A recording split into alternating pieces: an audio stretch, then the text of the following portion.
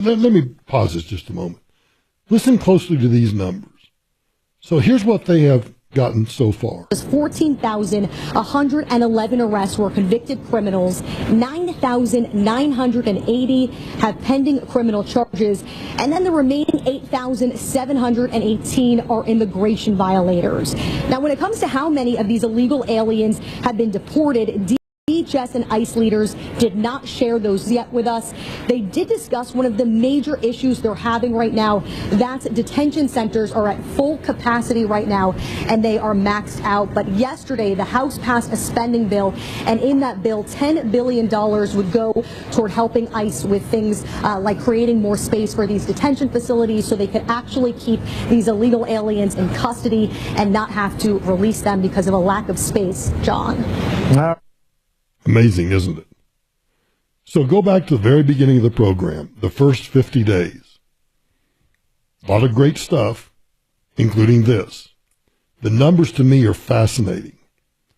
14,000 criminals, 9,000 that have arrest records, some, 7,000 or 8,000 that have, criminal prosecutions pending. Holy cow. And to think that for all that time, for an entire year, we were just being lied to about so-called pass-through arrests. That administration was nothing but BS. It's the Dan Kaplan Show. Afternoons 4 to 6. Thursday at 4. Constitutional law expert and more, Christy Burton Brown in the house as we talk about saving Colorado through true school choice. Join me at 4.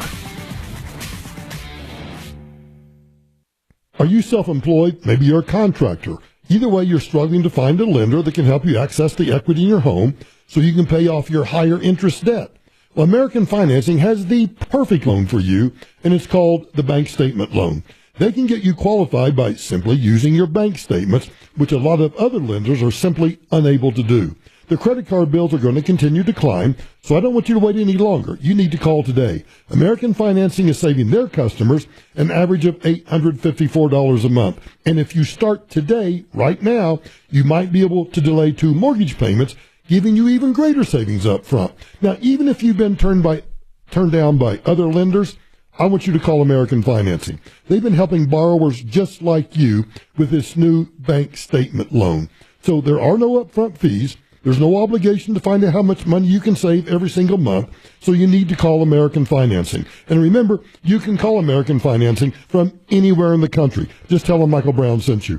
303-695-7000. That's 303-695-7000. Or go online, AmericanFinancing.net. NMLS 182334, NMLSConsumerAccess.org. Do you feel a burning, tingling, or numbing sensation in your feet? You may have grown used to it, but Dr. Anderson, D.C. from Front Range Medical Center wants to tell you why you need to get it treated. Doctor, what is peripheral neuropathy? Peripheral neuropathy is nerve damage to the feet and lower legs. Its major symptoms are numbness, burning, shooting pain, and balance issues. Can it be treated? It absolutely can in most situations with great results. More importantly, leaving it untreated can lead to serious complications.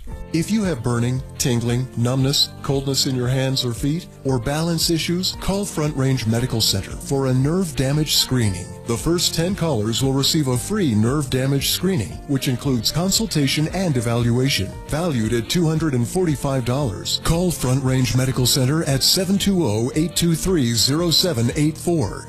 That's 720-823-0784 for your free nerve damage screening. Find out more at denverneuropathy.com. In life, we're always looking for an advantage, and the same goes with real estate. That's why I recommend Frank Duran, therealestateman.com. With our advanced motivational marketing systems, we give you a very unique advantage in the Denver real estate market. It's simply the most innovative and proactive marketing plan you will find anywhere. I'm consumer advocate Tom Martino, urging you to use Frank Duran, therealestateman.com. With RE/MAX Alliance, 303-920-1622. Everyone's talking about Galaxy Concrete Coatings and their transformation. Like your neighbor Brett. We did Galaxy for the sidewalks and also the porch. The porch had a few pits. Galaxy said that was no problem. Home or business, Galaxy Concrete Coatings got you covered. Obviously with the front sidewalk and step, so we didn't worry about any kind of slipping.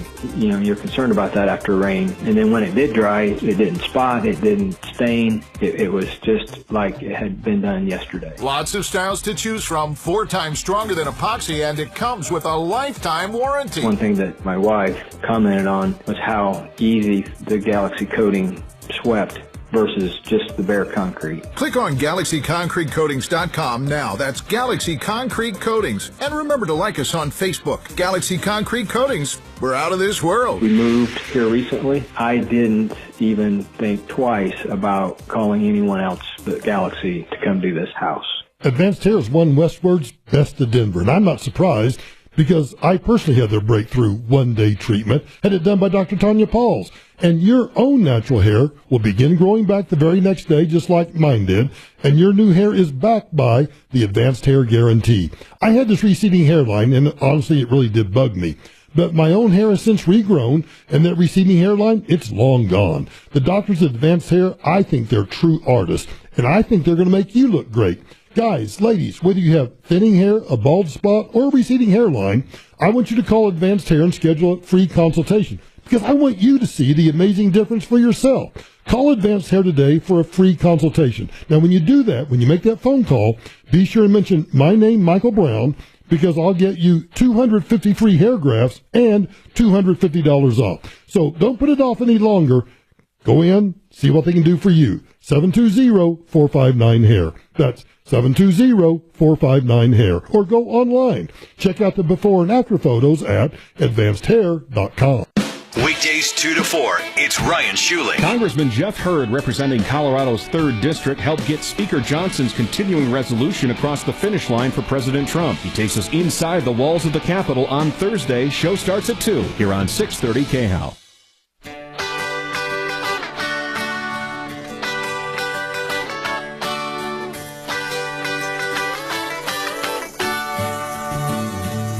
Well, it's all right, riding around in the breeze. Well, it's all right, if you live the life you please. Well, it's all right, doing the best you can. Well, it's all right, as long as you lend a hand.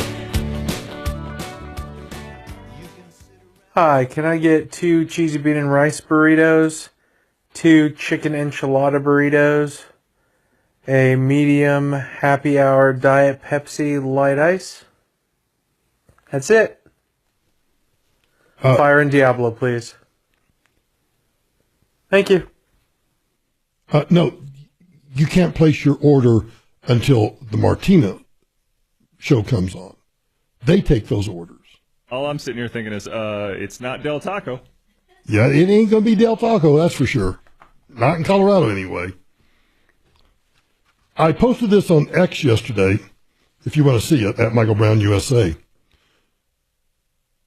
World leaders will be among the 50,000 people descending on the Brazilian city of Belém this November for the COP30 Climate Summit. Brazil is hailing it as historic. A COP in the Amazon, not a COP about the Amazon. But guess what they're doing? To get to the summit, they're building a new 4-lane highway whose construction is happening right smack dab in the middle of the protected Amazon rainforest. Seems about right. There's an aerial photo on X. Let's see. The BBC sets the scene. Along the partially built road, lush rainforest towers on either side, a reminder of what was once there. Logs are piled high in the cleared land, which stretches more than 8 miles through the rainforest into Belém. Diggers and machines carve through the forest floor, paving over wetland to surface the road. Now, here's the great thing. You can justify anything. That's why I kind of hated being a lawyer. You got to learn to argue everything. Local officials are touting it as a, quote, sustainable highway. One that has, God bless, I can't believe I'm reading this, Dragon. They're touting it as it must have been built by a contractor from Denver. I bet Mike Johnson, the mayor's in charge of this project. You didn't read the story, did you? Hell no. Local officials are touting it as a sustainable highway, one with bike lanes. Woohoo! I wonder how many of these goobers are going to ride their bike to get to the summit. Bill Gates? Then they're going to make it illegal to ride your bike on a highway. Exactly. Solar lighting and wildlife crossings. Critics say this and other new infrastructure in the works, including a doubling of the airport's capacity to 14 million passengers, runs counter to the entire idea of promoting positive climate developments. As for the deforestation element, Brazil intends to push for more funding to reverse deforestation, with the Brazilian president-designate of the summit saying in a March 10 letter that forests will be a central topic. Isn't that great? Hey, guys, let's have a summit. We're all worried about the climate. We're all worried about the rainforest. So let's have the summit in the middle of the rainforest, and then let's have a panel. Maybe I could get on the panel discussion. If anybody knows anybody at COP 30, please somehow get me on this panel, because I want to be on the panel where they're going to talk about deforestation as being a central topic. We could do a field trip, Dragon. We could say for this panel discussion, what we're going to do is we're going to go look at some deforestation. Remember how you came in? Huh? Sell it and make a remote out of it. Bingo. I bet I could GoFundMe. I bet I could get the goobers to fund that. Yeah. They'd fund that in a heartbeat. All right, well, I'm done. Got anything over here for me? 5 men accused of blocking traffic with twerking. I would say just run them down, but that would be inappropriate. So I won't say just run them down. I would never say anything like that. That's pretty much all I got. Ladies and gentlemen, Elvis has left the building.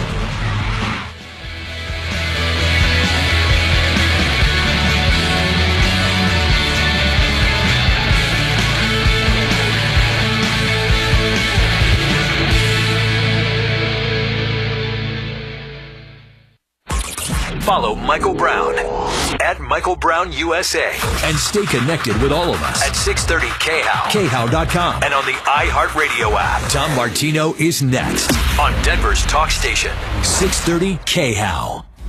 We love the open roads here in Colorado. We love our neighbors, even those with horns, and how the charm of cozy towns meets the rush of big cities. So we're putting our energy here at Chevron into preserving what we love about our home. From less greenhouse gas emissions from our operations to fewer trucks on the road. Visit colorado.chevron.com. Buy now and win even more prizes with the Children's Hospital Colorado Mighty Millions raffle. Win the grand prize show home in beautiful Winter Park, valued at over $2.4 million. Imagine world-class skiing and year-round fun just outside your doorstep. Buy now and be in to win a Ford Bronco Raptor and a trip to Whistler, Canada with the VIP prize.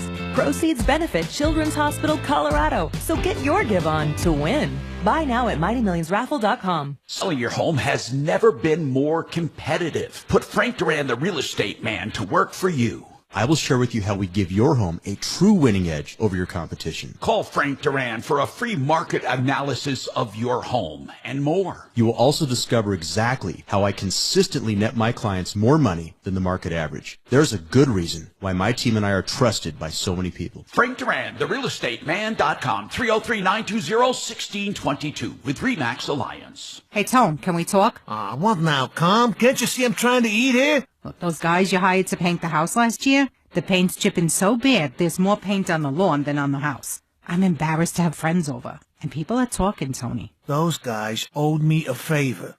It's cheap. Cheap is what the house looks like. I want Rhino Shield to come and coat the house. Capiche? It's just spend with you. I work hard, you know? Listen, I did the research. Rhino Shield comes with a 25-year warranty, so we'll never have to talk about this again. I already called them, Tone, and I got an estimate. It's cheaper than having those so-called painters of yours come out every few years and do whatever it is they do. All right. Can I just eat in peace, please? Need your home painted again? Call Rhino Shield now, and you can just forget about it.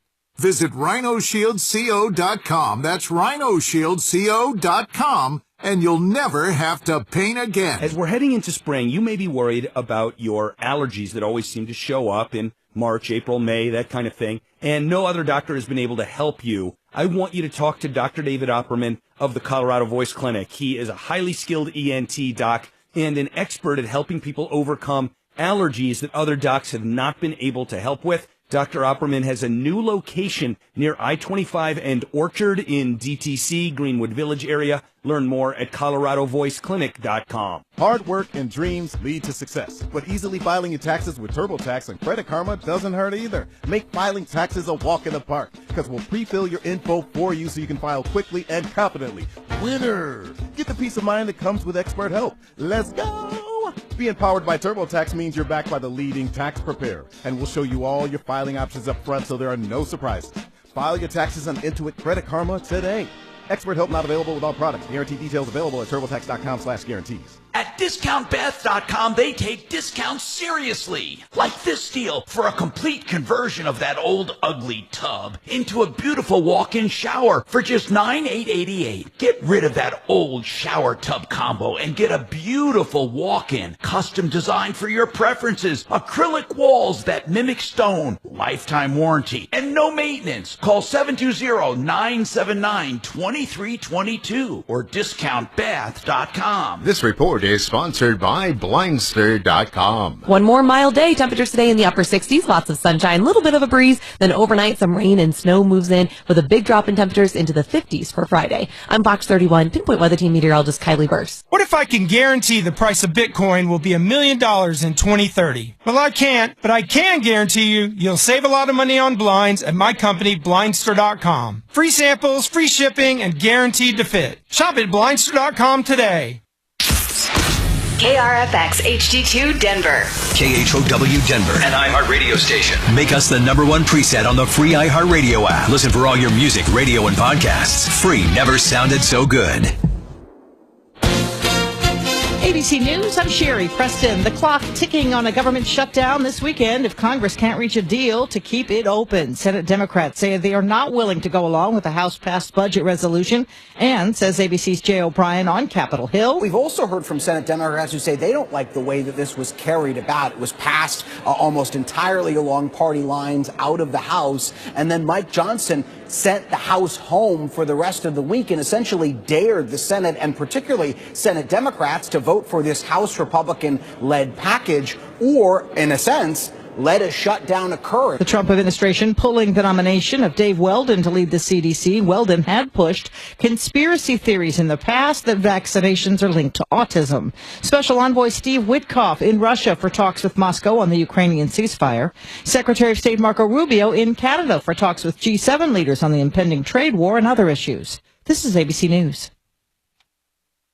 Elon Musk's Doge team now has the Social Security Administration in its sights. Well, at least the Social Security's phone system. ABC's Ann Flaherty's in Washington. Starting March 29, Social Security recipients will no longer be able to use the agency's phone service to update banking information for their direct deposits. Recipients will have to use the internet or go in person. ABC News first reported last week that Doge was examining the phone service as part of a broader anti-fraud effort. The new change is relatively minor. Advocates say they still worry more changes could be in store, whereas President Donald Trump says only fraud is being targeted. Ann Flaherty, ABC News, Washington. A large storm pounding California. No major problems yet, but many are under evacuation warnings in the areas that burned 2 months ago. The Pacific Coast Highway is also closed for fear of mudslides. New report by the group Ducks Unlimited shows at least 112 North American bird species have lost more than half their populations in the past 50 years. Sherry Preston, ABC News. At Social Security, we are always thinking of ways to save you time and make things easier. That's why we created My Social Security. Opening a My Social Security account gives you secure access to your personal record and interactive tools tailored for you. You can see if you are eligible to receive benefits, view spousal benefit estimates, and compare retirement benefit estimates at different ages or dates when you want to start receiving benefits. Already receiving benefits? Use your account to change your address, set up or change direct deposit, get a proof of income letter, and more. In most states, you can also request a replacement Social Security card. Save time. Go online. Open a My Social Security account at ssa.gov/myaccount. Social Security. Securing today and tomorrow. Produced at U.S. taxpayer expense. KHOW News Time, 10:03. A Denver area education lawyer is not concerned about what might be lost from the Department of Education from staffing cuts. Attorney Igor Rakin says in his experience, the Office of Civil Rights in the department has been ineffective for at least a decade. In theory, the OCR should be a helpful resource for many kids all over the country, but that's not what they have been. Rakin says he is concerned about students who face racial and gender segregation who may not get assistance from the DOE because of the staffing cuts. The recent death of a Columbine high school shooting victim has been classified as a homicide. Anne-Marie Hochhalter died last month from sepsis. The 44-year-old was paralyzed in the deadly 1999 shooting after she was shot in the back. The Jefferson County Coroner's Office says the 2 gunshot wounds played a significant role in her death, making it a homicide. That's the latest. I'm Chad Bauer. Now, Impact Traffic. This report is sponsored by PureTalk.com. Yeah, the I-70 closure is still in place eastbound at 6th Avenue for a crash that occurred earlier this morning at Ward Road, still under investigation. It's tied up I-70 and C-470 on the ramp there. You're forced on to 6th Avenue, which actually doesn't look too bad now, coming out of Lakewood, heading back into I-25. There is some congestion there, but not a real big delay. Kipling remains pretty heavy, though, north, coming up towards I-70, and I-70 westbound's been jammed up at the accident scene also, with backups to Wadsworth. Had an accident on C-470 at Castillo Way. That's clearing. It's still a little slow there. 270 a little busy, and I-25 a little sluggish in and out of downtown. With traffic, I'm Jonathan Steele. It's time to ditch big wireless. Pure Talk gives you unlimited talk, text, and plenty of data for just $25 a month on America's most dependable 5G network. Switch today. Just dial pound 250 and say keyword switch now to save 50% off your first month with Pure Talk. Testing 1, 2. Our iHeartRadio Music Awards are coming back Monday, March 17th on Fox. Celebrating the music and artists you've loved on iHeartRadio over the past year and giving you an exclusive first look at the biggest new songs coming in the summer of 25. Bad Bunny, Billie Eilish, Glorilla, Gracie Abrams, Kenny Chesney, Money Long, Nelly, your host, LL Cool J. Watch live on Fox Monday, March 17th, starting at 7 p.m. And listen on iHeartRadio stations across America and the free iHeart app. If you're looking for quality service, products, and plum crazy deals, think Plumbline Services and Carrier. Whether staying warm this winter, clearing drains, or other plumbing and electrical issues, depend on Plumbline's leadership and excellence in home services. Together with quality brands like Carrier, serving Castle Rock to Fort Collins, Plumbline and Carrier. Turn to the experts. Service at home, servants at heart, 25 years strong, PlumlineServices.com. Hi, Dan Cicchini. For custom kitchens or cabinetry facing done right, go to drhi.com. Great cash incentives or a special financing rate of 0% APR with 72 equal monthly payments with approved credit. Call for details, 800-362-8370. Facing a job loss? Considering a pension buyout, a severance package, or what to do with your 401k? Hi, I'm Linda Gardner, host of Your Money, Your Retirement, and I Can Help. 720-488-8604. That's 720-488-8604.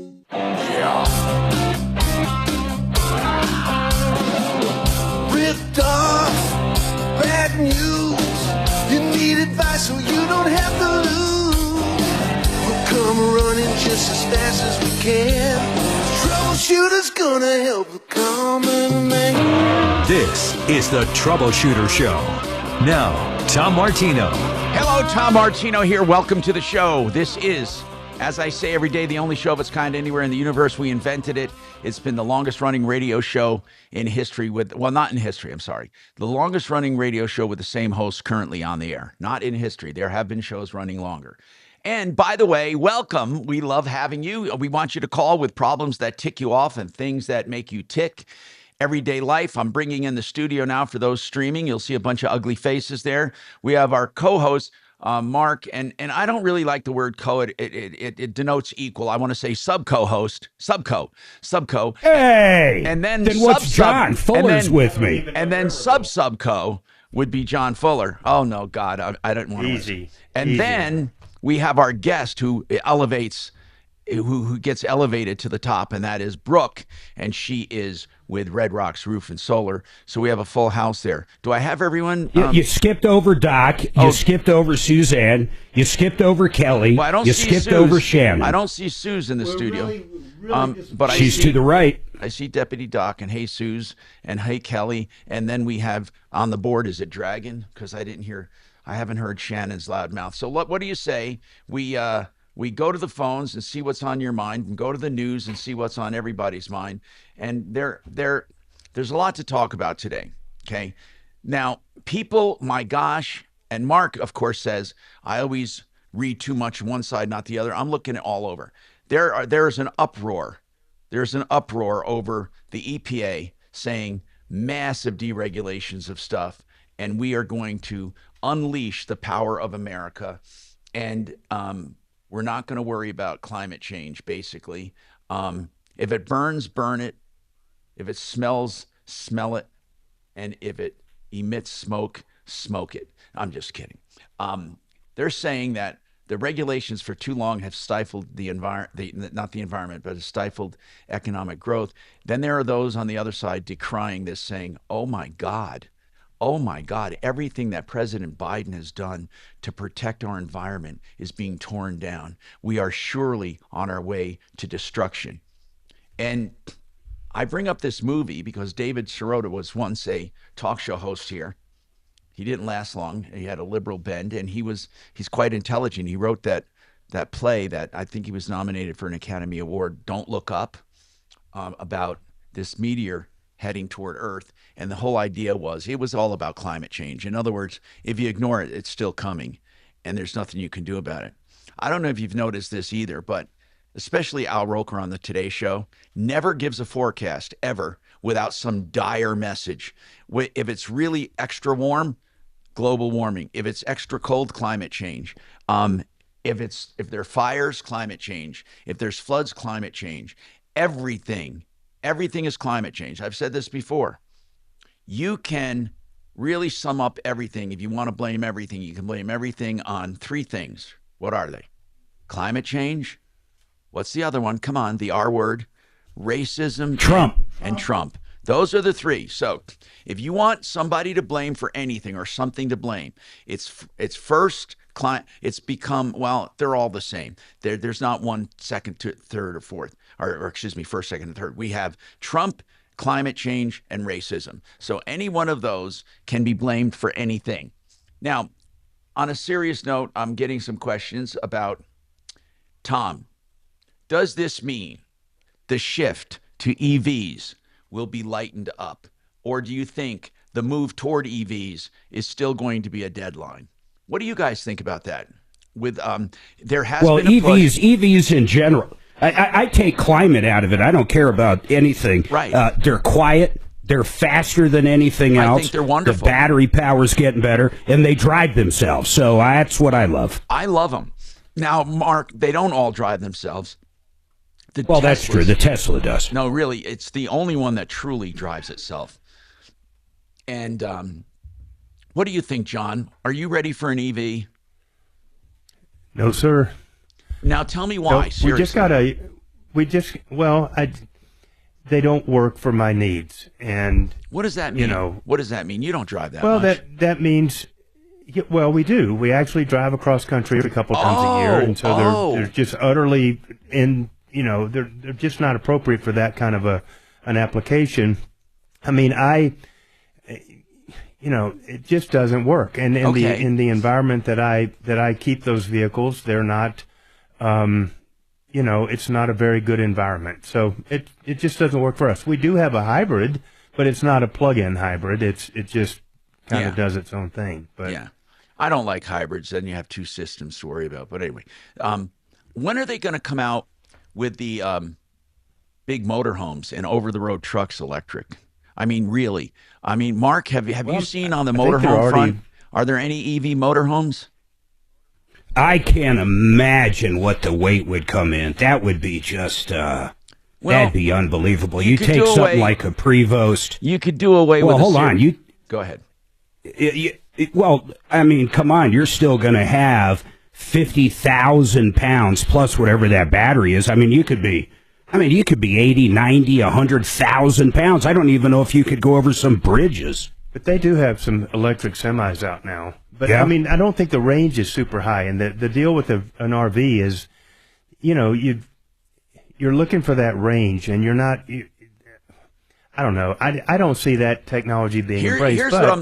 I can say for everything else, you're seeing electric come along, like boat motors and everything else. So it also depends on what like say range is the main factor. I mean, for my you're not coming through, Doc. Yeah. No, that's a good thing, by the way. Hold on a sec. I was just kidding. Here's what I see. These over-the-road trucks. If you picture these big cabs, and then you have the trailer. You have the tractor. You have the trailer. On the tractor, I envision under the hood or behind the sleeper, there is a pod that can be exchanged. In other words, they're universal battery pods that you disconnect one, connect another, so there's no downtime. Although a lot of truckers, if they want downtime, and they're eating and stuff, they can do that. But wouldn't that be good for cars too? If there was ever a way to have pods that are interchanged as opposed to being built in, like if you. I don't know, Tom. Those superchargers are going to be quicker than pulling in somewhere and swapping a battery. Really? Right. Really? I don't mean like... Yeah, I can get like 50%, 200 miles in about 7 minutes. I mean, that's pretty impressive. No, that really is impressive. That really, really is impressive. And then I hear there's going to be highways eventually with induction. So when you're driving, you're charging. Or solar. Why doesn't Tesla have roof solar panels? I mean, my God, it would take. That's a good question for Brooke, though. But I mean, really, how long would it take to? How long does it take to charge a phone with a little solar panel? I'm not talking about a supercharger, but if it was constantly, Brooke, if a nice roof line was and the hood line, let's just say, Bill, it had some kind of photovoltaic covering the whole thing. If it's always outside, wouldn't it would always be charging, right? Yeah, I mean, I think that there's some really cool ways that you can pop solar into this conversation. There is actually somebody that patented a way to put solar panels on the roads. So instead of using asphalt roads, we would use solar panel roads. And they would connect into it, and then that would help charge the cars as they went through, and then also different charging stations a lot more frequently. So there's some really interesting ideas out there right now for how to put solar into charging cross-country travel. But right now, if you took a solar panel, a big one, or multiple ones, and strapped it to the top of a car, I bet it would take 5 days to even come close to charging a car. Yeah, but Mark, once you're charged, though, I'm talking about keeping it like... not necessarily topped off, but extending range for sure. It has to. It would have to. Yeah. There's solar panels right now that you can put on your car that are foldable, and they like flex to the top of your vehicle if you would want to. Mm-hmm. Now, and we're not talking about ugging things up, but someday, and I predict this, and obviously it's not a big prediction, we're going to look around and we're not going to believe that we've had all of this free solar energy bombarding the earth for thousands and thousands of years and never took advantage of it. We, every single day, do you know how much free energy is just falling upon us from the sun? I mean, think about it. If just harnessing it, we have more than enough sunlight for almost anything we need to do. And when you throw storage into it, we really have the technology now to do it. It's just very expensive. Anyway, on that note, go ahead.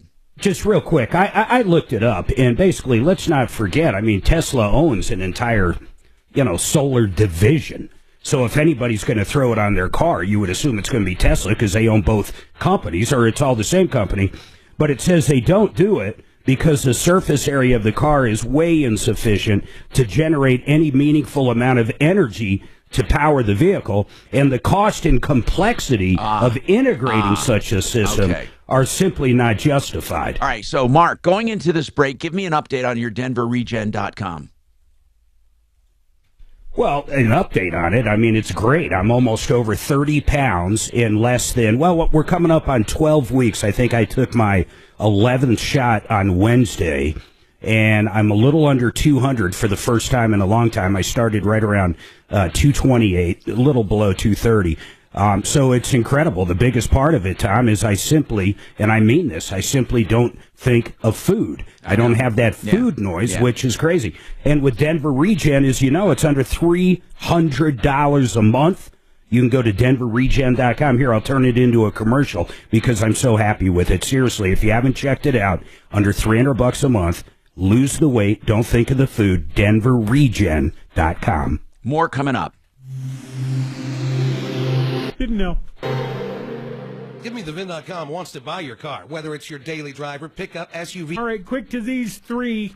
With the GiveMeTheVin.com big cash giveaway. Win $25,000 in cash every month to sell us your car to increase your odds of winning. No purchase necessary. For official rules, go to GiveMeTheVin.com. So we have Brooke in from Red Rocks Roof and Solar, and I like talking about 888heating.com. They do high-efficiency heat pumps, and they do electric furnaces. They do hybrid furnaces. And when you do a high-efficiency HVAC system along with your solar system, the whole total gets you some tax credits. But even if you're not going for solar and you want high efficiency and you want to save 30 to 40% a month, that's 888heating.com. They guarantee the lowest prices on all high efficiency components, and they challenge you to put them to the test. 303-770-2776, 770-2776. Now let's talk about the art of granite. You know, Mitch Floria is blowing out all the stops, man. 10% off labor, free backsplash, free sinks, free bathroom when you have the kitchen done. All of that right now, and prices on the phone. Theartofgranite.com. My goodness. 303-386-5919. 303-386-5919. Any countertop, man-made or natural stone, you won't get better deals. Theartofgranite.com. Retirement Planning Center of the Rockies, my friends up north, they serve the entire metro area and the state, actually. And what they do is help you plan for retirement. What that means is developing a nest egg, protecting the nest egg, investing in the nest egg, creating income, and then long-term care planning, estate planning, the whole shoot and match. They just become your coach for retirement. If you wonder what they do and how they can work for you specifically, just ask them. You call them. They don't require you to sign up anything. You can talk to them as long and as many times as you want. rpcenter.com, 970-663-3211, 970-663-3211. Create it through it than anything else. They simply, it just simply doesn't work. Yep, I read that story not even a month ago. They're getting rid of that entire thing. I thought they used it to melt melt salt and use the liquid, salt as like a heat pump. I don't know exactly how it works, but I know this: all they are is mirrors, and the mirrors point at the water. Yeah, right. It like creates a new sun on the earth, and it kills a lot of birds. Yeah. I believe so does those shitty birds, though, not the good ones, not like the toucan Sams. So my kid is recently obsessed with parrots. Oh yeah. We watch a lot of parrots. Those things live forever, though. Yeah. I got African gray can be 100 years. Yeah. How old's your kiddo? 2. Oh, you get him a parrot. Your grandkids are kids. I know. Oh, don't get him a parrot. Write them into the will.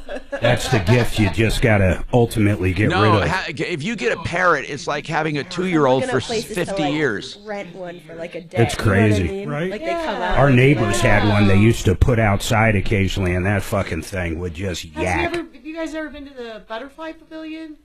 Don't they have the? I thought our neighbors had one. What do they call that? A bird?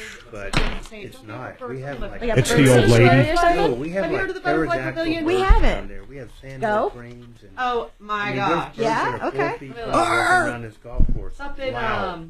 Westminster. It's cool, but it's also like, what the hell? What the hell's It that? reminds me of my See if they cousin have Benny, a, where the guy goes up to a the bird farm thingy. to- That's what I'm going and to the call it. owls- It's official. A bird thingy. We have all You that guys go shit. like, what the F was that? When the owls get going, you're like, what the fuck? The worst bird we ever had in Franktown, though, we got rid of it with the cats, was a fucking woodpecker. That son of a bitch I wanted those to suck. shoot. Because they start going at like 5:30 in the morning, too. Yep, almost same time every morning. Yeah. Finally, I threw the cats outside on the deck, man. Never saw them again. Gone. I don't think my We little didn't dog throw has the crapped in like 4 days. Relax. Because she goes out Like, there. Afraid of the kill a birds. bird because it's making noise. You know, Oh, that is everything's a exactly noise why or you kill a bird, is because it's making noise. Are you something kidding? running across the ground, or you know, a 4-foot Quiet tall bird can live as long as it wants. Petrified of. I mean, it's crazy. Our cat, so we only have one cat now. We lost a couple to coyotes.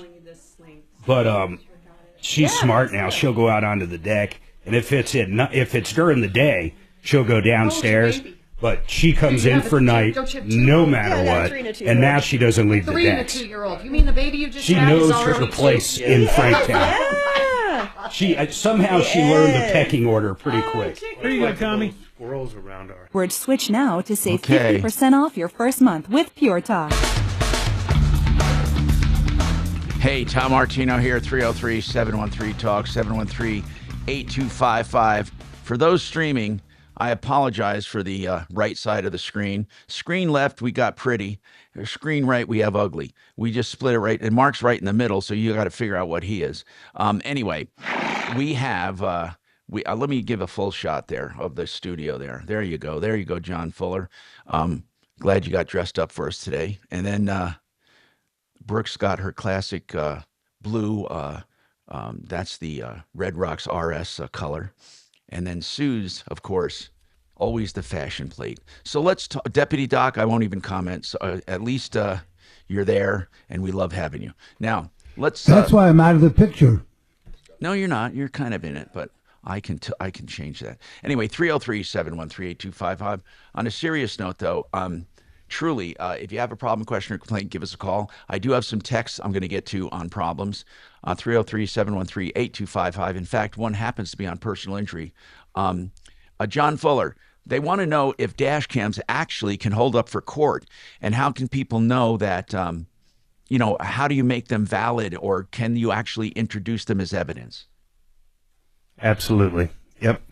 They are a 4K living color video that can be self-authenticated by the people that are in the video as to what's going on and where and when it took place, and they are absolutely admissible. The coolest thing about them is when you have them, you almost never need to admit them because liability becomes a non-issue. Okay. So, the bottom line is you got evidence. Now that evidence could be damning as well, obviously, right? I mean, it's not always not your fault, but have people been putting other kinds of cams? Somebody asked, they were sideswiped one time and they said that their cam wouldn't have shown anything. Are there such things? I don't even know. I mean, like, I know your Tesla, Mark, your Tesla probably has like all kinds of yeah, it's got side cams. And like, if you're in an accident, Mark, you don't need to buy separate cameras. Your car would have everything recorded. Is that right? Well, it goes back. It'll go back 10 seconds from the incident. So if somebody hit me, it would go back 10 seconds before they hit me. And can you download that? Yeah, you can. So would you have to, though? Would you have to save that since it's overwritten every 10 seconds? Yeah. No, it's overwritten every 30 days. The ones that are saved. An event is saved for 30 days. Yeah. And most dash cams, Tom, they detect a crash and they already save that footage. They put a protective code on it or something, and it won't delete that footage when it happens. To answer your question, though, there's 3 types of cameras that you can get in a dash cam: forward-looking, rear-looking, and inside the passenger compartment looking. And not many people really want that, but I can tell you, in a side impact crash or something along those lines, seeing what happened to the occupants can be very valuable in explaining the type of injuries they got and what really happened to them as a result of the accident. You know, I was driving behind someone the other day, and they were swerving so much I thought they were drunk. Honest to God, I got afraid. Now, I don't know if I should drop back or just try to get ahead of them and around them. So I decided to pull up alongside and just go in front so I could get away from them because they were lagging. And as I looked over, it was simply some young woman texting, and she was driving like a drunk person. I mean, I'm serious when I say this. I have stopped doing that nonsense and all that crap, but I can't believe there are people that text while they're driving, and they do it. No matter what they say, no matter what you tell them, they do it. And there should be some kind of technology available to prevent texting. It should literally, absolutely, positively, your phone should lock down. So when you're driving, you can't text. You can call maybe, but don't you agree? I mean, it seems deadly to me. It seems deadly to me. Yeah, but why not outlaw putting makeup on then? I mean, why not outlaw? Well, okay. Well, of course. I mean, like, seriously, why a nanny state like that? I think that's ridiculous. I have stopped putting makeup on in the car. I can tell by looking at you. You know. But seriously, So, Mark, I think, I'm talking about technology with a car. I'm not talking.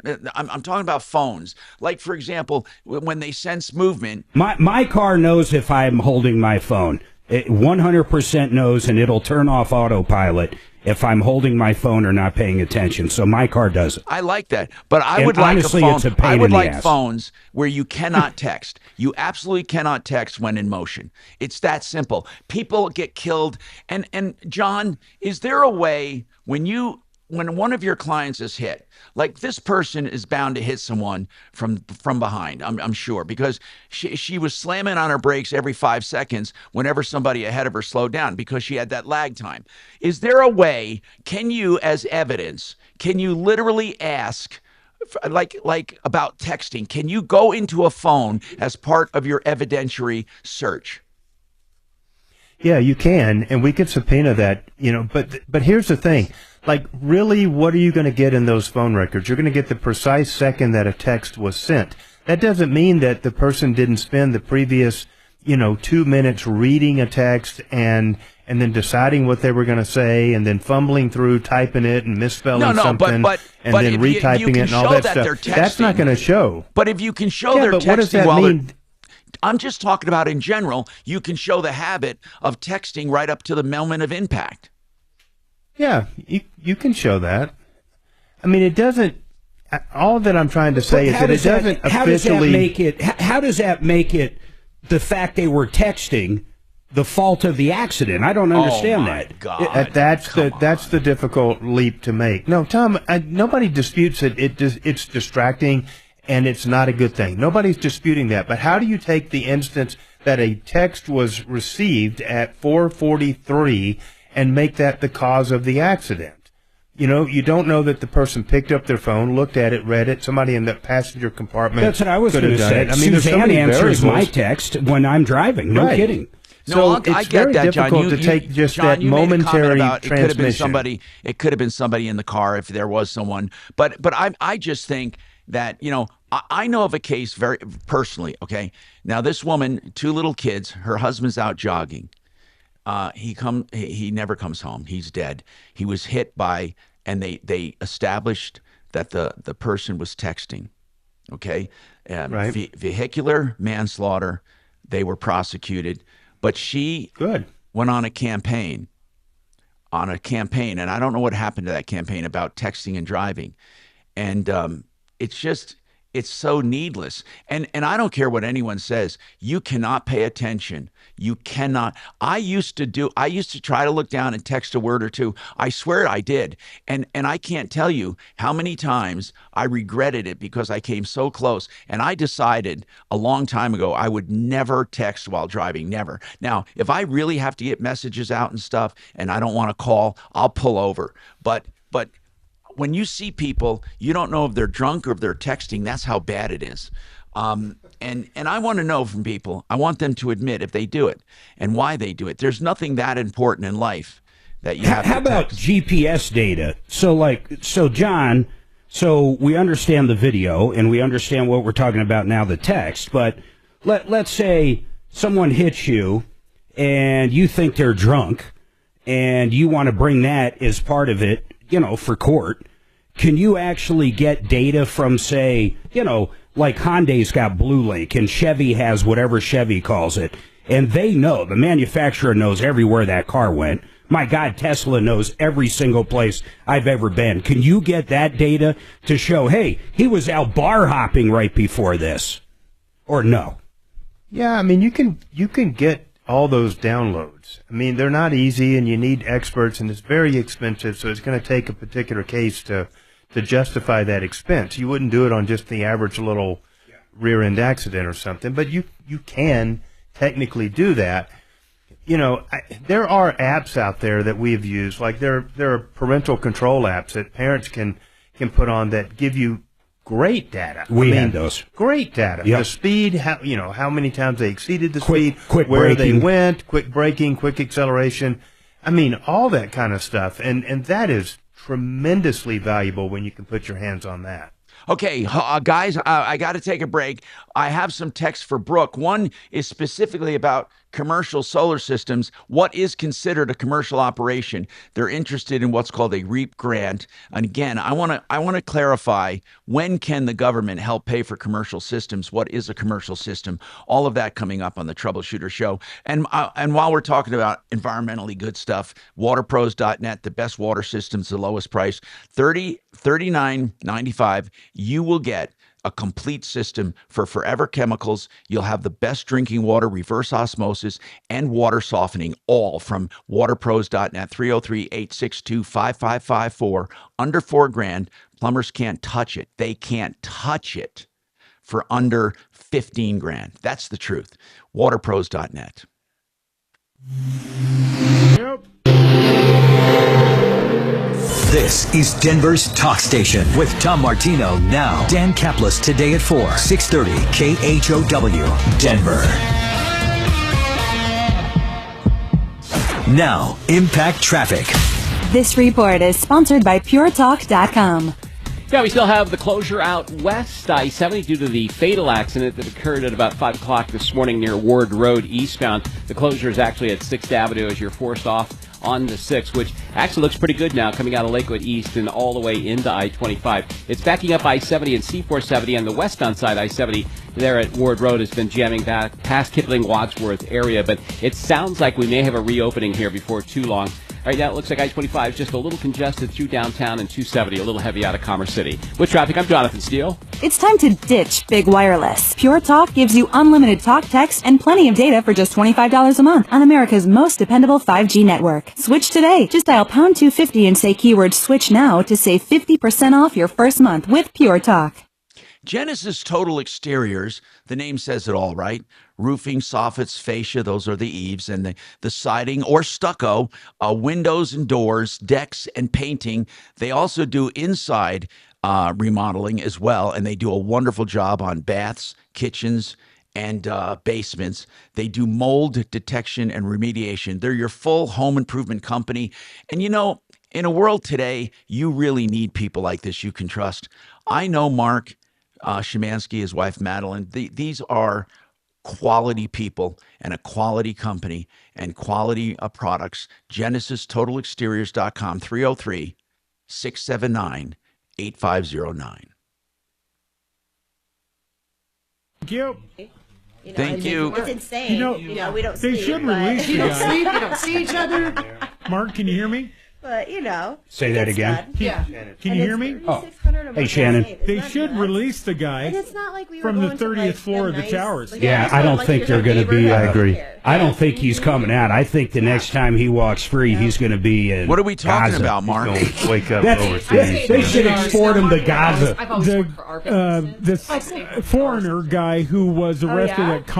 at Columbia Aaron wants to for see him. organizing all of the pro-Hamas rallies. Get your stuff together. Oh, I don't. What's he do for a living? Does he actually was have a student. job? He was a student, master's You're not degree. working hard enough. I know he was He's a a student. community Yep. organizer now. Yeah, but how do you make money being a community organizer? Well, his name was like Mahalala Haman. Go offline. You And so the money just rolls in. Common spelling on That'll that? bring or- him the dollar. I would certainly lose on Wheel of Fortune on that. You would. Nor could you read from a teleprompter nicely. No. What was that name again? But what are they trying to get accomplished with this? I don't know what they're trying to. I can't believe they're in Trump Tower, though. I can't What's believe going they on? don't What's Moon, going on? Free Mahmoud. They've It's like- occupied Trump Tower. They're in There's just a Trump big Tower protest going on protesting. in Trump Tower on Fox News right now. They're 600? showing all these 500? people in the Trump lobby. building. Remember where he came down on the Escalator. escalator? That's where they're at. So there's like 500 people in there. Maybe? Now, how come they don't seriously? How come they don't arrest him? Yeah, that's what I said once a month Yeah, that's when I not come in exactly here. a You guys tell me. Well, it's New York City. Why am I even asking that? Inside the Even lobby. when we're watching it, I'm usually reading or something. Free Mahmoud. Free Mahmoud. But that's like all the protesters of Trump that were like. My office is at 16th and Lincoln. I'm right across from the Capitol. So every time somebody wants to protest, they generally walk by our building to get over to the Capitol and stuff. So Should set up a lemonade stand. For real. bear traps. But it's like, what? Why are you people here? And it was like cold that day. It was 20 degrees outside. How many people were there? A couple thousand. Oh, that's there wild. were. Now, back in the 80s, I used to protest stuff mostly to get laid at the end of the day. But I don't know if they're still doing that. They have the We'd go up love to run Rocky after the Flats. sit-in. We'd go up to Rocky Flats and hold hands around the compound. Were you one of the original 420 guys down Oh, there? man. You know what? You guys don't. That's what you had to do to get laid. That's terrible. That is so terrible. Oh, it was awesome. The women were fantastic. We're all good, That's Suzanne. terrible. Well, That's Harry, so but awesome. exploitative. My husband was What?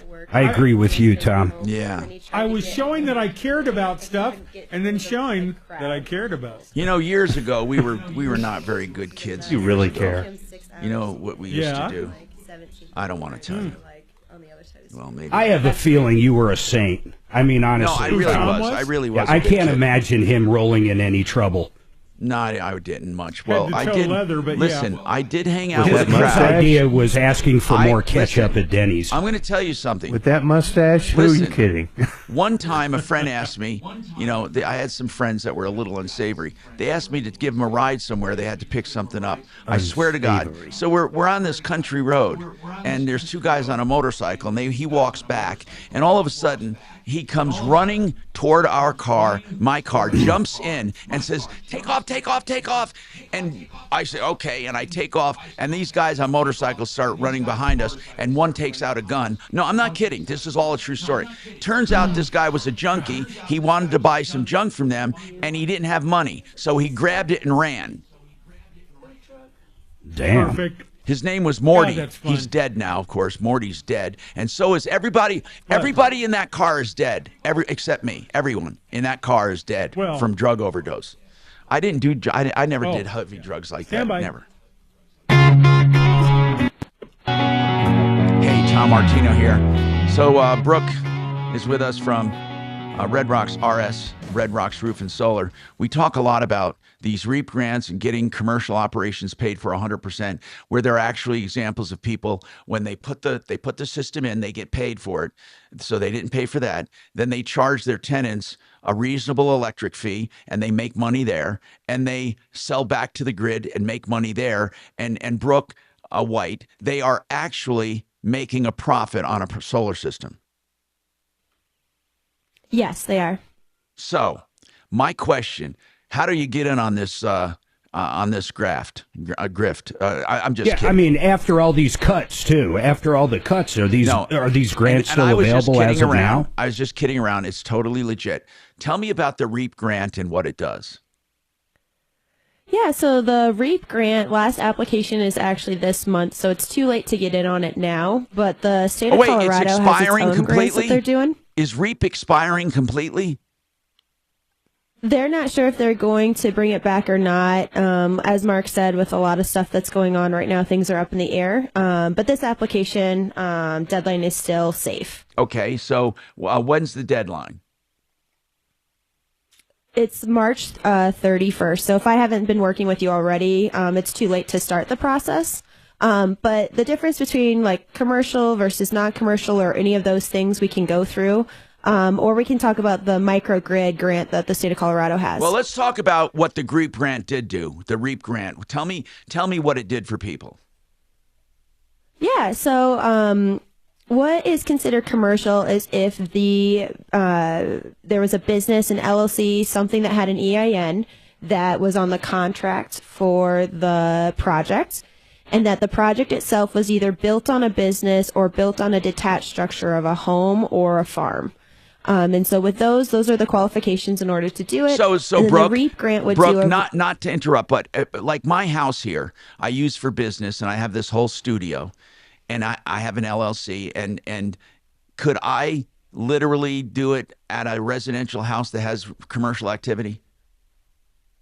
Yeah, you definitely could. The only issue is that you would need a detached garage to put the panels on because they cannot go on a house. Okay, got it. Okay, so keep going. That's your What distinction. happens then when you qualify, like a farmer, an egg farmer, or maybe a greenhouse, somebody who has plants, or they're they have a commercial operation. What do they do? They get it actually the system 100% paid for? Yeah, so between the tax credits and depreciation and the reimbursement from the REAP grant, it's 108% of the project. So if the project was $100,000, they get paid $8,000 to do the project, plus they get either their electric bill paid for, or they are charging their tenants, so they're making income off of it. So yep, one of the way they're either saving money or they're making money, depending on their specific scenario. I wonder and if also the tax I wonder if liability. they'll ever bring it back. What do you think? I would guess that, I mean, the REAP grant's been around forever. It's been around for 30 years. It's just got a lot more funding that happens during the Biden administration. So my guess is whoever the next administrator is may put funds back into it, or the Trump administration may do so in 2026, 2027.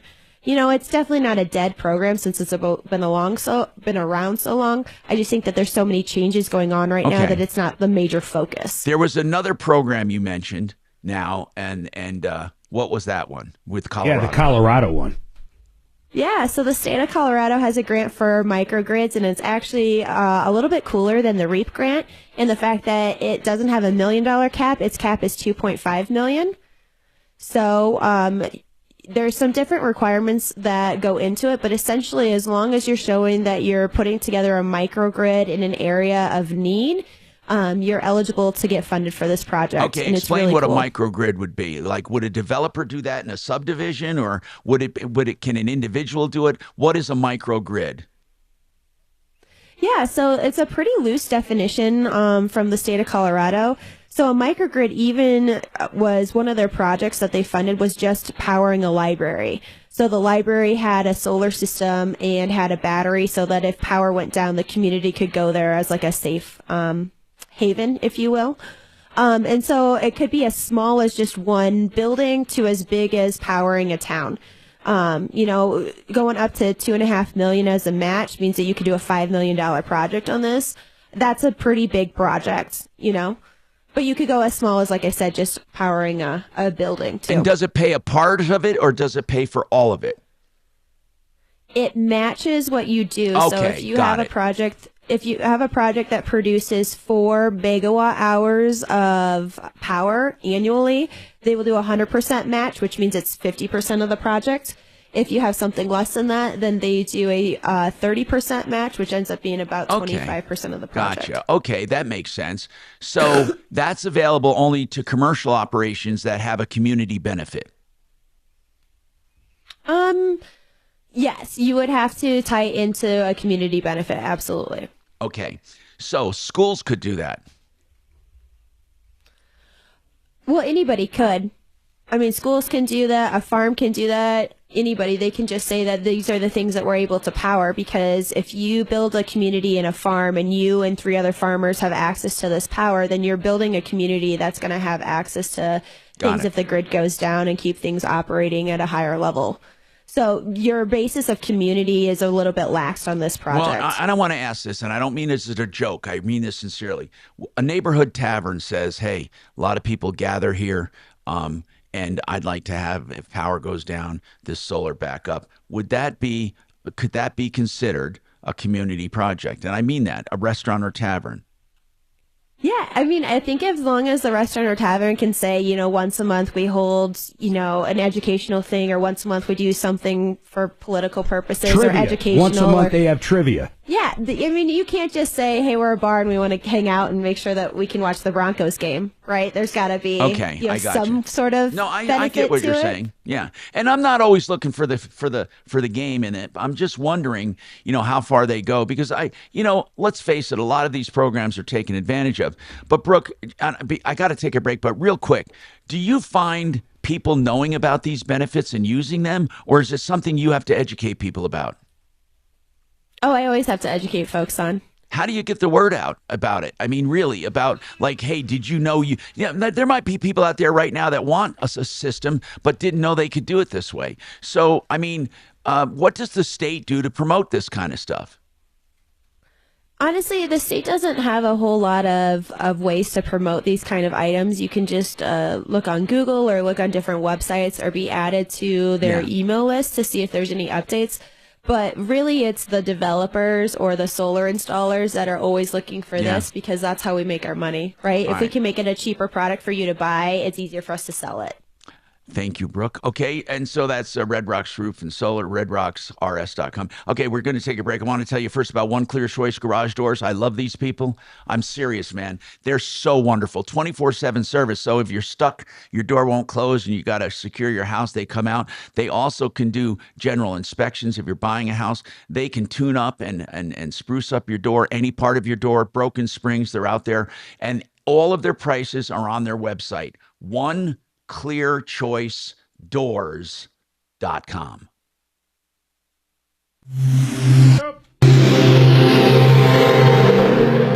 Now, Impact Traffic. This report is sponsored by PureTalk.com. Yeah, we still have the closure out west I-70 due to the fatal accident that occurred at about 5 o'clock this morning near Ward Road eastbound. The closure is actually at 6th Avenue as you're forced off on the 6th, which actually looks pretty good now coming out of Lakewood East and all the way into I-25. It's backing up I-70 and C-470 and the westbound side I-70 there at Ward Road has been jamming back past Kipling-Wadsworth area, but it sounds like we may have a reopening here before too long. Right now, it looks like I-25 is just a little congested through downtown and 270, a little heavy out of Commerce City. With traffic, I'm Jonathan Steele.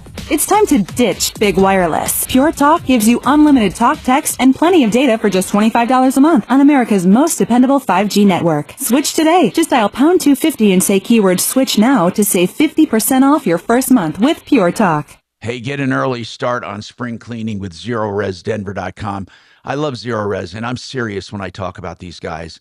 You know, you hear me talk about pure water, you hear me talk about health and all of that. Well, when it comes to inside your house, ZeroRes Denver does carpets and makes them not only look beautiful, but they're healthy. Healthy to the touch, no residue, no chemicals, no emulsifiers, and also your indoor air quality is better as a result. They come in and clean carpets with less water. They dry faster, stay clean longer because of no residue. They use purified, softened water, the best cleaning agent in nature. And right now, ZeroResDenver.com has a spring cleaning special. 3 rooms, $109, takes $75 off duct cleaning. They can do any solid surface in your home as well. They can do upholstery and they can do mattresses. ZeroResDenver.com. The only people I would consider the healthy people. 303-471-5150. That's 471-5150. All right, let's talk about Discount Bath. What we're talking about is discountbath.com, a place you can go to upload your video of your bathroom project, and they send you a price. Plus, they really mean discounts. Whether it's a fix and flip, a rental, or you want to do your dream home, they have categories for everything. They have shower conversions. They can move a whole bathroom, build a whole bathroom into bathroom where it's roughed in the basement. They can do a master bath. They can do a hall room bath. Just upload your video. Go and find out more at discountbath.com. That's discountbath.com. Okay, you've heard me talk about Wave 8 Wealth Management. Well, it's my company that I formed to help people with investment decisions. And I'm telling you, there is no obligation whatsoever to really explore and find out what we do and why we're different. 100% different, because most financial so-called planners and investment advisors are not at all. They take your money and put it with a big firm, and then they make a spread. They're middlemen. They don't know you. They don't know anything about you. And this big firm simply has an account number for you. If you want to change all of that and really get a handle on your finances, call us at 303-771-HELP, 771-4357, or go to wave8capital.com. Thank you.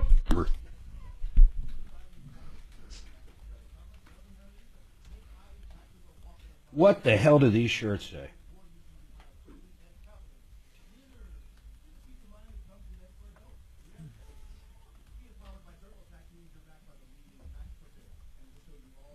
Ask John DeBona for number one. Okay, so listen to what the AP says. This is funny. Jewish protesters flood Trump Tower's lobby. I don't understand. Are they Jewish protesters? I thought they were. There were a few Jewish protesters. They're calling them Jewish demonstrators. But they were the ones wearing "Not in my name." Veterans against racism. They were on the ones front. wearing the shirt saying "Not in my name." Did you see that? It says Jews. So I'm not sure. What are they protesting exactly? The capture and arrest of Mohammed Khalil. He was the guy who was running all the shit down at Colombia. Oh, maybe Listen they to me, want man. the hostages freed. That's what it is. Remember They the want ant in the all aardvark? hostages That was in not. Gaza freed. These Jackie don't Mason. let these It was people somebody fool else you. These impersonating are Jackie Mason. These Remember aren't Jewish protesters. That's Listen to me, crazy. Ant. Well, they're not wearing The shirts say Jews say stop arming Israel. Bring Mahmoud home now. Wouldn't it be funny? Some guy sticks his head out from the kitchen. I'm Mahmoud. Ah. Not really. It's okay. I'm right here. Stop arming Israel. They're Jewish protesters wearing shirts that say stop arming Israel. Oh, my God. It's something to hate yourself and America and what's right. It just kills me. I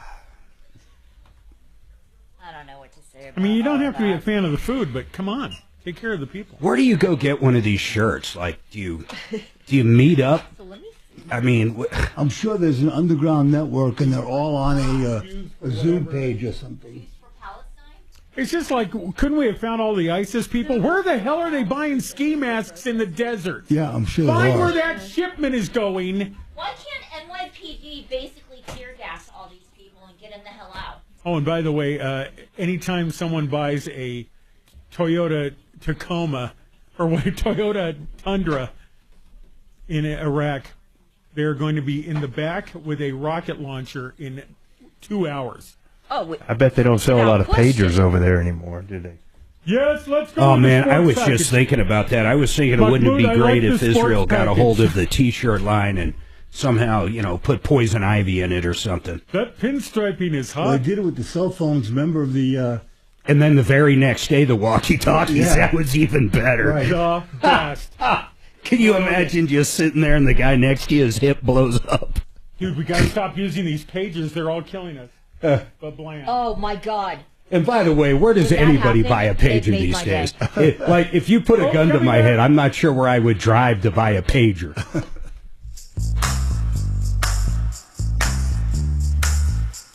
Hey, Tom Martino here, 303-713-TALK, 713-8255. We've been talking a number of things. Let's go to the phones right now.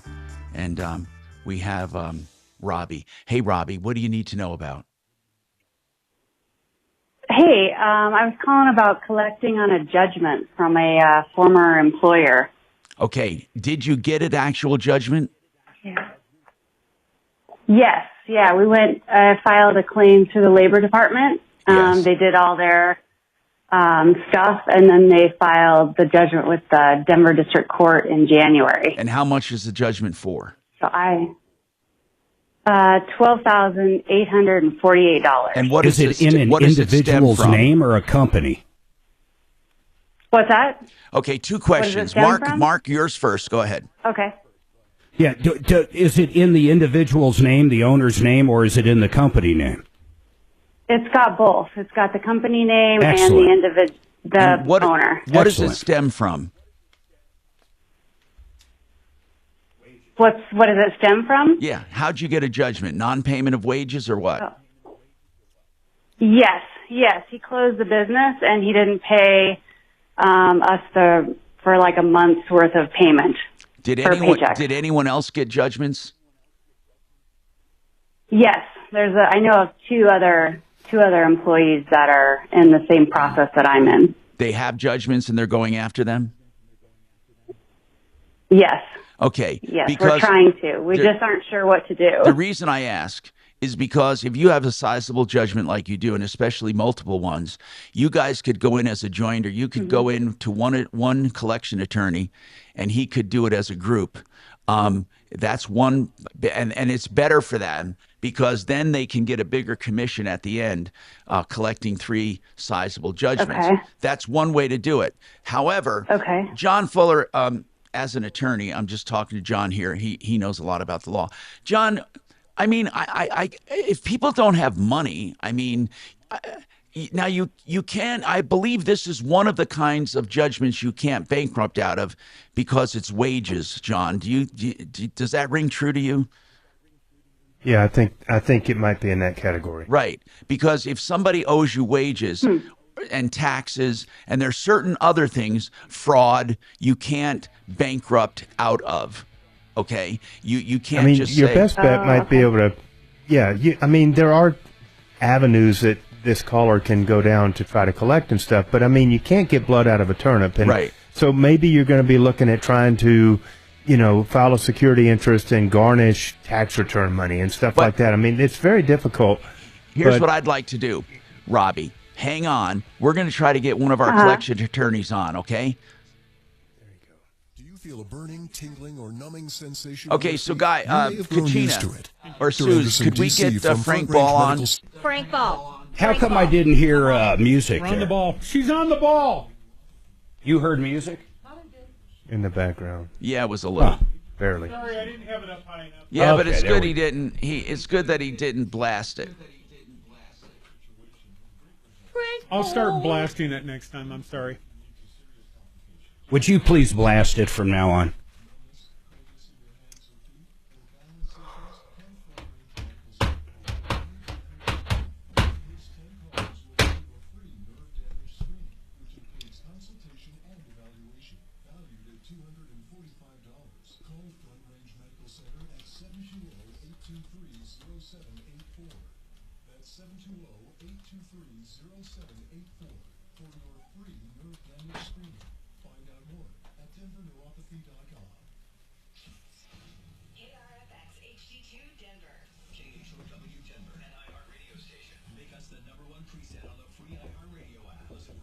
Did he bring you a sandwich?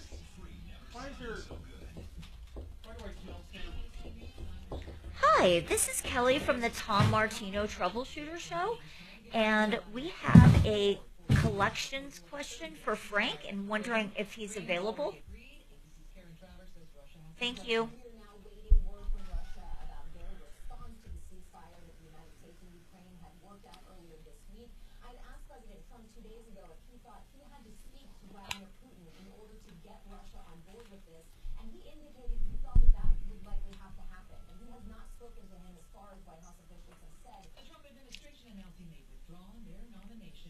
Hey Frank, this is Kelly over at the Tom Martino Show. I'm good, how are you? We have a caller on, her name's Robbie, and she has already collected a judgment from a former employer for non-payment of wages. And there are some other people also involved in this, and they Tom wanted to bring you on because there are some outstanding questions she has. Okay, hang on for me. I could use you on. Let me look at the dates, John.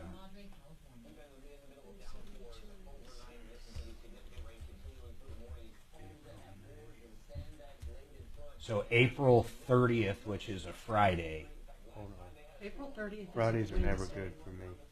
It's May, isn't it? I'm sorry, John. It's May, first of all.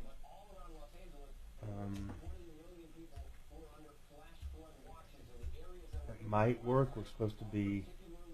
No, wait a sec. Yeah, we're supposed to be driving back to Colorado on the week of the 12th, so I should be around the end of the month. Yeah, so it would be the 29th. Just the 30th, not the 29th. We leave the 30th? We leave The 30th through... the 5th. Is it that long, the 5th? Yeah, Monday the 5th. Monday's the 2nd. Mark, I don't know what you're looking at. I'm looking at May 2025. Okay, we're gone the 30th through the 5th. I don't know why you're up here, but that's where we're Yeah, gone. so it's actually Wednesday the 30th, and then we'd be back Tuesday the 6th. 30th is not a Wednesday. 30th is April. You need me on the April or May 30th? It's April 30th. And then that would be till Monday, May. Hold on. I am in Denver on the 30th. But, let me see here. John in Florida, I'm in Denver. Yeah, I'll be here the 30th. So it'd be Wednesday, Thursday, Friday, then Monday if you can. Can you house sit and watch our dogs too? Yeah. And do you mind steam cleaning while you're there? Jeez Louise. How many days you want me? Well, the only Wednesday, Thursday, Friday, Monday. I can't do that many days in a row. Well, Tom's going to be around too, most likely. I And then can help out. I'll have my equipment anyhow. I'll give you a hand, John. You'll give him a hand job. Yes. Oh my God. Hey, it's at least a job.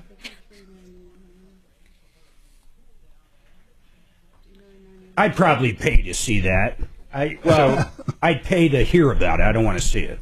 We had Roach on the air today. I addressed this before with you guys. You guys know Roach? I'm trying to trigger you. But No. we pay I probably shouldn't say this $59.99 openly. for Adobe I don't and mind. $53.99 I like Roach. Yeah. every month for Adobe. Then I got to call. You guys listening in there or I no? that with you and Tom a few months ago. Doesn't seem like it. What kind of I don't think who Tom eats pays ice for cream it. at What's that? On referral list card. Yeah. I'm having some ice cream. The second and What about ice cream? I will Can be you? gone. I'm having some ice I cream. am here. And Kelly, of all things, says, 30th "Who has it at 10 a.m. or 11 a.m.?" That's What the best difference time. is that? Oh my God! That's Yeah. the best time. April. So I've opened bars before. You didn't, I you am know. in Denver, April 30th and the 1st. Who's I'll be drinking at flying 8 out a.m.? on the That'd be 2nd me. Got it. At ODAR 30. What So kind of Wednesday, cake? Thursday you can do. Yeah. It Okay. is Let's put those down for sure then. Bluebell strawberry I don't know if toaster you'll be pastry solo flavor. with Tom, but either way. Oh, so it's like a Well- Pop-Tart? Oh, Yeah, if it's a... it is like licking Hello Kitty. We just simply don't know yet. Okay. We'll know more next week. You're a freak of nature, man. I don't need to be... I know. I just texted you. I I'm get you. sorry. I get you. So you get that text disregard. It's not even that. It's in case if he's got a split. That's where it comes down. Explaining what a dick I am again. Yeah. Mine are? Okay, I got to go do something about that, but I can't right this minute. Mine are. I wonder Hey, why. can you adjust the bass down a little, Tom? No, he can't do Hey, that. John, On bring a the. roadie. Or, I'm sorry, Tom, bring the bass down. On a roadie, and you then the can't- treble mediocre, and then if you could give it a little more gain. What? Oh, you dick. A little more gain, No. reverse the bass, and a Definitely little more not treble. gain. Oh, for God's sakes, don't listen to him. It's all about the bass. The bass. About the. Maybe just try reconnecting. Do you really mean that? Seriously? No. No. Oh. No. Yeah? I'm going to kick his ass, man. I swear to God. Good luck. I think he rolls out of bed every morning and goes, "Thank God Mark keeps me on my toes." Yeah. Yeah. That's sure exactly it's yeah, something that's exactly what I think first thing in the morning.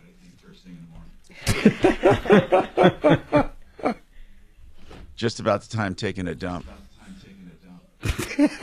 Mark's first thing comes to my mind. Why?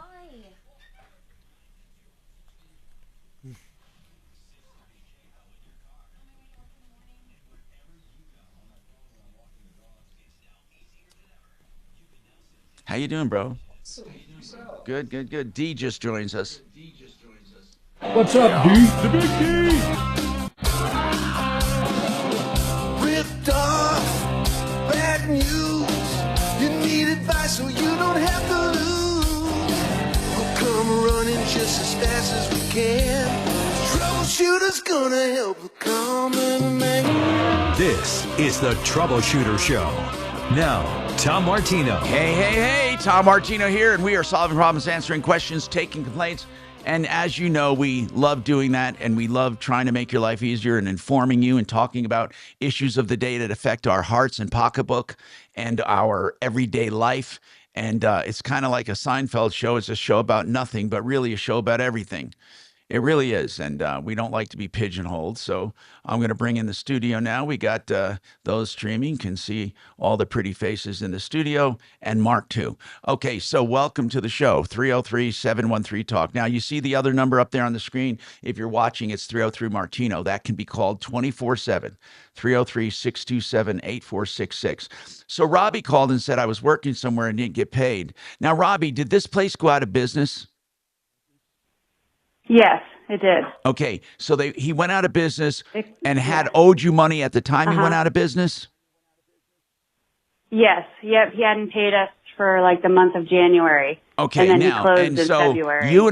you and two other employees?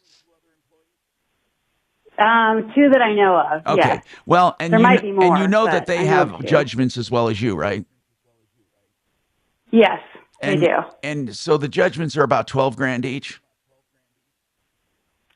Theirs are quite a bit more. I think theirs are closer to 30,000. So you could be looking at almost $100,000 in judgments, right? Possibly, yeah. Yeah, probably somewhere about 80, between 80 and 100. Okay, now, With the what three kind of us of combined. business was this, Robbie? It was a custom furniture design company. And when did it go out of business? It went out of business in February 2024. Oh, okay. Now, is Yeah, the so it judgment, took about how a is the year judgment with the- issued? On the line, does it say the store and so proprietor, or how is it written, this judgment? Yes, it says two. It has the name of the company, and then below that it has the name of the owner. But is it the name of the owner as the owner or as an individual? Do you know? I think an individual. Well, in any case, Frank Ball. I'm not sure. Frank but- Ball is a collection attorney Okay. extraordinaire, and he does a lot of big corporate collections. He knows what he's doing. He's fair. He's honest. He's also very aggressive and knows what he's doing. We love talking to him about all things collection.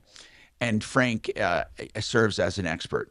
Now, to be frank, he doesn't take a lot of. To be frank, that's no pun intended. But he doesn't take a lot of individual. He doesn't take a lot of individual consumer cases. But he certainly can help us get a direction. So, Frank, first of all, I want to ask Frank something.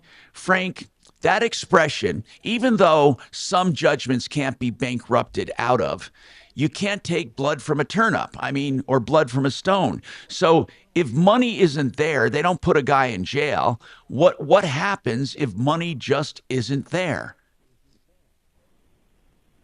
Well, if it's not there, you can't collect it. It really depends. Given her situation, if she has, sounds like she has a judgment against the company.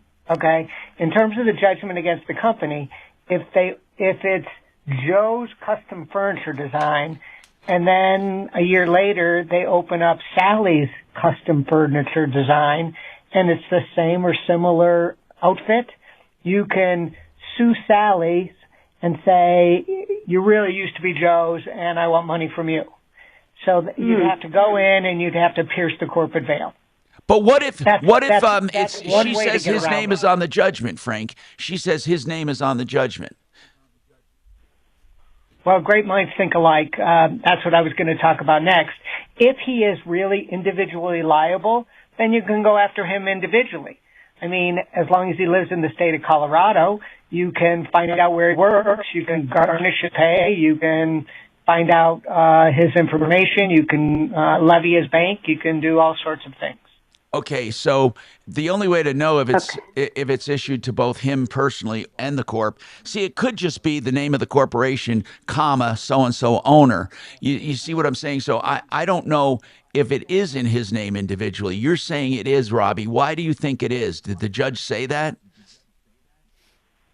Well, just with the questions that the Labor Department was asking, like, was he financially making all the financial decisions?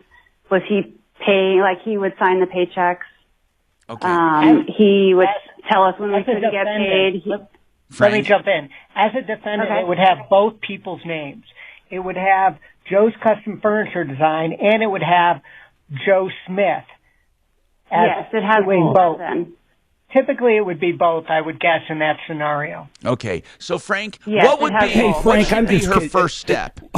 Hold on real quick, though. On just a total side note, why wouldn't he have argued? Maybe he never showed up to court or never participated in any of this labor stuff, but why wouldn't he have argued the company, the corporation went out? Why am I held personally liable for this? I guess I'm missing that part. So if you did get the judgment and someone did file, a Form 29 and actually was going after a bank account or something, he would have that period of time to actually argue, wouldn't he? That's the corporation. I don't personally own this. I think the answer to that question, it depends on the basis of the money owed. If it was wages, sometimes they will hold both the individual and the business liable. If it was something else, maybe they won't. But maybe in this particular case, they held both responsible. Okay. So what is her first step? Okay. Well, you have to find out where his assets are, where he is. Do you know anything about him? Since you've waited a year, is he around? I know he was living here in Denver. I don't know if he still is. I heard he sold his house, so I don't know. Well, one of the quickest way to find out is tell me his name. It's public record. You're not doing anything slanderous. What is his name? His name is James Hickson. Hickson? It's Hickson, Hixson. Okay, James Hickson. And the company... Go ahead. Do you want the company? Yeah. It was called Blackhound Design Company. Okay. Now... Well, we know who the Black Hound was. What is it, Blacktown? Yeah. Blackhound. Blackhound, like a dog. Yeah. Blackhound. We know who that Black Hound is. Yeah, we do. Now, yes. It's Hickson. So, Hickson... Now, I want to ask you something. This is was Hickson just trying to make it and he couldn't, or do you think there was something more dastardly going on? No, I think he probably just things were falling apart. Okay. And he couldn't make it. Okay. But he didn't tell us. He let us keep coming into work. I think knowing he was going to be closing and. So yeah, and there's some other things like I'm not sure he was collecting taxes. I don't know if he paid our taxes. Not really sure. What do you mean collecting taxes? There's a lot of shady stuff. What do you mean collecting taxes? Like he would take it out of our paychecks, but I don't know if he paid it. We never got a W-2. By the way, Robbie, I will tell you this. Half a year. I would tell you this. Mark and I handled cases like this. And we were responsible for getting a guy sent to prison for that. They do not screw around with that. When those funds are taken, it's called in trust.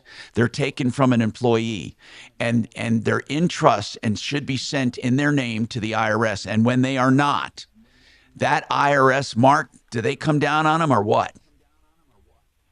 Yeah, they come down on them big time, but they're not going to come down on her for that. No, not here's her. what's curious, though. This guy, hold on, guys. Yeah. This guy filed bankruptcy in 5/4 of 21, and that's that Black Hound. I just don't know how he's going to be. I just don't understand how that judgment's going to pay. First of all, they got the judgment in 24 post bankruptcy. Yeah, I get it. So I want to ask Frank Ball. Frank, there are certain kinds of debts you can't bankrupt on. One is fraud. What about employee wages? Is that something you can bankrupt out of? If I don't even think he's eligible for bankruptcy again. Maybe he is, but can you bankrupt out of it? Okay, well, let me just talk to the first thing you said, fraud. I actually tried a fraud case. It's very hard to prove fraud in a bankruptcy case because you have to prove intent. Right. And it's very hard to prove intent in a bankruptcy case. So, and all the bankruptcy judges, they just want to get rid of it, and so they don't necessarily want to add it to the burden of the people who are trying to get out of their debts. Right. So that's the first thing. In terms of other issues that you can there's restitution, there's child support, there's maintenance, all those things you can't discharge in a bankruptcy. What about what about wages? I don't know the answer to that because you'd have to file the bankruptcy in the business name. And given what you just said, I would be very surprised, since they're holding it in trust, that they can file a bankruptcy out from the wages themselves. Yeah. Or in the same way it would be for the taxes. That'd be like saying you don't have to pay your payroll taxes. We're going to just bankrupt them out. I don't think the government would allow you to do that. No, I'm unsure about the wages. They send you to prison. That is one thing. Do you know what they actually do? They actually do not ding the employees. They do not. They go after the employer, which is a good thing but now, of course, the IRS is down a few men and women, but you might want to put in a complaint with the IRS as well. Or you can actually search your payroll account. Did you know that? You actually, Robbie, can gain access to your work history and your withholdings online.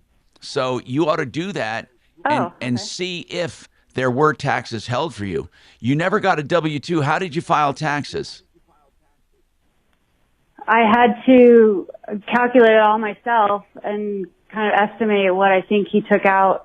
And then I filled out the form that the IRS has you fill out when you don't get a W-2. Because like if my check was $1,000 and he paid me, $800, I knew he kept $200, so I estimated what went to state, what went to federal. You never got a wage statement? You just got a check? Yeah, he hand wrote us checks. A lot of times they bounced. We never got pay stubs. Oh man. We didn't get a W-2 for half the year. Yeah, it was a mess. Frank, if they came to you with these sizable judgments, is it something you take a look at for collection or not? If a dentist came to me with 100 cases that were $5,000 each, I'd take it. Okay. But in terms of an individual case, I don't have an ability to do that. But there's lots of other lawyers in town that would take that because of the high dollar amount.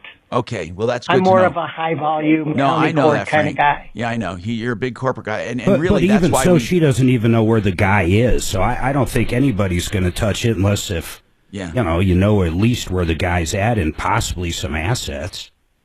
Yeah, Robbie. I mean, right now you're just working to find a ghost. Just find out where he is, and then you could start with some interrogatories and some asset finding tools. And there are tricks you can do to get him to get his ass in trouble if he doesn't answer them.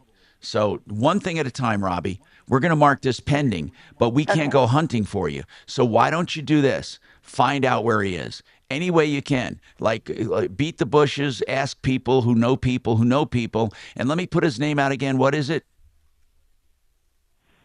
James Hickson. James Hickson. Anybody you know can James find him. Hickson? If you simply Google him, you can find all about him and the company she's talking about. Okay, James Hickson.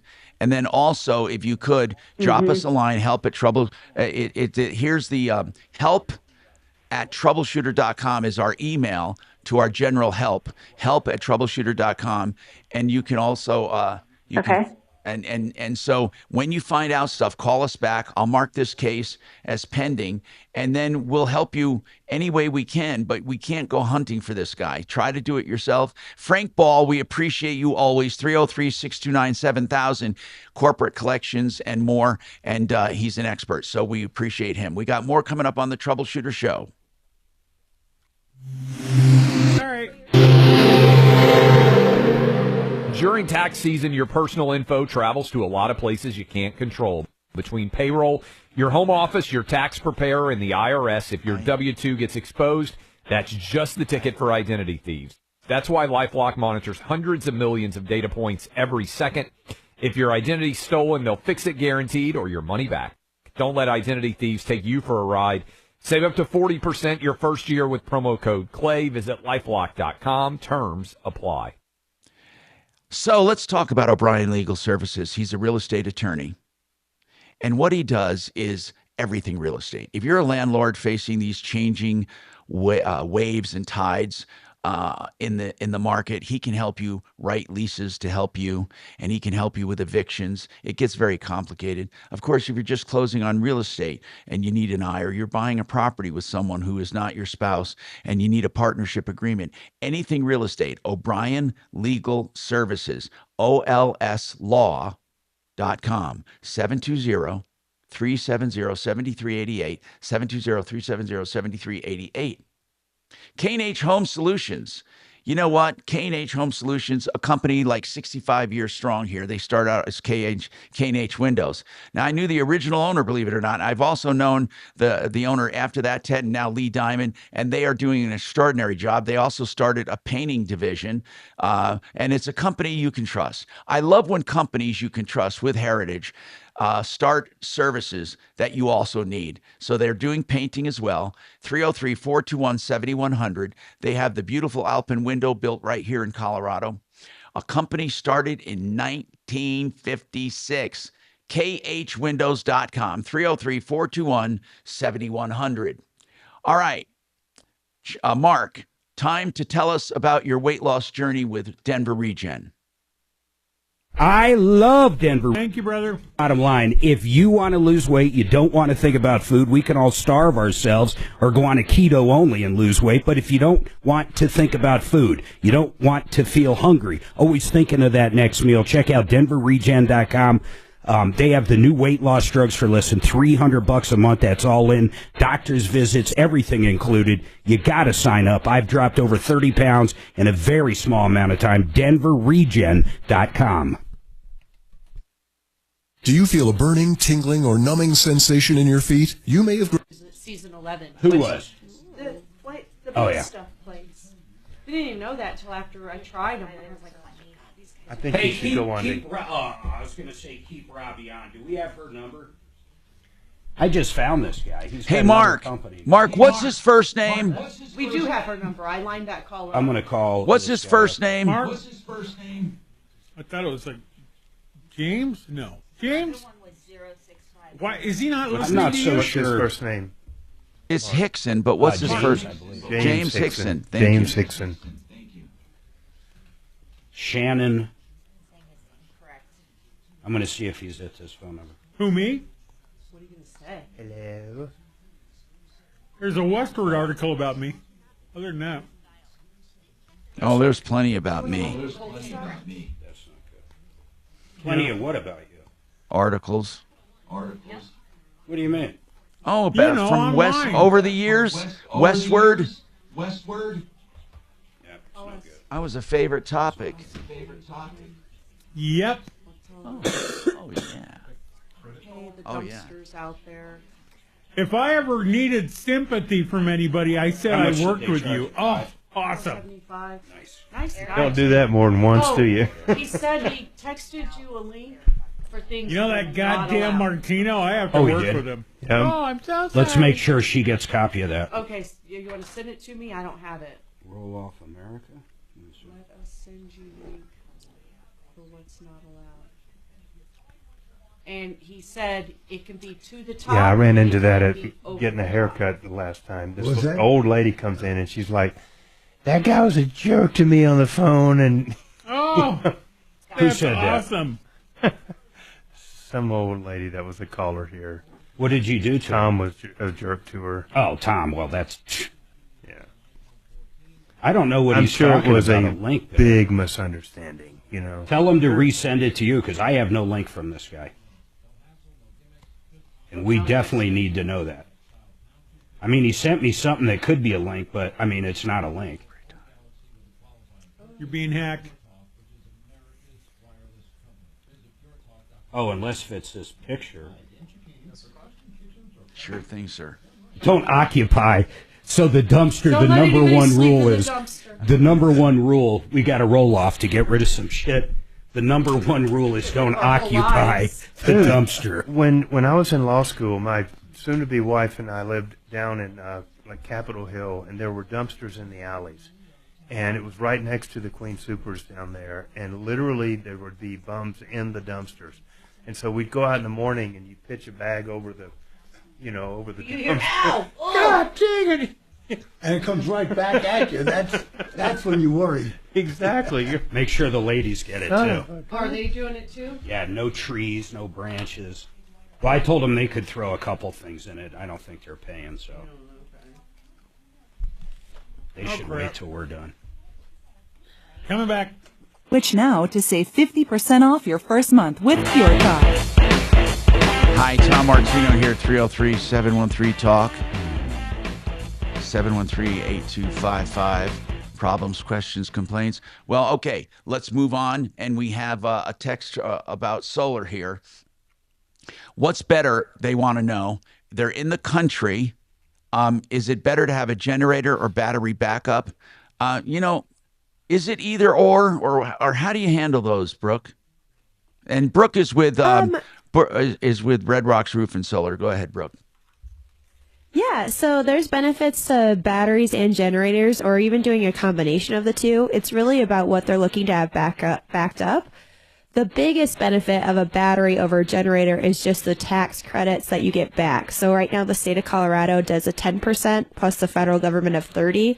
So if the generator and the battery cost the same amount, let's say 10 grand to make it easy, the battery actually only costs you 6 instead of the full 10. So that's the biggest benefit. You won't get. Why don't they give a credit on a generator? They'll do a credit on a generator if you do it as part of a solar project. That's your caveat. Okay. Is it? And so you get a normal tax credit to the total, right? Yep. Yeah. Okay. So if you added the generator to a solar project, you would still get the 30%. Right. Of the total project. Exactly. Okay, so if you had your own place and it wasn't a matter of tax credits or cost, what do you like better, generator or battery? Well, I like a battery more because you're not having to pay for your fuel source. Okay. You're always going to have to pay for your fuel source with a generator. Okay, but couldn't a generator last longer technically? It just kind of depends on, again, what you're looking for and what you're backing up. Because if the sun rises every day, then your battery backup can continue to run indefinitely. So in that instance, the battery would outpower the generator, depending. Okay. All right. 303-713-TALK, 303-713-8255. This one's for John Fuller. John, how important is it to take photos with your or take pics with your phone, your smartphone? If you have any questions, I mean, they did not do it, and they could have done it. Does it make a big difference? How does it help? What do you suggest? I suggest they take a listed picture of the car, the damage, and the license plates, right? So, Tom, these are the type of questions that can only be answered by saying, well, how honest is the person that ran into you? Are they going to call their insurance company and say, it was 100% my fault, I screwed up, whatever is wrong with this person, I want you to pay for it because I did a bad thing and I'm completely negligent in the operation of my vehicle. If you get hit by that guy, you don't need to bother taking pictures. But if you're not that guy, or if you're not sure that it's that guy, then the photographs are going to be the only thing that really can substantiate what happened and where the cars were and what the intersection looked like and what the condition of the roadway was and who the other driver was, because all of those things have become an issue in my cases. Even the identity of the driver. When a person says, to their insurance company, I was not driving that day, and we know darn well that they were, it would really be lovely to say, well, you know what? We happen to have a photograph of the driver, and boom, that issue is completely resolved at that moment, and we move on with bigger and, better things. Okay. John Fuller is one of our guests today, our co-host, sub-co-host, of course. I'm just kidding. But anyway, you can reach him when he's not here at 303-597-4500. So listen, Frank Duran, the real estate man, wants you to know that before you list your house or even think about listing, if you just want to know what your house will sell for, he'll provide that service free of charge with no obligation. And Frank really means it. He's a great guy. And he takes into consideration all of the market conditions, supply and demand, comparables to your house and neighborhood, interest rates, whatever you need to evaluate what your house will sell, how you'll net it, what you'll net, what you can even buy.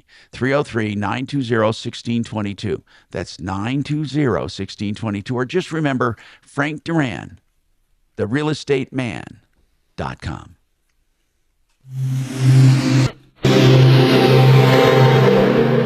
This is Denver's Talk Station with Tom Martino now. Dan Kaplis today at 4, 630 KHOW, Denver. Now, Impact Traffic. This report is sponsored by PureTalk.com. Well, the big problem of the entire morning was the closure of I-70 due to a fatal accident that occurred at about 5 a.m. this morning at Ward Road. Now, they have since reopened the highway as of about 30 minutes ago.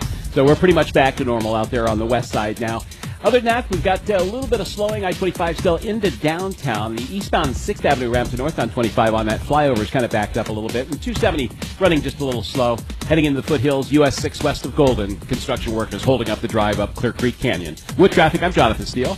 It's time to ditch big wireless. Pure Talk gives you unlimited talk, text, and plenty of data for just $25 a month on America's most dependable 5G network. Switch today. Just dial pound 250 and say keyword switch now to save 50% off your first month with Pure Talk.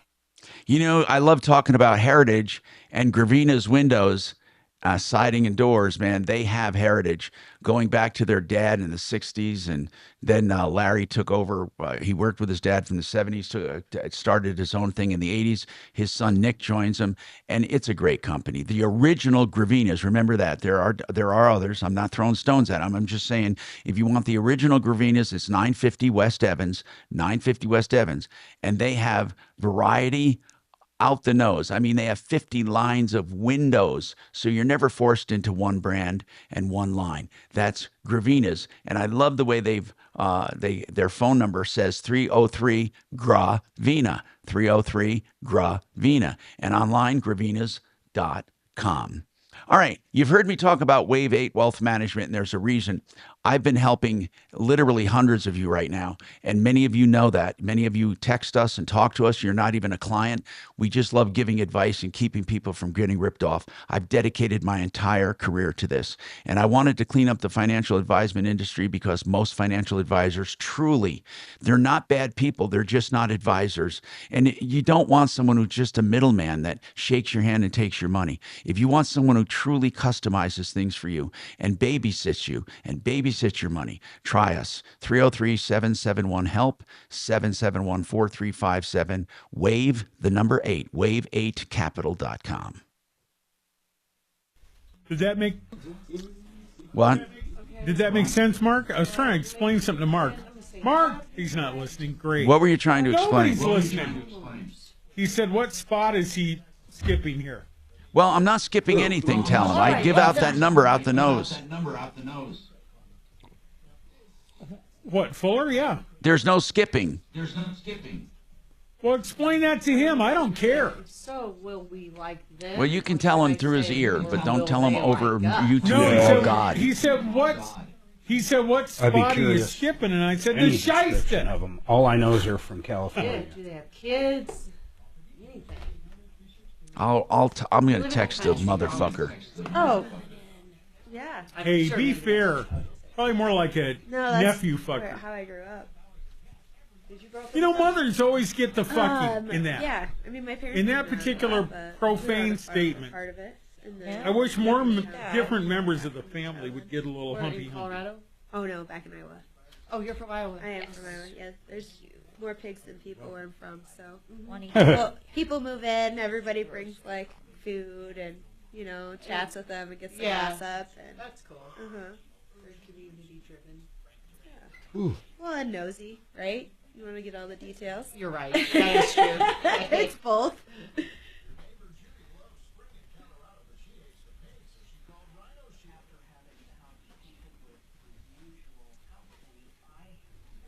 They've even got a movie room in this house.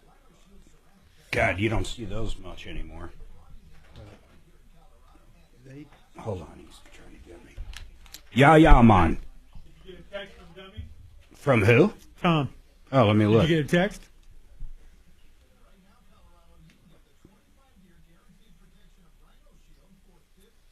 Yeah, I know that. Jeez. Okay, thanks. Yeah. Okay, thanks. Yeah, of course. Thanks. I just didn't know who it was. That was it. Dow's down 640. Yeah, I saw it. We might drop below 40,000. So there. What are you saying about that and your man Trump, huh? Love Trump. What? I still haven't dived in. I freed up a shitload of cash to dive in. I already know what I'm buying. I just don't know when I'm buying it. Yeah, you should buy it. What are you buying, Mark? It's a buy. Walmart. Roadster? Walmart. Oh. You're buying a Walmart? Where at? Stock. Walmart stock. Oh. Talking about dumping stocks because of Tesla. Gotcha. I love the 200% tariff idea. Love it. Doesn't affect me. I drink everything domestically. We know you drink everything. Lots of mimosas. I do all my drinking domestically. Mark, they won't let me on the plane. Did you get that call once? The lady told me I can't bring my martini on the plane. On the plane, and the stupid bartender told me I could if I had a to-go glass. So I was like, all right, I'll pour it out. And then they were like, no, you can't get on the plane with it now. I have gotten on planes so drunk, it's criminal. Yeah, but not with the drink. In me. Yeah, of course. I've said that at bars That's before the where key, they have Kelly. the sign. You get drunk, They say then no get on the alcohol plane. At this point, I go, what if it's all in me? Oh, that's cool. 72-PLAN. That's 970-872-PLAN. Hi, Tom Martino here.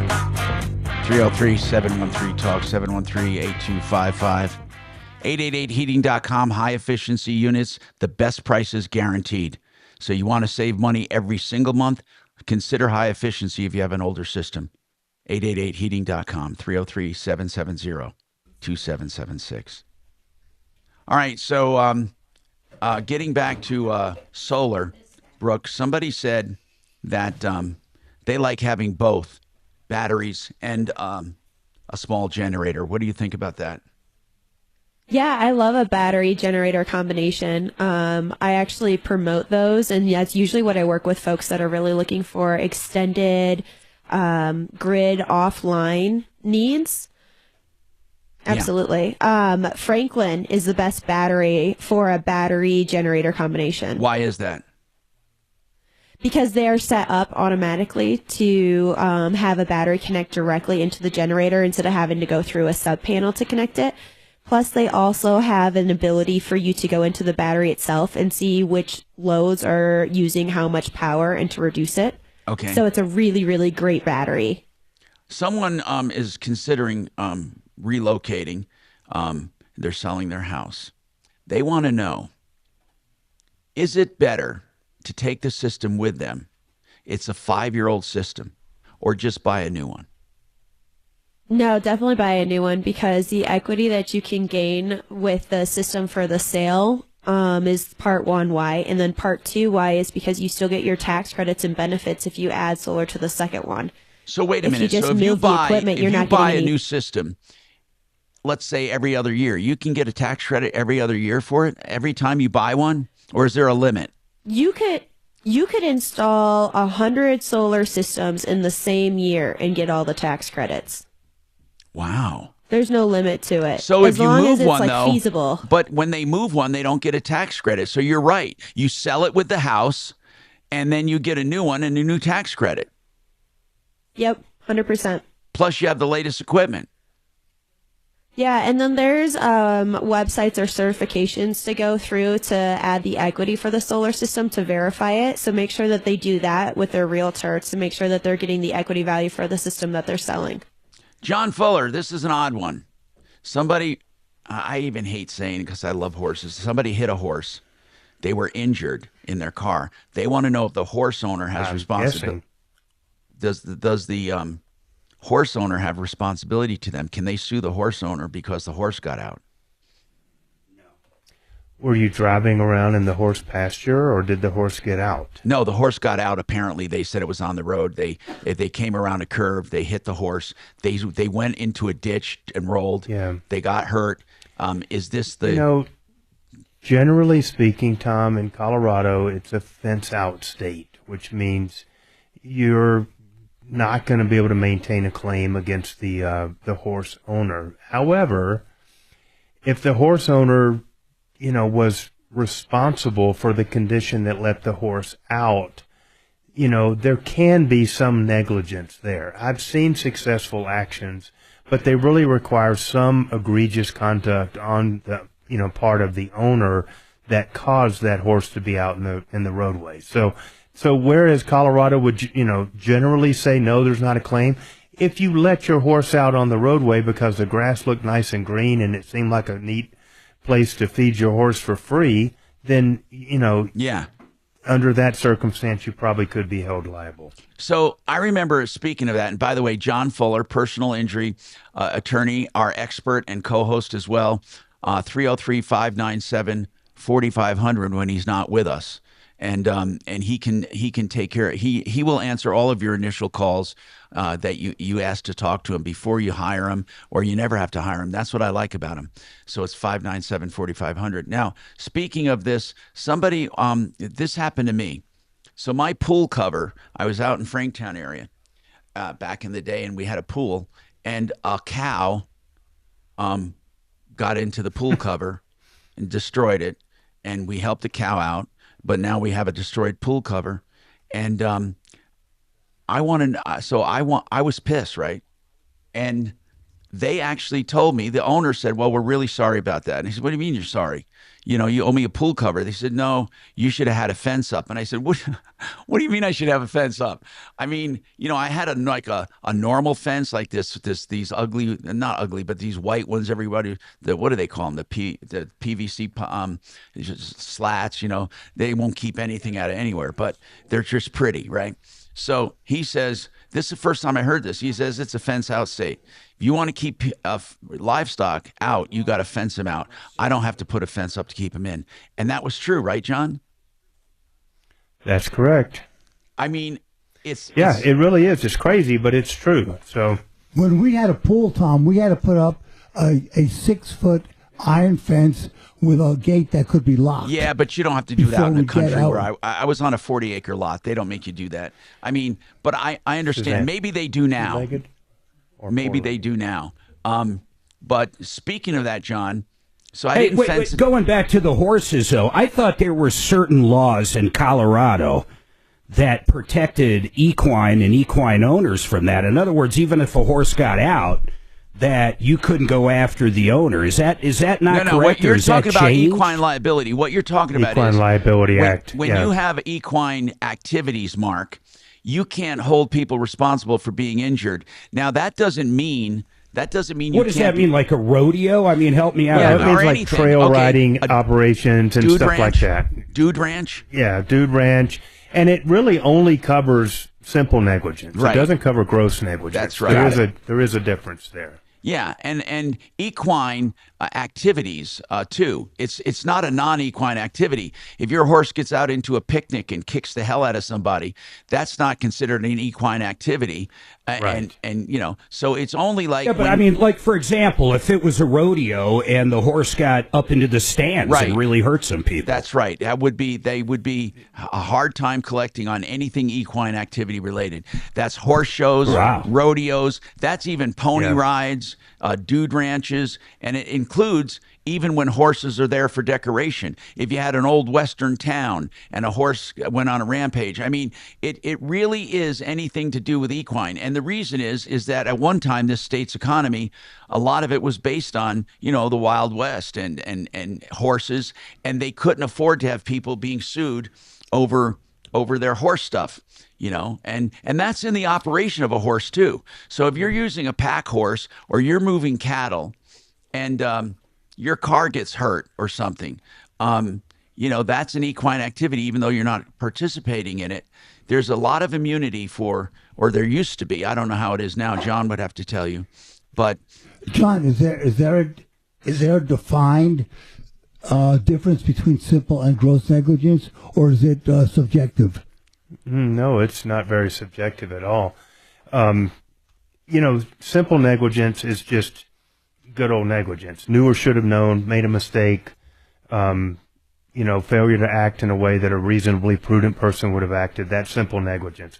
Gross negligence generally crosses over the line into intentionality and reckless conduct, and conduct that's almost certain to result in a certain outcome that's bad. So, in the case of equine cases or stuff, we would get into the knowledge of the proclivity of a certain horse. If you had one that always, think about a trail riding operation. If you had a horse that every single time you took the stupid horse out, it was barn sour and it would run 50 miles an hour back to the barn when they would turn around.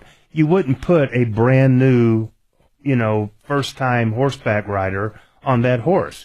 That would connote a degree of intentionality and stuff that would probably give rise to liability. It's culpable knowledge.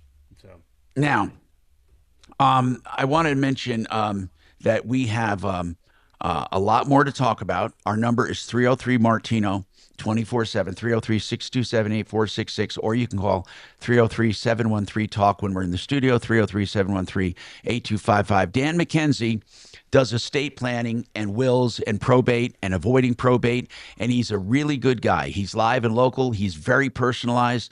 It's a family-run law practice, and you can get personal attention. He can do a simple will. He can do a trust. He does creative ways to use LLCs to pass things through death. I mean, he's very creative, very personalized. 833-CO plans.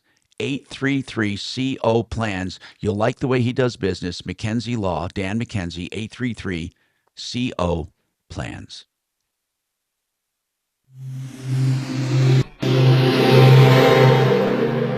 Now, Impact Traffic. This report is sponsored by PureTalk.com. Well, the big problem of the entire morning was the closure of I-70 due to a fatal accident that occurred at about 5 a.m. this morning at Ward Road. Now, they have since reopened the highway as of about 30 minutes ago. So we're pretty much back to normal out there on the west side now.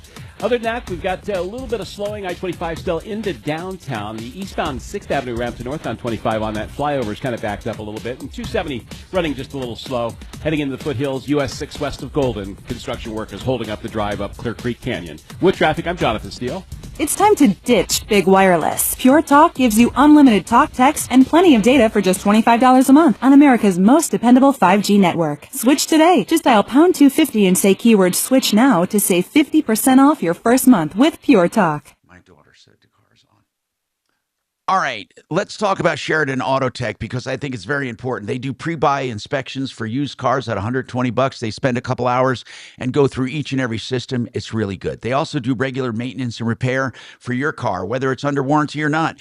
Don't go to a high-priced dealer. You can maintain all of your car. Now, obviously, they don't do the replacement under warranty, but they can do the regular service and maintenance. They're honest and wonderful people. They also do electrical issues. So anything you need, Sheridan Auto Tech on Colfax west of Wadsworth, well worth the drive no matter where you're coming from. 303-455-7242. 303-455-7242.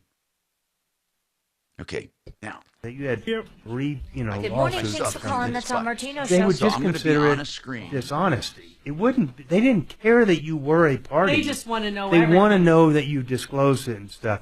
And for her, we never had a lawsuit, so it was never a big deal. I just told her we had a claim, we resolved it, it was done. There was never and not any only litigation. that, she was a minor. It was us. Well, she wasn't when it got settled. No, that's true.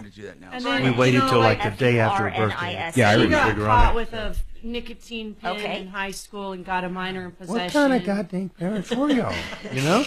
That's what I'm saying. No wonder she was sneaking out. She'd got drugs at the house and stuff, Oh, my God. She was dealing. That damn nicotine patch, Oh, my God. Now it's not that. You know what these kids do now? It's called Zen. Zen's not a sin. What is Zen? It's like a lozenge, I believe. It's no. It's a pouch you put here in your lip. Oh, it's a pouch. It's a little white pouch. It's like skull Just bandits. a pinch between your cheek and gum, And what you does it know? have in it? Nicotine. She says sin. Why wouldn't it sin, be? Mom. I was like, oh my God. By you or No. They recently moved the company to Aurora. This is what's going Nice. From wherever they were. Zen. They're in Aurora? Aurora. Get the hell out of here. By the way, I think Tom's trying to figure out how to stop streaming. that candy something here, like you're going to say yes. That's all the you one have. that was off of It's like the bar application. Ben, Super 70 long. and That was Super Jolly long? Rancher? Yeah, like his or Very comprehensive. Okay. Was it Jolly Jolly Rancher Depends was on 70 and Ward. somebody like me that was a little later in life. It took a 70 little and longer Ward. to fill And out. this over here you turn off. But Do don't they make ask it you here. stuff like, No. have you ever smoked pot? thinking They ever, the other they one. ask And like, unplug it. did you do Well, recreational Russell's drugs? still- Yeah, Russell's. Yeah, they're still Have here. you ever murdered anybody but Go not see the been caught? factory. I don't recall that question being on No. there, but it might have been. Plug the USB. I know there were This questions one about switch over illegal here. drug use. You And know, then it- Well, the he's tricky showing thing in Colorado these is what's You press illegal. that. It is still Yeah. illegal Okay. federally. Then- It's not in Right. the little state. That's it. The You're TV. going to have those questions that Do you that, have to and the decide lights, how you're going to answer the on it. TV, So, on we the had a right dude here. who was And that's it. I'm gonna literally come a by and get heroin my addict. computer. Okay, Jesus. living under Tom, a you bridge leaving early? downtown. Yeah, I'm going to and be leaving at the top got of the hour. himself Mark cleaned knows. up. I'm going to Went leave law everything school. up He's and a running in judge a wide today. shot. Great guy, great Damn. guy. We appreciate getting But used to his missing you. application was a little complicated. Sketchy. You know, it took some challenges to get him. Nothing- But he's nothing like for on that the one? drug How court were in you Denver involved now. in that? He was just a classmate. of We mine. appreciate So, you getting us Um, used to missing you. but that was a one that took some Thank you. explaining. And he had And to then have a lot of people I'll involved. in change his, the but he camera got angle approved. once. Your mic, You I'm know, gonna it's turn they all don't the mics off. Your deny mic will too be many on. people. Usually, But it's your some picture material won't be up. misrepresentation to get somebody denied. You know, But you can some chime in. criminal We sort of conviction they did. Hey, by the we way, used to bastardize the Shannon. You know, Yeah. hard to say. I So don't Dimitri remember will that. be here, so keep the mic up because he'll be here talking if he wants to chime in. Sure. She'll be okay. We appreciate good. him. I think so too. It's just yesterday. We with used the to civil penalty, have a little I was a different trying to take on something my first wife's family would say when we were leaving. They'd I say can something promise about you this. that they're We sure are not going to miss you when you're gone. We worried turned that about into, a how are we goddamn going to miss you until you're TV, gone? Go. Gotta go. camera, Well, they don't even you know. know she has anything to do with it, is more or There's less. if she denies it out and out, how in the world are they ever going to find that and go and pull those and prove it was her Yeah. instead of Mark with the license plate that practically says I'm speeding? You know? Yeah, thanks to her. Let me tell you, I've rethought that so many times now. Like every time I go by a cop, Right?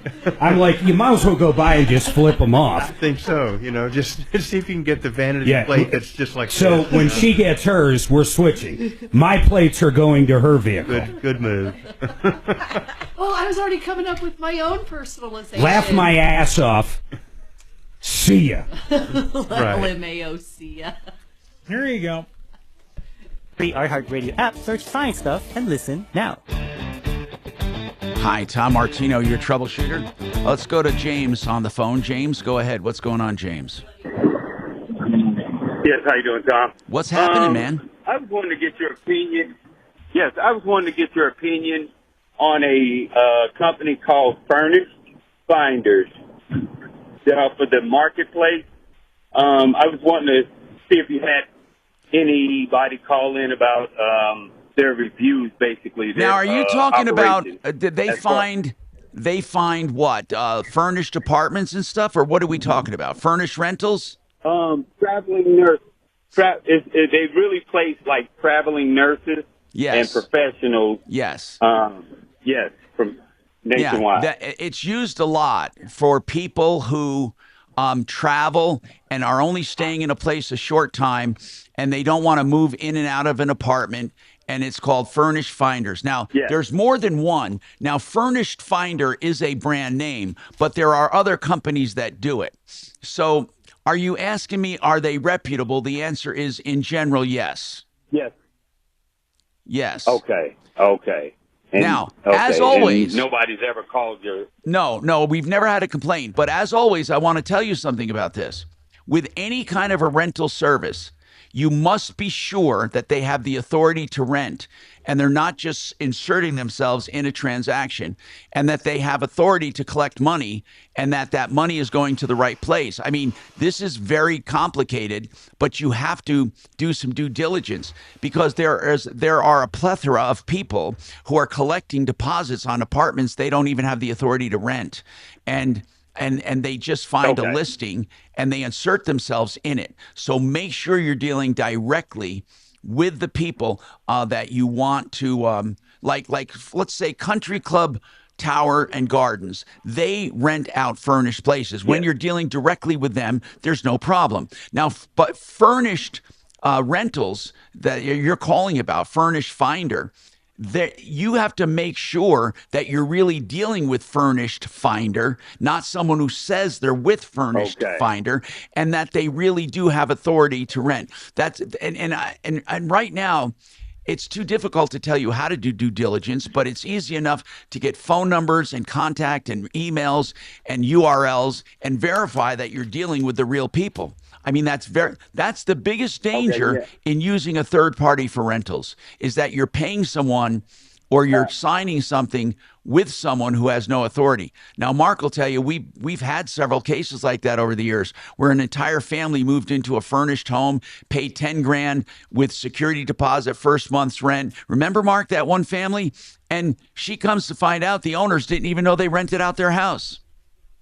Yep. I mean, it's a sad commentary. I'm the owner of the home. Okay. Yes, I'm the owner of the home. Okay. Yes.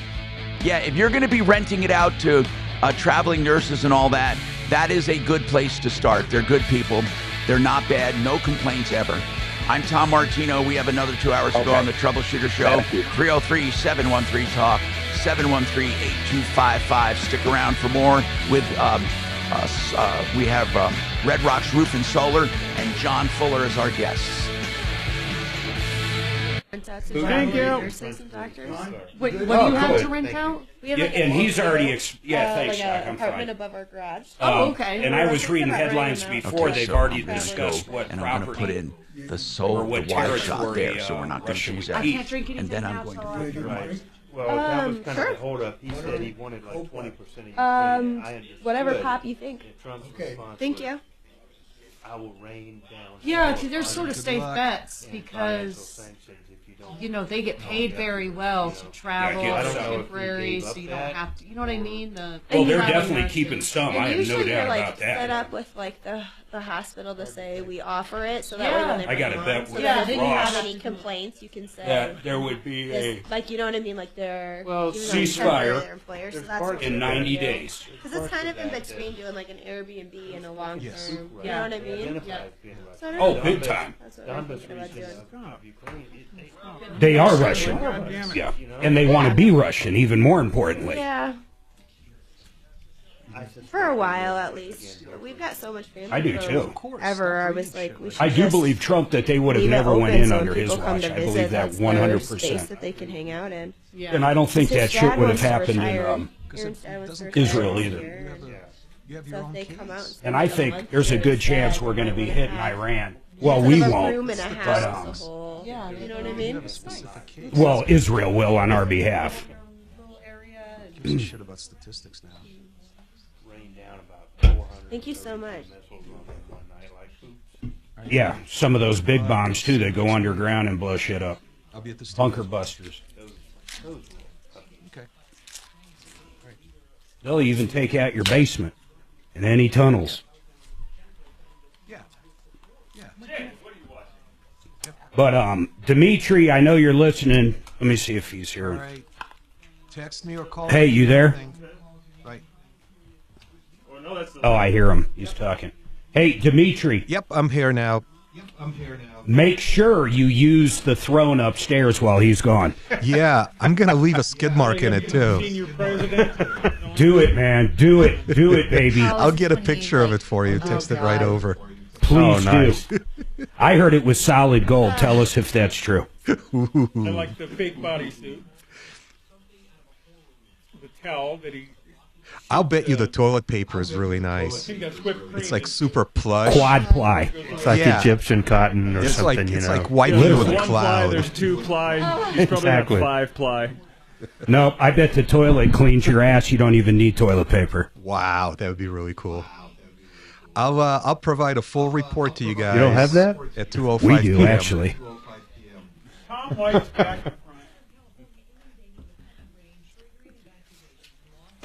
We were in Golden at a place, and they had like a bidet situation in their bath, and my son's 3. So he's like, "Oh, what's this?" And I'm It's a changing my button. 2-year-old. There's All of a water sudden, everywhere. water's everywhere. That stuff will come on up out of the toilet. It will jump. It squirted the wall across from the toilet. Got to have some pressure behind it. You know? Yeah. I've used ours a couple times, but honestly, it's just not my deal, man. Good afternoon. Thanks for calling It the takes Tom too The Martino. long. heated seat rocks, though. The heated seat is nice. The whole rest of it, to me, I'm just doing takes really too well. How goddamn are long. you? It takes too long. Yeah. You know, you're Yep. sitting there, and then you got to hit the fan, and you're just Yep. like. It could have you could have been gone already.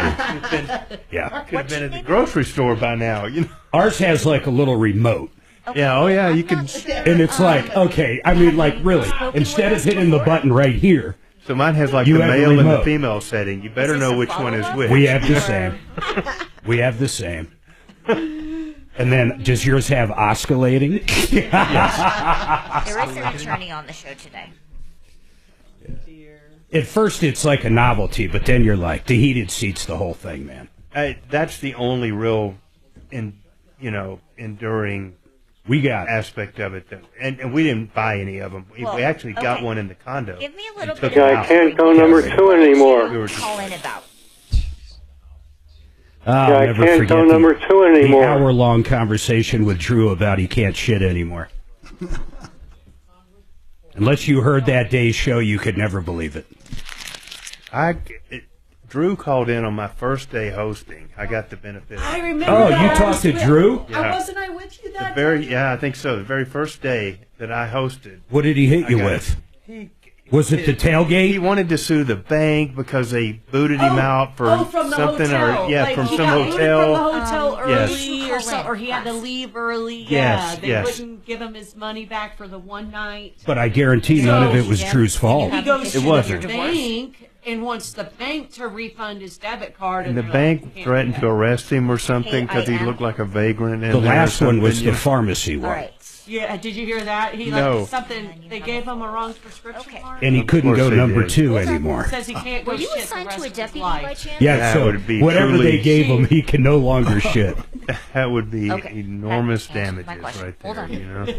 Just give him the colon blow stuff. hold Let me on. tell you. Let me tell you, we'll get the pipe. You drink flowing. 96 ounces of colon blow, I guarantee you're shitting. We're gonna get the system working here in no time. But what was so crazy is he's like, I'll never be able to go to the bathroom. Hit it again. Oh, I don't think I can. Oh, you can't hear. It's okay. Yeah, I can't go number 2 anymore. John, you I'm want glad that to that be your new wasn't my first ringtone day on your phone phone? That'd be I awesome. can't go number 2 anymore. That would be the best ringtone, D. I can't go number 2 anymore. I can't go number 2 anymore. Yeah, I can't go number 2 anymore. Yeah, I can't go number 2 anymore. It's disturbing Yeah, that I you can't guys go number saved 2 that little anymore. clip back there. I mean, it speaks volumes about your illustrious producer back there. Addie sent my fucking Tesla to fart when I get out of it. And And for the life of me, I can't figure out how to get rid of She it. says she doesn't remember, but you're like 15 feet away. And it sounds different every time. Sometimes it's wet, sometimes it's dry, and it sounds so realistic, it's kind of fucked up. You ever see those? Like, Everybody videos will on- turn and look. There's you see no those doubt. Videos on Instagram where they go in like a Walmart and they'll rip one, and there's always somebody behind them that turns around like, "What in the hell is No, wrong that's with not you?" the kind of videos I watch on TikTok. They're hilarious. Miles sends us one. He was working Aurora, and fucking this guy walks in with a bow and arrow. Literally just walking through the store with a quiver of arrows and a bow and arrow. And he had to go up to him and like, "Sir, You can't be walking through here with a fucking bow and arrow. Shit that happens in Walmart's pretty fucking crazy. Would be okay. Fart humor just never gets old, right? Oh, it doesn't matter how old you are.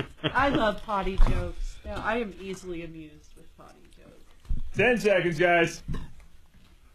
And more, Christy Burton Brown in the house as we talk about saving Colorado through true school choice. Join me at 4.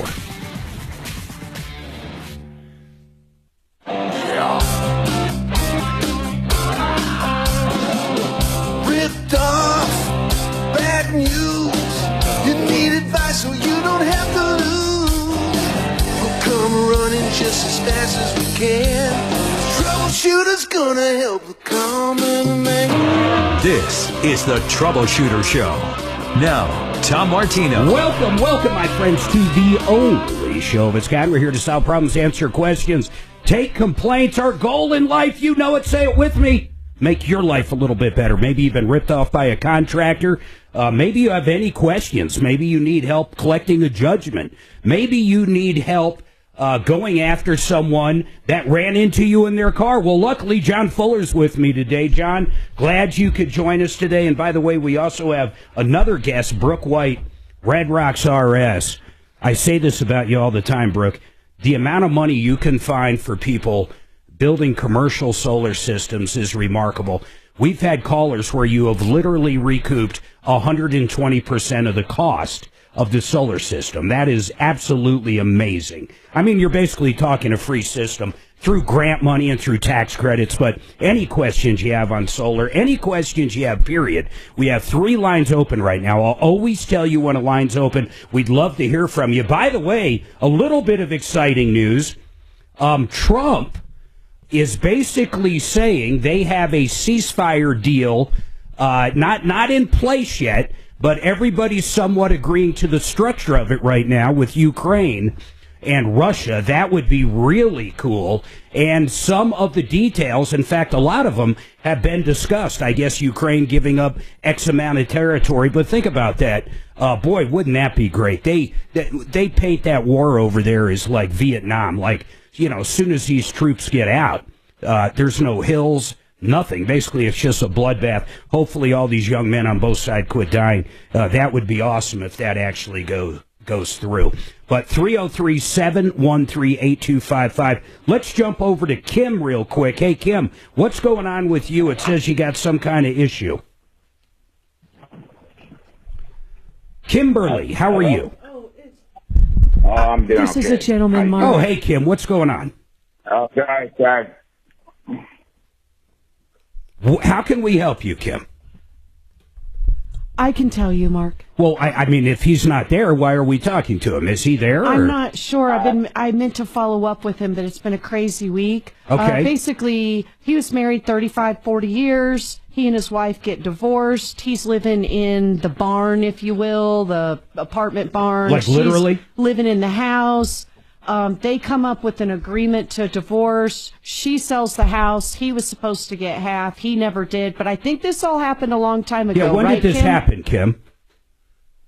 This is, the house just sold less than a year ago, but it's been in the whole divorce thing's been a couple of years now. So 2 years ago, you get the divorce. So the judgment or the decree said what? Explain it. Well, he said that we could live in separate quarters, which she would live in the house and I'd live in my shop. So we started to do that. Of course, that didn't work. Anyways, long story short, she ended up selling the house underneath my feet. It kept getting me kicked off the property by police, and I just... So she sold the house. You weren't there. She sold the house. How much of the house? Back to the decree real quick, though. How much were you supposed to get from the sale of the house? I was supposed to get 50% of everything. Okay, so when she sold it, did she give you 50%? Absolutely not. Have you gone back to court and told the judge? They won't talk to me. The judge won't talk to you? 3 times. No, they won't. They won't answer me any questions, and they keep telling me to fill out a motion. Well, Well, that's what you have to do. Yeah, of course. John, explain in layman's terms what that means. You can't just knock on the court door and go up and talk to the judge under most cases. Yeah, I mean, you guys have a case that's at least been ongoing, and you just can't walk in and throw a new issue on the judge. There are procedures that have to be followed, and one of them is that you're going to file a motion and put forth what your issue is, and then if the court wants to set a hearing, then they'll drag your wife in there to attend and answer to the court, and she'll have an opportunity to put her side of the story down as well. So I'm guessing you guys did not have attorneys involved on this? Well, she did. And of course, I didn't have any money because Well, you did everything wrong. I mean, the marital assets should have got you an attorney, but it's too late. It's too late for that. Where is this ex-wife of yours? I don't know. I think she's in Florida. Well, that complicates the hell out of it. What state did all this go down in? Here in Colorado? Yes, Albert County. And she absconded with all the money? I don't know what she did with the money. But she's not still here. I looked into it. I looked into it by myself a little bit, and I found out that the people that bought the home paid cash for it, $720,000 in cash. But that doesn't really matter. It doesn't matter how they paid for the cash. I mean, how they paid for the home. They could have taken out a loan, could have paid cash, could have brought a wheelbarrow of quarters. It doesn't matter. How does that work, though, if he did file the motion, John? And, I mean, we're talking divorce court. Yeah. I mean, family law. But what I'm saying in general, a decree is basically a judgment. And if it literally says he gets half of the house and she sold it and she takes off and he gets nothing, at this point, regardless if it's a judgment for something else or this, if he doesn't know where the hell she is, I mean, how does he possibly even get her to come back here? Or does he have to go find her in Florida? He might have to. It depends on whether, and this is something I just don't know because I don't practice this kind of law, but I suspect that the court maintains some jurisdiction over the adjudication of that decree. So, she has violated the decree in taking all the money if it says what he says it says. Yeah.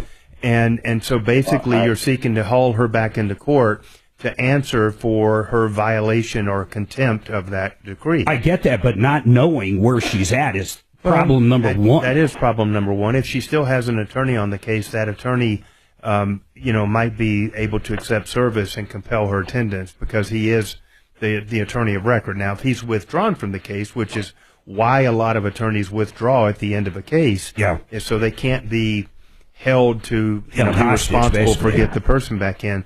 But I mean, there are people that can locate people. I mean, even Florida is still not, it's a real place. You can find people. They have bank accounts and jobs and properties and all that stuff down there as well. So go ahead. So hey, Mark, I know that I talked to Kim at the house a few days ago. Did we ever have him talk to Bonnie? That's what I was going to tell you. So Kim was on with, I think, Tom a few weeks ago. Kim, I think, is on an Obama phone, if you will. And so by the time Bonnie came on with her advice, he had lost connection. I do have a response from Bonnie in writing about his case, if you want me to read it. I do. Short. Well, I don't want you to read it verbatim, but let's get to the points of it. Let's take the break. We'll come back and see what the attorney had to say. You're going to have to hang tight, Kim. We got two lines open, 303-713-8255. My God, you couldn't have done anything worse. You couldn't have done anything wronger. Yeah, I'll say it, wronger. It's horrible. He didn't get an attorney. He lives in the barn. In her response, he got thrown out of the barn apparently numerous times. And Bonnie's response is definitely readable on the air. It's not real long, but perfect. It's good. It's good information for him. I wonder if she could move the judgment to Florida, but even more or less, how many years ago is this? He says last year, but Bonnie indicated it was a long time ago. If it's a real long time ago, even if the judgment's still good, the money might be way gone by now. Got it. Okay, and you said your name was... You got your live Kurt? VesteraTurnkey.com. I'm going to give it to you in a nutshell. Here's the deal. Barry finds property across the country in a region that's booming. In other words, maybe Microsoft or a big company like Google or Meta is moving to the area, bringing employees, so property values will go up. They find the right area. Then they find the right home. Not a fix and flip, something ready to rent out on day one. You own the house. It's your house. The deed's in your name, and you rent it out. You're the landlord. Someone else manages it. It's just a no-brainer. You collect it, then as it goes up, you sell it when you can make the big bucks. Most people are pulling 40 to 45% yearly returns. I want you to check them out, VesteraTurnkey.com. In fact, Martino and Barry are going to put on a seminar on April 5th. Go to VesteraTurnkey.com and sign up, VesteraTurnkey.com. Bradley O'Brien, anything, and I mean anything to do with either commercial or residential property, either or.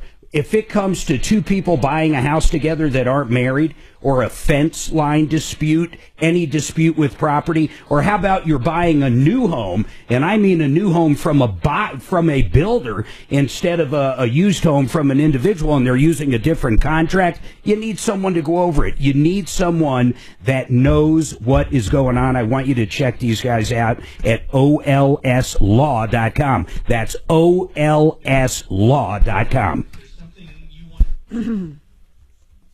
I can't believe I memorized all that shit. Still trap up there. Yeah, far from. It's when clients get 14 different websites and change them all the time. One week go to it's the same one. Hey, I'm just trying to shorten it up because nobody can say personal injury CO in this firm or in this radio station. They all go personal injury what, personalinjury.co. Personal.call John Co. something or another. I don't know what his Call website John is. Fuller at personalinjury.com. We actually just had a major renovation on our website. We should have every one of your listeners go to my website. Let me look at it. It would freak Google out to have that many people. You still have Call Fuller go there, right? Well, yeah, but that's a my redirect. favorite one, honestly. Oh, this does look it. I want them to type personal injury CO, go directly there, and have Google go, what the hell is going on here? You know? Suffered on injury. Is Bridget one of the girls at the table with you? Probably yes, but you wouldn't recognize Bridget anymore. I think we she had met surgery a couple years ago, and she's all skinny-fied now. So. Oh, did she get the lap thing? Yeah, she's a little mini-me. I've talked to her for so long, I was trying to picture her. Is she the one in the white, or no? I don't know which one you're looking at here. It's This you at picture the end here. of the table. Right here, John. Yeah. She is the one on the right. Got it. Here? Yeah. So you can't see her face? No, but she's a third of that. Oh, really? Yeah. Did she do the Ozempic or something? Or? No, the lap band or something like that. Okay. I'm going to tell you what this guy's problem is, period. He's got zero money. Okay. He's got zero money. No, because he didn't get a goddamn attorney, and the attorney could have made the wife pay for the damn attorney if he'd have done that the right way. He got totally okey-doked by her. He absolutely did. She was probably like, hey, I'll come out to the barn on Fridays if you play it cool. I guarantee something like that. I just realized what you meant by that, though. Okey-doked? It'll save, she's like, it'll save me a couple $100,000. Right? Hey. I've gone this long. Who was the guy that... It's been 35 years. There was a comedian that was like talking to a girl, and he's like, okay, would you have sex with me for $1,000? She's like, no, absolutely not, no way. Okay, $10,000. No, I'm not a hooker, no matter what. Okay, $100,000. No, I don't think so. Okay, $5 million. And she's finally like, well, yeah, I would. And he's like, okay, now that we know you are a whore, we just need to negotiate price. I always said where do I get one of those I'd Obama sleep phones? with Bill Gates for enough money. What's that? So where do I get one of those I don't know. Obama And that's phones? what he called it. So I was like, oh, are those even around? No, they do still have Obama phones. I think Trump is trying to get rid of them literally right now. You guys working up with? Dylan. The Dylan. Gary Bell and Pollock. So he's going to need to get under you, probably. Oh, yeah. Personalinjuryco.com. Oh, yeah. What would you do? What would you do? I don't know.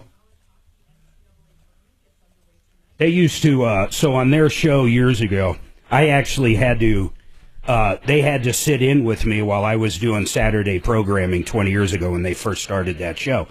So they sat in with me, and I got to know them a little bit. I mean, it's 25 years ago. And when they first started doing the show, what was interesting was they would do 15 or 20 minutes coming out of the shoot and talk about basically the Supreme Court and law in general. It had nothing to do with personal injury.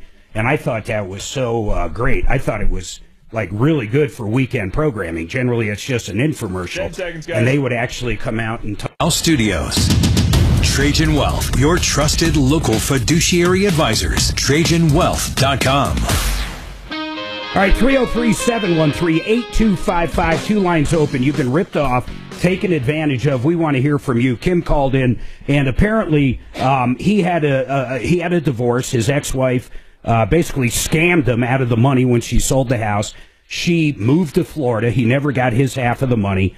And apparently, according to the divorce decree, he was supposed to get half. He has no idea where she lives. We got Bonnie Shields involved, and Bonnie, Suzanne, gave us some information in email. Go ahead and read it. Let's see what Bonnie had to say. So, Kim, this is Suzanne. You and I talked on the phone a few days ago, and I meant to get back to you. This is what Bonnie said about your call. She remembered your call. If there was an order for her to give him money and she didn't, he can file a motion for contempt. He has to be able to find her through and in another state is tricky. Able to find her, though, and in another state is tricky. If she is still in Colorado, it's a lot easier. He could also get a judgment for the amount and maybe lien property if she has bought any. It's not really easy questions. I think I came in late to the talk, and I really would have a lot of questions before I'd feel good about my answers. Please tell him he can call me if he wants. You should call her. She'll talk to you off air, Kim. But the one question I have is, how long ago was this? That I got divorced? Yeah. When was the decree? Like literally. Well, I sent in a motion, but apparently I got denied because I did something wrong. When was the final divorce decree issued by the court? Yeah. How long ago? Pre-COVID, during COVID, after COVID. Let's start there. It was a motion for financial disbursement. Okay. When did she sell the house? Yeah. That was July 25th of 24. Okay. So, and how long had you guys been divorced before she sold the house? 6 months? At least, yes. Well, at least almost a year, but almost a year. Okay. So late 23-ish. So basically, you need to hire an attorney, Kim. I mean, you can call up and talk to Bonnie. Tom, I don't have the money. I understand, Kim. Listen, maybe after you talk to Bonnie, maybe, and trust me, I'm not promising you anything because, most family law attorneys don't operate this way. At the beginning, she might have. In other words, she would have never have let this happen if you had an attorney, quite frankly. You let this woman basically kick you in the face. So I'll put it like that. You let your ex-wife kick you in the face. She kicked you out of your house. I know. You slept in the barn. Then she sold the house. And a year later, you're calling us. And the only reason I'm yelling at you is I'm frustrated with you. How come you didn't do anything for yourself all this time? I couldn't. I had no money to get an attorney. I just had a stroke, Tom. There's something I can appreciate, at least right there. I want you to call up and talk to Bonnie, okay? And then follow up with us. Follow up with us. The biggest problem is going to be number one, and Bonnie said that in the email. She said it's going to be tough to find her. Now, if she went out with that money and bought some property somewhere, that's going to make it a little easier. But if she's renting a place somewhere, especially using her maiden name or something different now, I mean, this could be a nightmare for you with no assets trying to find her. Or she might have spent it already. It's been a year, Mark. Or she could have spent it, or, gave it to her kids. I mean, my God, we have no idea what happened here. We just have no idea. So we're going to give you Bonnie's number, okay? Kelly's going to give it to you off air. Hold tight. I hate getting mad at him. I feel bad the guy had a stroke too, but that woman just, God, I mean, she just totally took advantage of him. Get an attorney. Walking into a divorce with one side having an attorney and the other having nothing. Yeah. It's insanity. It's a recipe for disaster. I'm surprised that's even legal. It's It is legal. crazy. And I guarantee you that he, when they went to their final hearing and stuff, the judge inquired about whether he understood and agreed to everything, and he was like, yep. And, so, I mean, now he's saying no, but then... No, not only that, to it, there is no doubt he could have paid for the attorney with the marital assets such as the house. Yeah, of course he could have. So the fact he didn't have one, and I said it, not really jokingly, I bet she was, remember, he was out in the barn dominium, she's in the house, I bet she's like, hey, if you don't get an attorney, I'll come visit you on Saturday nights or something. Yeah. Somehow she got him not to get an attorney. She truly took advantage of him, and it's crap. Kurt, what's going on with you? Hello? Hey, Kurt, what's going on? So I am a project manager for City of Denver, and we are building a new recreation center in the Westwood area, southwest Denver. And we have a problem with Comcast and Lumen, and I'm hoping you can help out with. We had about half a dozen old power poles on this site that we're demoing, and XL came right out and removed the poles, no problem. But there's one pole that has all the internet lines from Lumen and Comcast, and we can not get a hold of anyone that will come out and remove them. We have tried, me and the general contractor, and we're trying to do them a favor. We don't want to just demo the pole and lose internet for all the neighbors in the area. We're trying to be good citizens. So it's kind of odd. Well, I guess it's not really odd that you have basically CenturyLink, who's now Lumen, and then Xfinity on the same, or Comcast on the same. Suzanne, I would like to know whose pole it is, because it's going to come down to that. I wonder, and it's definitely on an easement, right, along with everything else? It's actually it's a kind of a combination of properties that were put together to get the site, but it's an XL pole that XL removed the high voltage lines on. Got it. But the remaining lines are the internet. So do you think those remaining lines are actually feeding homes or businesses, though? Oh, yes. Definitely. They're feeding homes in the general area, yes. Jeez, that is a crazy one. How long have you been trying to do it? We do have an angel at CenturyLink, right, or Lumen? Definitely Lumen. I'm not sure about Comcast, but Lumen I have a contact for. Yeah, I didn't even realize, funny enough, that Comcast had stuff in the sky. Keep going. I'm sorry, ma'am. Yeah, no, it's hard to get hold of anybody there. I've at least been on the phone for 5 or 6 hours with their customer service, and we do have one name of a field person that we got a cell phone number of and an email, but they just ghosted us. And same thing, Lumen. We had someone who seemed very responsive, sounded like he was going to come out and do the work, and then it dissipated.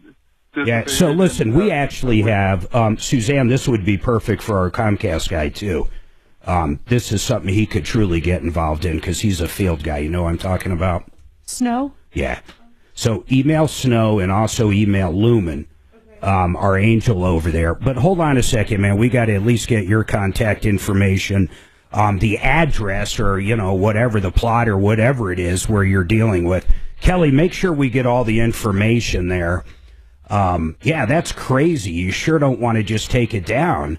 And all these businesses have no internet. In fact, there could actually be some liability there if they did do that, couldn't there? I mean, I realize he works for Denver and you have governmental immunity, but John, just as a thought, I mean, if you were trying to demo an area and there was something like this, I mean, how long do you got to play ball?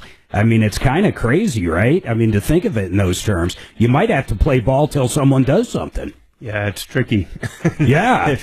You kind of wonder, where that line is. When is enough due diligence to make somebody remove that stuff, when is enough time enough time? Right. I mean, where's the end of the road? All right, 303-713-8255. Got to take a break. We want to hear from you. Couple lines open. 303 Martino.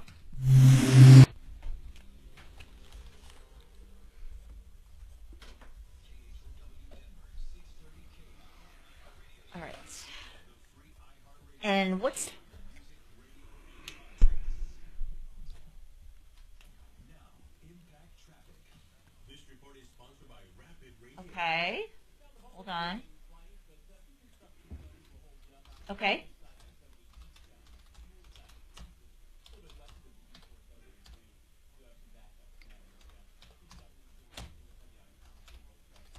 I feel bad for that Kim guy because he doesn't have any money. And do you have one for Lumen? Lumen? Have money to pursue the money. Yeah, I know. It's crazy. If he's legit, there's somebody that'll help him out on some sort of a contingency type basis.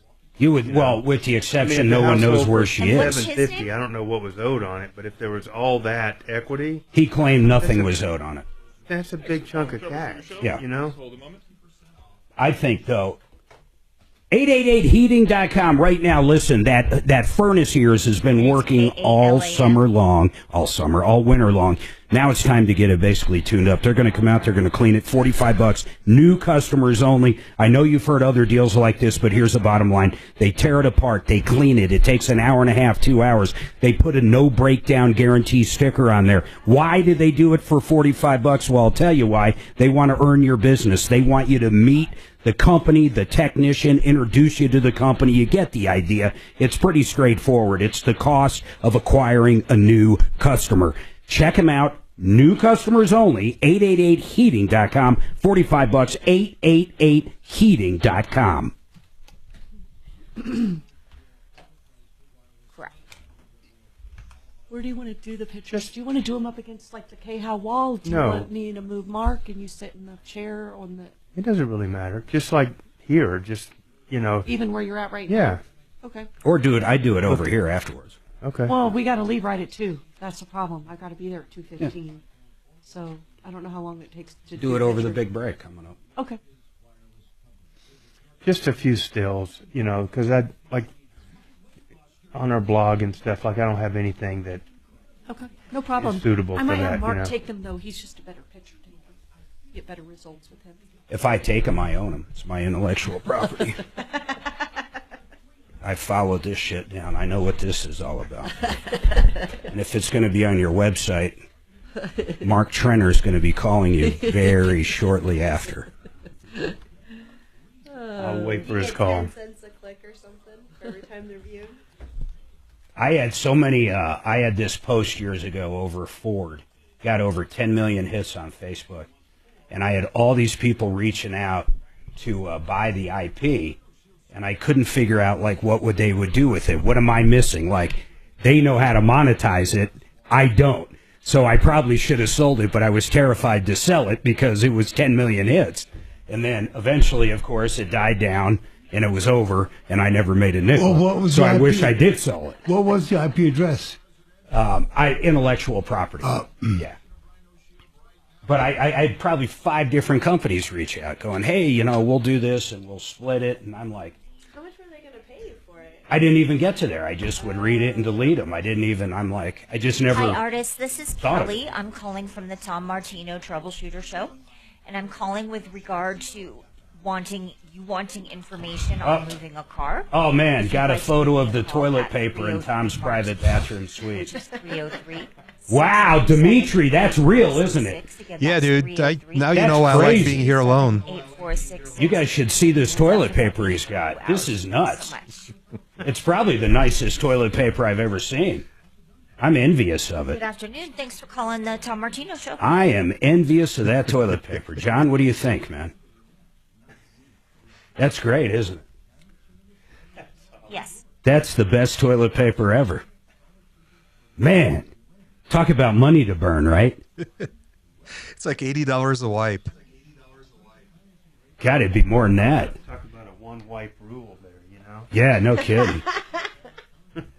Jeez.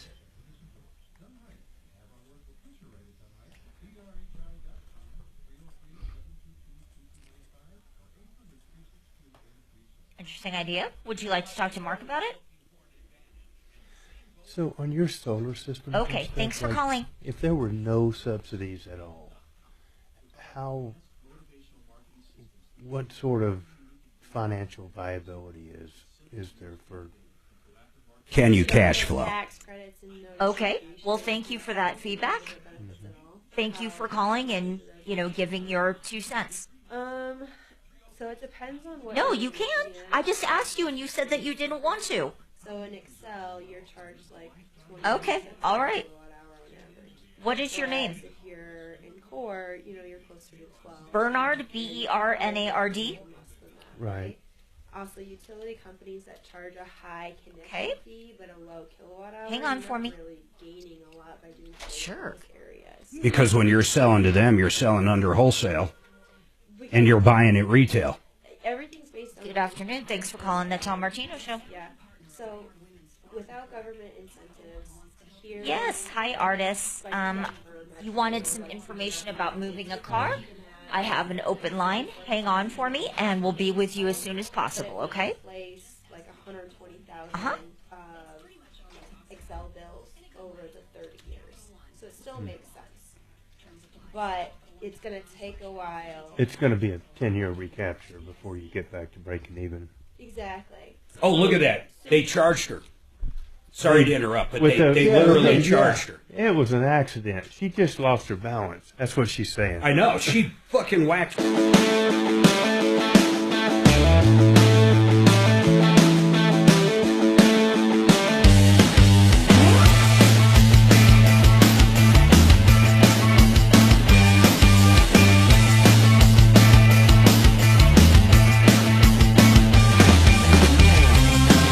All right, 303-713-8255. They finally charged that runner in Virginia, the high school runner, charged with assault after the baton strike. It was one of those relay races, and they had the baton, and this woman just clocks the other one in the head. It happened about a week ago, but finally they pressed charges. She's like, it's an accident. Anybody that watched it, there is no way that was an accident. She's up there saying, I lost my balance. She cocked her arm back.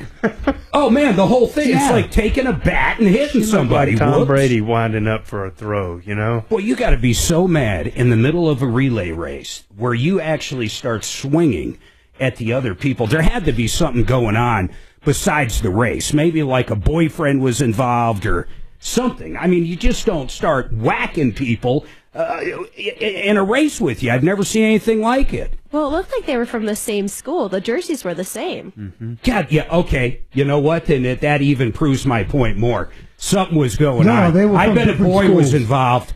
They were from different schools. Mark, I came in late to this, but she claims it was just an accident. Yeah, she's up against assault charges. Yeah, now. I know she is. Yeah, she can say that all she wants, but unfortunately, it's on video, and you can all see that it was nothing accident. She didn't lose her balance one little bit. I mean, it was clearly she reared back and whacked the girl. God, there had to be so much more to it. I bet you. There was some kind of a boyfriend involved or a girlfriend or whatever it is these days. I mean, she was close, like really close to her. They were all bunched up or something. And it just brushed her. But, I mean, she tried to drop her. Yeah, she's taking a swing. And she did drop her. She did. Veered off and collapsed over there. It says she has a concussion. So being somebody that ran track in college. Oh, you did? I've never, ever seen somebody get hit with a baton in a None relay of us race. have. Sometimes you get spiked by You're other saying people's that's shoes not normal? and stuff like that. Sometimes you hit somebody. Yeah, with but a baton. Come on. Maybe You an elbow, grew up- maybe like, You like grew I said, up a like kid. on a farm, though. Didn't you grow up in Iowa? Well, yes, yep. And I was all Things like farms. this is like New York City stuff. Ah, okay. You wouldn't yeah. understand this No, stuff. not at all. That's normal in New York City. style racing. In Denver, that happens every day. We did that all the time back in the city. Yeah, when I ran track and field, I remember getting mugged a few times coming around in Jersey. I remember my daughter played volleyball growing up in high school and stuff, and one of their first trips they took into a inner city Denver volleyball program, and it was something they had never experienced before in their lives. I mean, these girls were calling them names and physically threatening them and stuff, and it was crazy.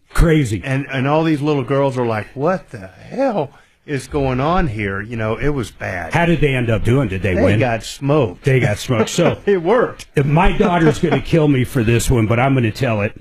So you know Adeline very well. Yeah. She's done some work for you, and she's up in law school. In fact, her last year right now. She'll be taking the bar this year, but when she was probably 17, she was in Taekwondo. She had a 3rd degree. Right. And when you're sparring in Douglas County inside your own school and other schools around, she was pretty good. So, I mean, she decided that she wanted to start sparring, meaning like real competition. Competing, right. So we're like, okay, whatever. So we go out, we buy whatever equipment. Don't get me going on that part.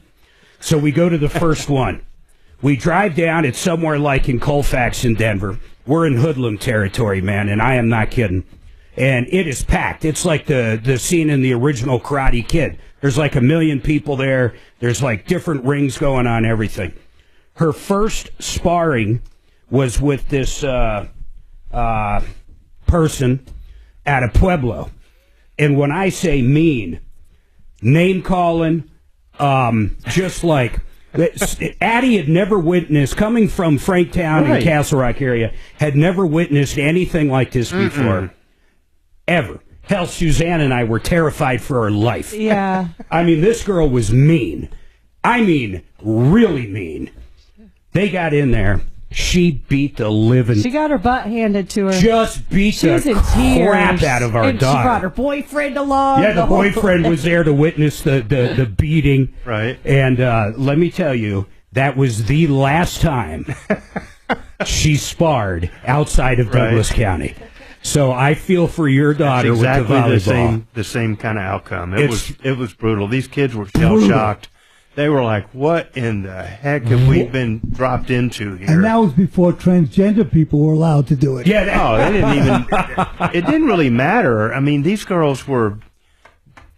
They were bigger. They were... Tougher. They were aggressive. Tougher. They were mean. They were calling them names. It was bad. Hey, man, I'll tell you, we had Troy back in my middle school, 8th grade. I'll tell you, there wasn't anybody in the world that would fight Troy. He was just the meanest SOB. It just didn't matter. You would be insane to fight Troy. Troy wanted to fight this one kid after school, and the kid tried to run away, and he was so terrified he pulled a knife out on Troy, and Troy ended up stabbing the kid. And he's not even the one that got in trouble because the other kid brought the knife. But we all knew those kids where you'd be insane to fight them. I mean, they'll kill you. Literally, they'll kill you. Right. All right. Hey, Bernard, what is your comment on the Kurt issue with the telephone poles and what's going on, man? Well, there's two things. Look, the city of Denver could write XL, Yeah, of course. Yeah, this guy wants to get on with the demo and knock it out like, tomorrow, though. You're right, though. The city of Denver could get involved.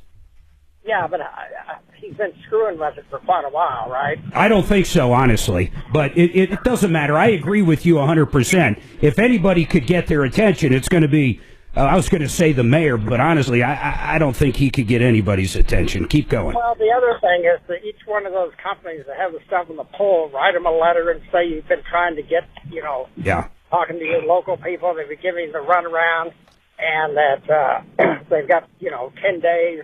Send the thing, mail. Hey, Bernard, why are you even going there? Meaning, have you had to deal with this before? Well, I've been a construction engineer for years. Got it.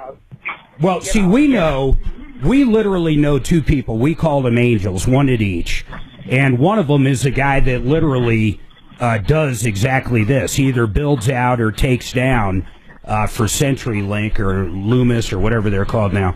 And so I have a feeling this will get handled in the next couple days just through our angels. But I appreciate it. Under normal circumstances, you're absolutely right. I mean, basically, you got to just go contact them and at some point maybe just drive down to a local office. Right. But if you send the letter and nothing happens, at least you got something going. Yeah, you definitely do. I agree with that 100%, Bernard. Hey, I appreciate the call, man. 303-713-8255. Artist, I promise you're up right after this. Got two lines open. 303 Martino. We want to hear from you.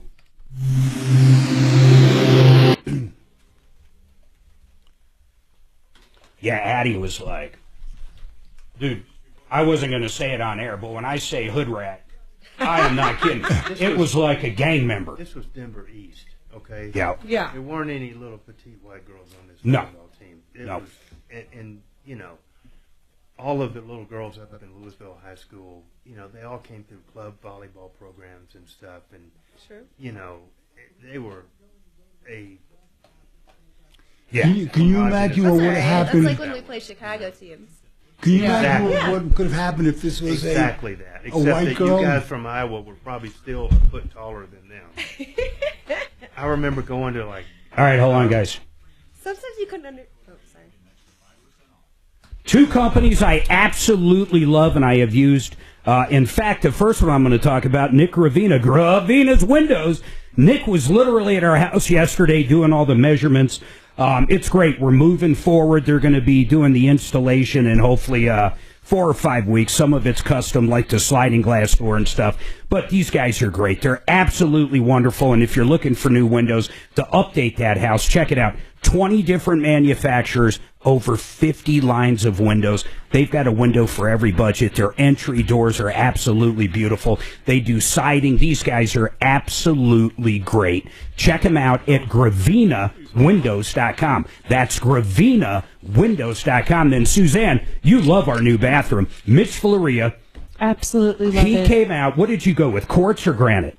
Quartz. It is absolutely beautiful. He didn't have the exact quartz she wanted in his yard, so we used his wholesale account at one of these massive yards downtown Denver. We went down there, picked it out, sure enough paid the wholesale price because Mitch doesn't charge for the stone. I mean, you pay for it, it costs. What he charges for is the fabrication and the installation, and he's the best at it. If you want the best out there and you want it at a great price, you check out theartofgranite.com, theartofgranite.com. In fact, you can take a few pictures of your kitchen or your bathroom or your laundry room, whatever the project is. You can send them over to Mitch. He'll give you a quote right over the phone. Theartofgranite.com, theartofgranite.com. We went to a volleyball tournament up in Omaha, and I mean, these Midwest teams, their fathers would walk in the bar first, and they'd be like 7.5 feet tall. Yep. Right? And then the damn girls would come in behind them, and they were like 6. No, they were like 7'1". I mean, they were just under Dad, but it was like, holy shit, y'all growing big up here. Oh, yeah? And our little girls were like this, you know, and they would just get pummeled. It's like, look, in a volleyball tournament, you have to have half the teams that show up just to be the losers, you know. Yeah. And that's who we were. Yep. You know, we were designated victims. Designated losers. Well, it's like college football early in the season. They always have 2 or 3 games with. But I would say, can you imagine Eastern with that Texas track Tire thing, and if hair it was care a or white girl and a black girl? Either way, how much more? I mean, seriously. It was probably 7-8 years ago. Air Force was off to a crazy start. They were like 5-0, winning every game. And I jump on one of those fan duels or whatever, and I'm going to bet because one's coming up. And all of a sudden, they're underdogs by like 14 points. I'm like, oh, no way, man. These guys have been winning 5 games straight. Well, they were playing Notre Dame. So when they finally get to the game, you talk about a size difference. You know, these pilots, these wannabe pilots, they're all like, 5'8". They're normal size. None of them are fat. And the good old boy Catholics from Notre Dame were at 6'5" to 7'2". Absolutely ran over them. I lost the bet by, they blew them out by 35 points. I'm thinking, even though they're smaller, there's no way. Bullshit. You are supposed to call her. That is correct. It matters on the line, yes. Okay, no problem. Crazy shit. Yeah, that one. I forget what game we were watching, but like the O lineman outweighed the D line by like 145 pounds per player. Per player. Per player. It was a college game. My husband played on the line in college. He's a football player.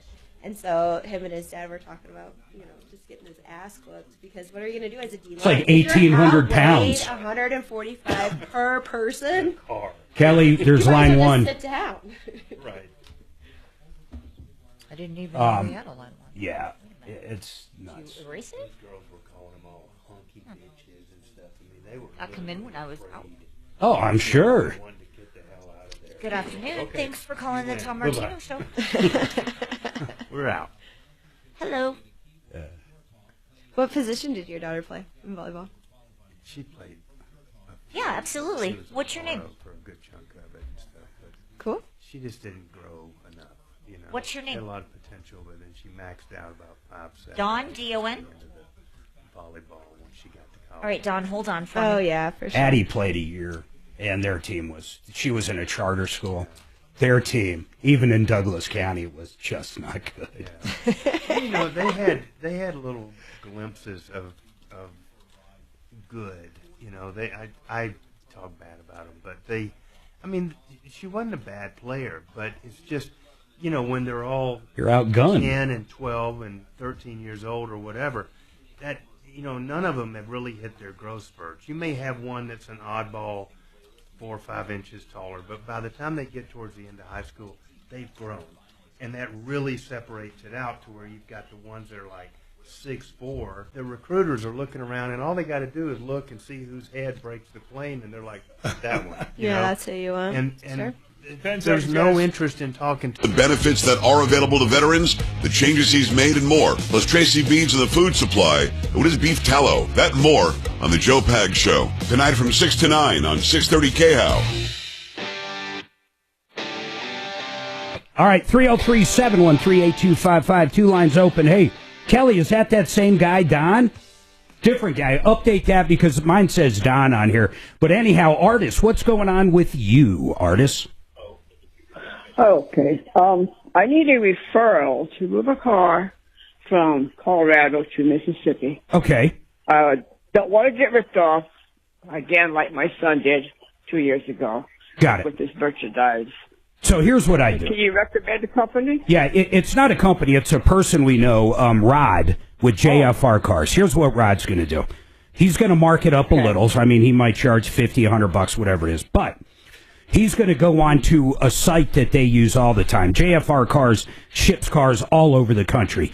And they're part of a group of people that can go on, and they know when a certain company they trust has a truck in the area, and basically they grab that truck, they get the best price, and get it done. And, I mean, it's going to be insured. Nothing's going to happen. It's going to be the best way to go. But that's, I want you to call Rod up, and then he'll get it for you. And he'll also find you the best price because he's going to be looking at all the different pricing as well. He's like a broker then. Yeah, he's like a broker, but he ships cars personally all over the country. He knows all the shippers. Okay. Yeah, he deals directly with the shippers. That's what I'm saying. He doesn't own his own shipping company, but he deals with all the good ones. So he's going to tell you which one to use. What's the number for JFR Cars? Phone number for that? 303. Ask for Rod. 303-520-6839. You can also find JFR on our referral list at referrallist.com. I was looking for that. I couldn't find the referral list. Oh, it's just referrallist.com. Then under search, just hit JFR. Oh, okay. Got that. All right, Artist. Appreciate it. I don't trust just anybody with his car. Hey, you said your son got ripped off. Just out of curiosity, what happened? How did he get ripped off? The car never showed up? Showed up damaged? Charged him more? He shipped his merchandise from Colorado to Mississippi, and it was like 2 months late. Part of it got there, and the other part didn't. Yeah. It was damaged. Yep. It was pure hell. So yeah, and a lot of people do that with his car. A lot of people don't realize too when you're shipping most things, especially interstate. I mean, you're looking at 60 to 70 cents a pound if they break some. Can you imagine that? Think about like a brand new $1,000 85-inch TV, John, and the thing weighs, let's say, 35 pounds. And they're going to give you $20 for it because it's by the pound. Yep. People don't get it. People just don't get it. In fact, just as a side note, I don't think when we move, I don't think we're moving. I don't think I'm going to either sell all the furniture or just get rid of it. I mean, I'm to the point now where I don't think it makes sense to move furniture across the country. I mean, unless you have something that's like really crazy, but I just think it would be cheaper to buy new stuff, or at least hassle factor a lot better. Plus, the stuff we have now in what we, our country estate, if you will, out in the woods, would look pretty strange in a modern condo somewhere. the challenge that you have is that if you buy new stuff, a lot of times it takes 4 to 6 weeks, sometimes, to get it. Sometimes even 10 or 12 to get it. Yeah. And so it's really hard to kind of stagger, leaving and getting rid of all the other stuff and showing up with nothing and then figuring out what to do for a couple of months. Well, in a lot of condos, like if you have, if you have a place in Keystone, for example, or Breckenridge, a lot of those kind of ski-in condos and stuff, they're always sold with the furniture. Yeah. And then, is that true in general with I don't know, like something over at Landmark? I mean, if you buy something in Landmark, I bet a lot of times, I think when Tom sold his unit, he sold it furnished. I think it's really expensive to move out of a top floor. I think I think it really comes down to whether the sellers, it was their primary residence or not. Yeah. If it's a second home, you're more likely that they're going to leave it because of course. What are they going to do with it? Yeah, they have no place to put it. Unless they're buying another one. But for somebody that actually lives there, it's their stuff, you're much less likely that they're going to leave it. So we've got one I want to talk about coming up, and Don, I'll get to you in a second. We can free up artists there. 303-713-8255. We'd love to hear from you. Any questions you have. Love to go after a contractor. Anything. We love sinking our teeth into that stuff or just giving advice. 303-713-8255. One more hour coming up. But, John, I'm going to talk to you about something we discussed on air. Actually, I wasn't here, but I heard you talking about it. The guy that got hit. Oh, I sent it to you. I do remember this. I know why I remember it with you. I sent you over that caller we had that where the gate on I-70 opened up, one of the snow gates or wind gates, or he basically closed the road down, and it hit their car, did about $10,000, $15,000 worth of damage. And then what happened was they turned it into the state of Colorado or CDOT, and it got denied. And do you remember why it got denied, what the denial letter said roughly? Do you remember? Yeah. What did it say? We didn't have knowledge of it before the incident. I have an update for you after this break that's going to blow your mind about that exact same gate. Everybody hold on. Right on. Perfect teased.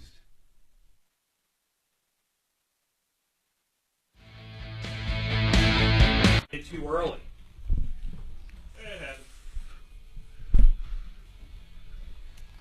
I thought, whatever, don't matter. That's what the Suze does quite often.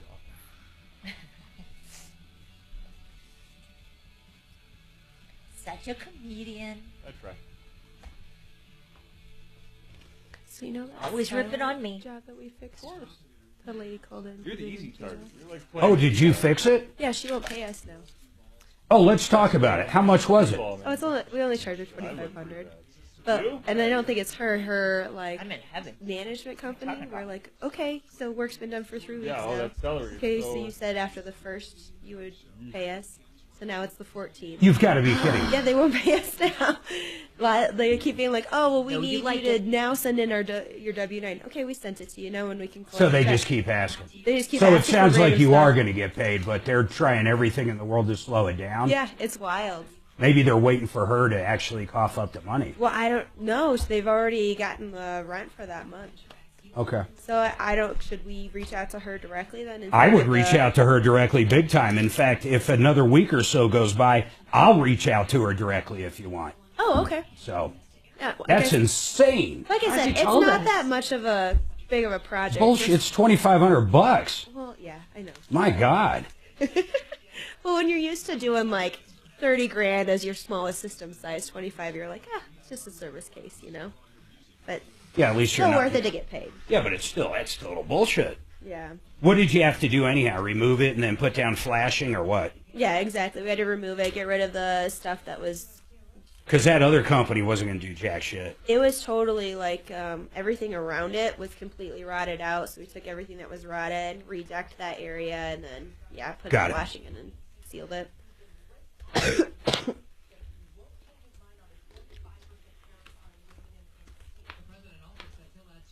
I caught hell one time. I went after a individual, kind of like what we're talking about, but I brought it to a very high level, and I got some emails. I'll just leave it at that. Oh yeah. Not from listeners. I got emails. So it was like, Jesus. But she bounced a check on this. I think it was a mover. Literally bounced a check on him. So I think eventually he got paid, but I couldn't believe it. It's so much. Like I always think that we almost need as contractors like this version. Well, you like, can lean that house. Yeah, we can. Well, of course you can. No, I get that. It's a pain in the ass, but I mean. So, but I guess that's where I was going. I don't know where you were going to go with the contractors, but I've always argued contractors, especially if they're working on a property owned by the person. I mean, my God, you've got the biggest power in the world. Just put a lien on it. Yeah. You can get attorney's fees. I mean, generally you can get everything if it's a valid lien. You must have liened a property over time, right? Have you? Or you've been lucky? No, we've got a lien on a property. Okay. But the reason why is because she's on a financing payment with us directly. Oh, got it. Yeah. So nothing bad No happened. finance company. You just have it in case she doesn't pay. Exactly. Yeah. Or she sells the house and then we're... Pardon me, babe. Oh, the ladies are wondering. The letter says, I didn't know this. It's sort of disappointing. What? I guess I should have known, but it says no electronics either. Pretty much, yeah. I mean, I know we can throw wires out, but not computers and... Yeah, what are they asking? They're asking, they have an old garage door opener. I can't imagine they couldn't throw that in there. Oh, there's no problem with that. Yeah. You mean the actual unit? Yeah. Yeah, that's fine. In the dumpster? Yeah. Throw it in there. Yeah. What do you guys got a dumpster for? There's some things they will. I mean, they see a tire in there, you're fucked. Really? Oh yeah, tires are big. We have a deck as big as, I don't even know, this room that has... Whatever. He has not trashed one grill in 9 years. I am like losing They my all work. fucking mind. Right. We have like 8 grills. Such a good lunch. 3 smokers. I got a green egg. I got smokers. I got a pellet smoker, an electric smoker. We have TV boxes. I got a as pizza big oven as that this operates on window propane. that he has kept And one for on 7 years. wood. I am That so we're never done. gonna need anymore. So anyway, we're decluttering. That's We're the not. whole point. The one thing we haven't discussed yet is I'm keeping the grills. Yeah, right. So I always like to say that my husband has to age the wood before he can use it. Like he has to have a piece of wood for 5 years before he can find a use for it. Oh, for like a 2x4 or something? Yeah, exactly. But because when when you we left need Iowa it, to get here, it's there. we had You know? 2 dumpsters, the 30 by 10, 2 of them. To get All rid wood? Of all of just his stuff that he just wouldn't get rid of. Yeah, that's probably what we're going to need. The worst I am, I'm better now, but for a long time, I couldn't throw away a fucking box, man. Yeah. If a TV came in it, a big TV, I'd have to keep the box just in case. He says, babe, the carpet cleaner is, the soap is leaking out. We need to go buy a new one. We go buy a new one at Sam's over this past weekend. I put the old one out in the garage to be thrown out. It's like, why is that out in the garage? Why are we throwing it out? I might need a part off that damn thing someday. So are you a semi-hoarder? No. He borders on that. No. The other thing The clothes. Let's talk about his clothes. I am bad on clothes. I can't leave Sam's Club or Costco. If they have something marked down, like right now, it's great. They have sweatshirts at Sam's yesterday, $4.81. Wow. What are the chances I'm not going to wear it once? Okay. So I got to at least get... Right?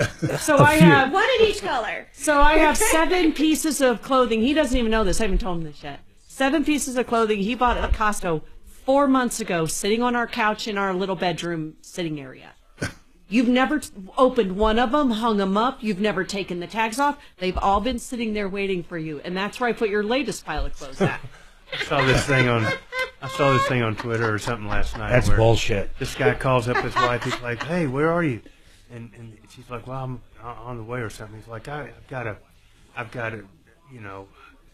bubbles and warm, water flowing and some candles and stuff for you." And she's like, "Well, what's the occasion?" It's National Wife Day or something like that. And she's like, "Oh, that's so sweet." And in the background, you can see a sink full of dirty dishes with bubbles. With bubbles.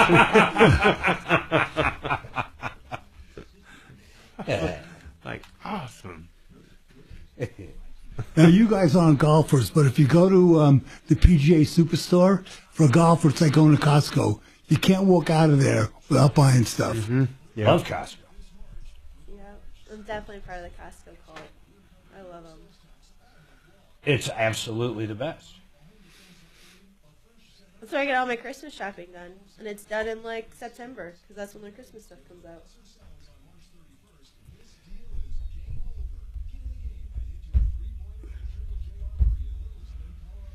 We have a friend that I swear to God, she's done shopping for Christmas by the end of January. She what? It's done. Like, she's done shopping for the next Christmas in, like, What? January. Trish is like that. Yeah. National law expert and more, Christy Burton Brown in the house as we talk about saving Colorado through true school choice. Join me for it.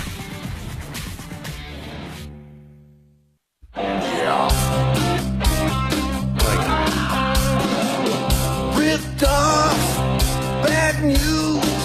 You need advice so you don't have to lose. We'll come running just as fast as we can. Troubleshooter's gonna help come and make. This is the Troubleshooter Show. Now, Tom Martino.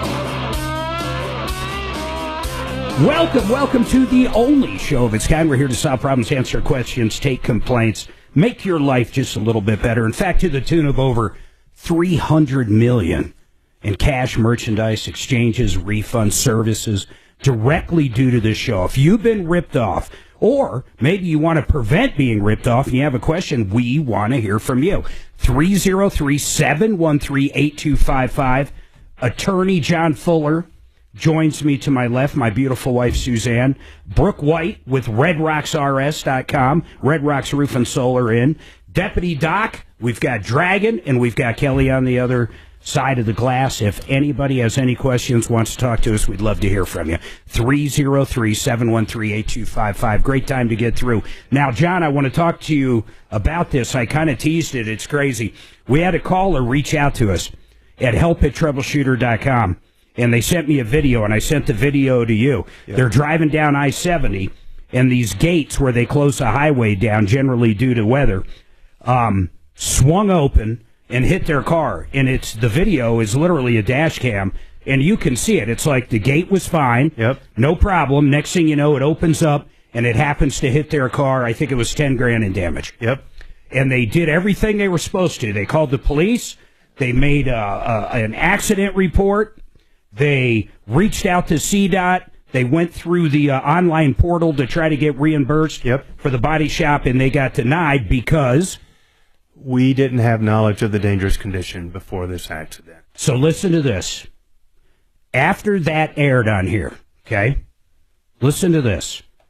This other one came out, and this happened about a week ago. That same exact gate.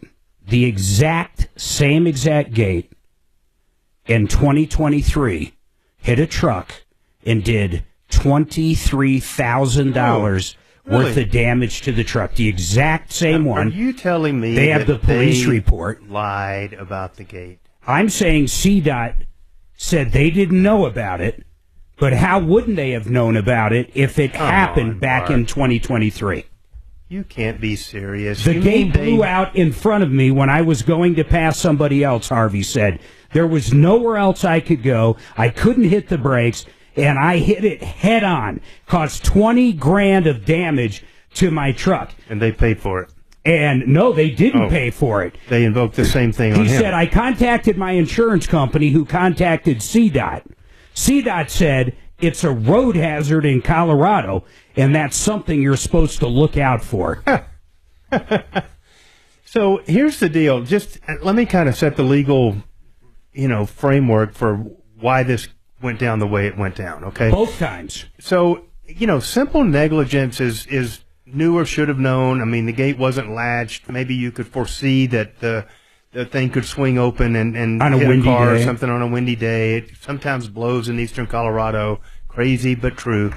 And we would just be dealing with foreseeability. But when it's a government actor, foreseeability alone doesn't carry the day because we have the governmental immunity standard. Which we have to have. Which we have to have. It makes total sense. But the effect of the governmental immunity statute is to raise up the required level of knowledge above just simple foreseeability and knew or should have known. So you'd have to have gross negligence. No, you have to have actual knowledge, which is kind of the same as gross negligence. But you have to actually show knowledge of the dangerous condition. So for example, if someone was working on that gate the day before Good enough. and realized the latch was broken Good and enough. they were waiting a day to get the new latch Yeah. and it swung open. Even if somebody emailed them a year before and said, hey, that gate looks a little close to the road, that would be enough. The challenge is, I mean, here's really what it comes down to. How the heck do you get somebody to give you the information that you need to be able to prove that they had knowledge of something? Let's take it out of the government immunity. Yep. So let's say it's I'm trying to think of a good example. Let's say a slip and fall on government property. Yeah, no, let's say a or slip and fall at Walmart, or a slip and fall at Sears, or a slip and fall anywhere. Okay. So if you don't know there's a piece of ice outside wherever, let's say it's the side of your building, it's not in the main walkway, and someone slips and falls pushing a grocery cart out to their car, the first time it happens, how would Walmart have ever known it was there? It doesn't matter, because the standard for a private landowner is a new or should have known standard. Okay. So either we can say you did know about it, or if you didn't, you should have. You operate a big parking lot, it gets snow, you're in charge of cleaning it, you hire companies, you're on notice that we could potentially have ice. Okay, so knew or should have known. But the government, in their infinite wisdom, put a little provision in there that says when we're dealing with the governmental immunity situation, simple knew or should have known doesn't carry the day. That component of the analysis is ramped up to the next level, which requires actual knowledge. But most of the slip and falls you hear about in a parking lot, there's generally never a payout on there, are there? I mean, if it just snows, like how long? What's reasonable? So, you know, a hailstorm comes through or a snowstorm comes through. When does a retail shop, when are they expected to know there's ice, get rid of the ice, well, actually, put signs up? We do have successful cases under those circumstances. And a lot of times it comes down to, you know, you've got a contract that says you're supposed to come plow and salt a parking lot whenever you have an accumulation of 2 inches. Yeah, correct. And we get 6 and they didn't show. Yeah, like Denver makes all retailers shovel the sidewalks within X amount of time. Yeah, so we have a standard. We may have a contract that sets forth a duty on some particular defendant to come out and plow and shovel and salt and sand and all that, and they don't do it. Or, you know, I've had cases where, you know, there's a manager that has to give the final go-ahead because they don't want the snowplow to show up and charge them money every time there's a flake of snow. They're like, well, if it was 2 inches and wherever. So some manager has to give the go-ahead, and they're like, well, not yet, not yet, not yet. And then they don't do it when clearly it goes over that threshold. Then they're going to be held responsible because they knew or they should have known. Have you ever had a case where a car accident, but let's say it's maybe it was a stolen car or someone that wasn't supposed to be driving the car. Yep. And the insurance simply won't pay because they weren't supposed to be driving the car.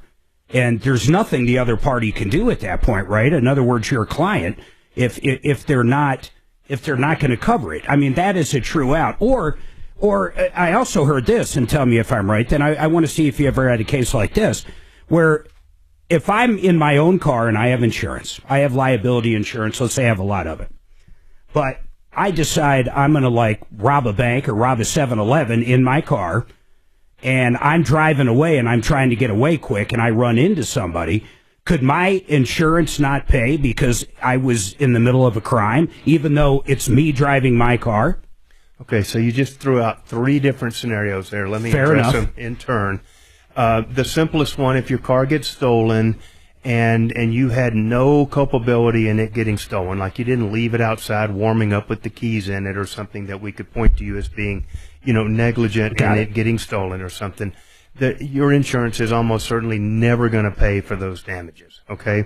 Scenario number 2 would be, let me give you a scenario. Let's say you and your, you know, girlfriend break up, okay? But prior to that, she drove your car all the time. Got it. Okay? So she, at one point, was a permissive driver. The law in Colorado says if you ever were a permissive driver, you always are a permissive driver. So even if you broke up, if she stole your car the next week to get back at you. Yes, she's still going to be a permissive driver. Your insurance coverage would apply and would provide for, a victim of an accident. Even if you told her, don't ever touch my car again. Mark, I had a case where a guy showed up, beat the ever-living you-know-what out of his ex, kidnapped her, stuffed her in the car, got in her car and drove off, and we still got coverage for the accident that happened about 2 blocks away. Oh, my God. So, yes. Now, your third scenario... Once a permissive driver, always a permissive driver. Yep. That's crazy. In the eyes of the law, that's exactly it. And so your third scenario, again, was... Well, if you're... If you're committing a crime... You're robbing a bank, as you tend to do on weekends and stuff, or 7-Elevens, whatever, and you drive away and you run over somebody, okay? There are, in almost every insurance contract, provisions that say we will not pay for damages incurred during the commission of a crime. Even if it's you driving? Even if it's you driving. Have you ever ran up against that in all your time where the insurance company, not your client, because you're usually on the other side, but you're fighting to get paid, and they're saying, nope, we're not going to cover it because of this clause? Yeah, they've tried to. I haven't had one that was successful in truly denying it.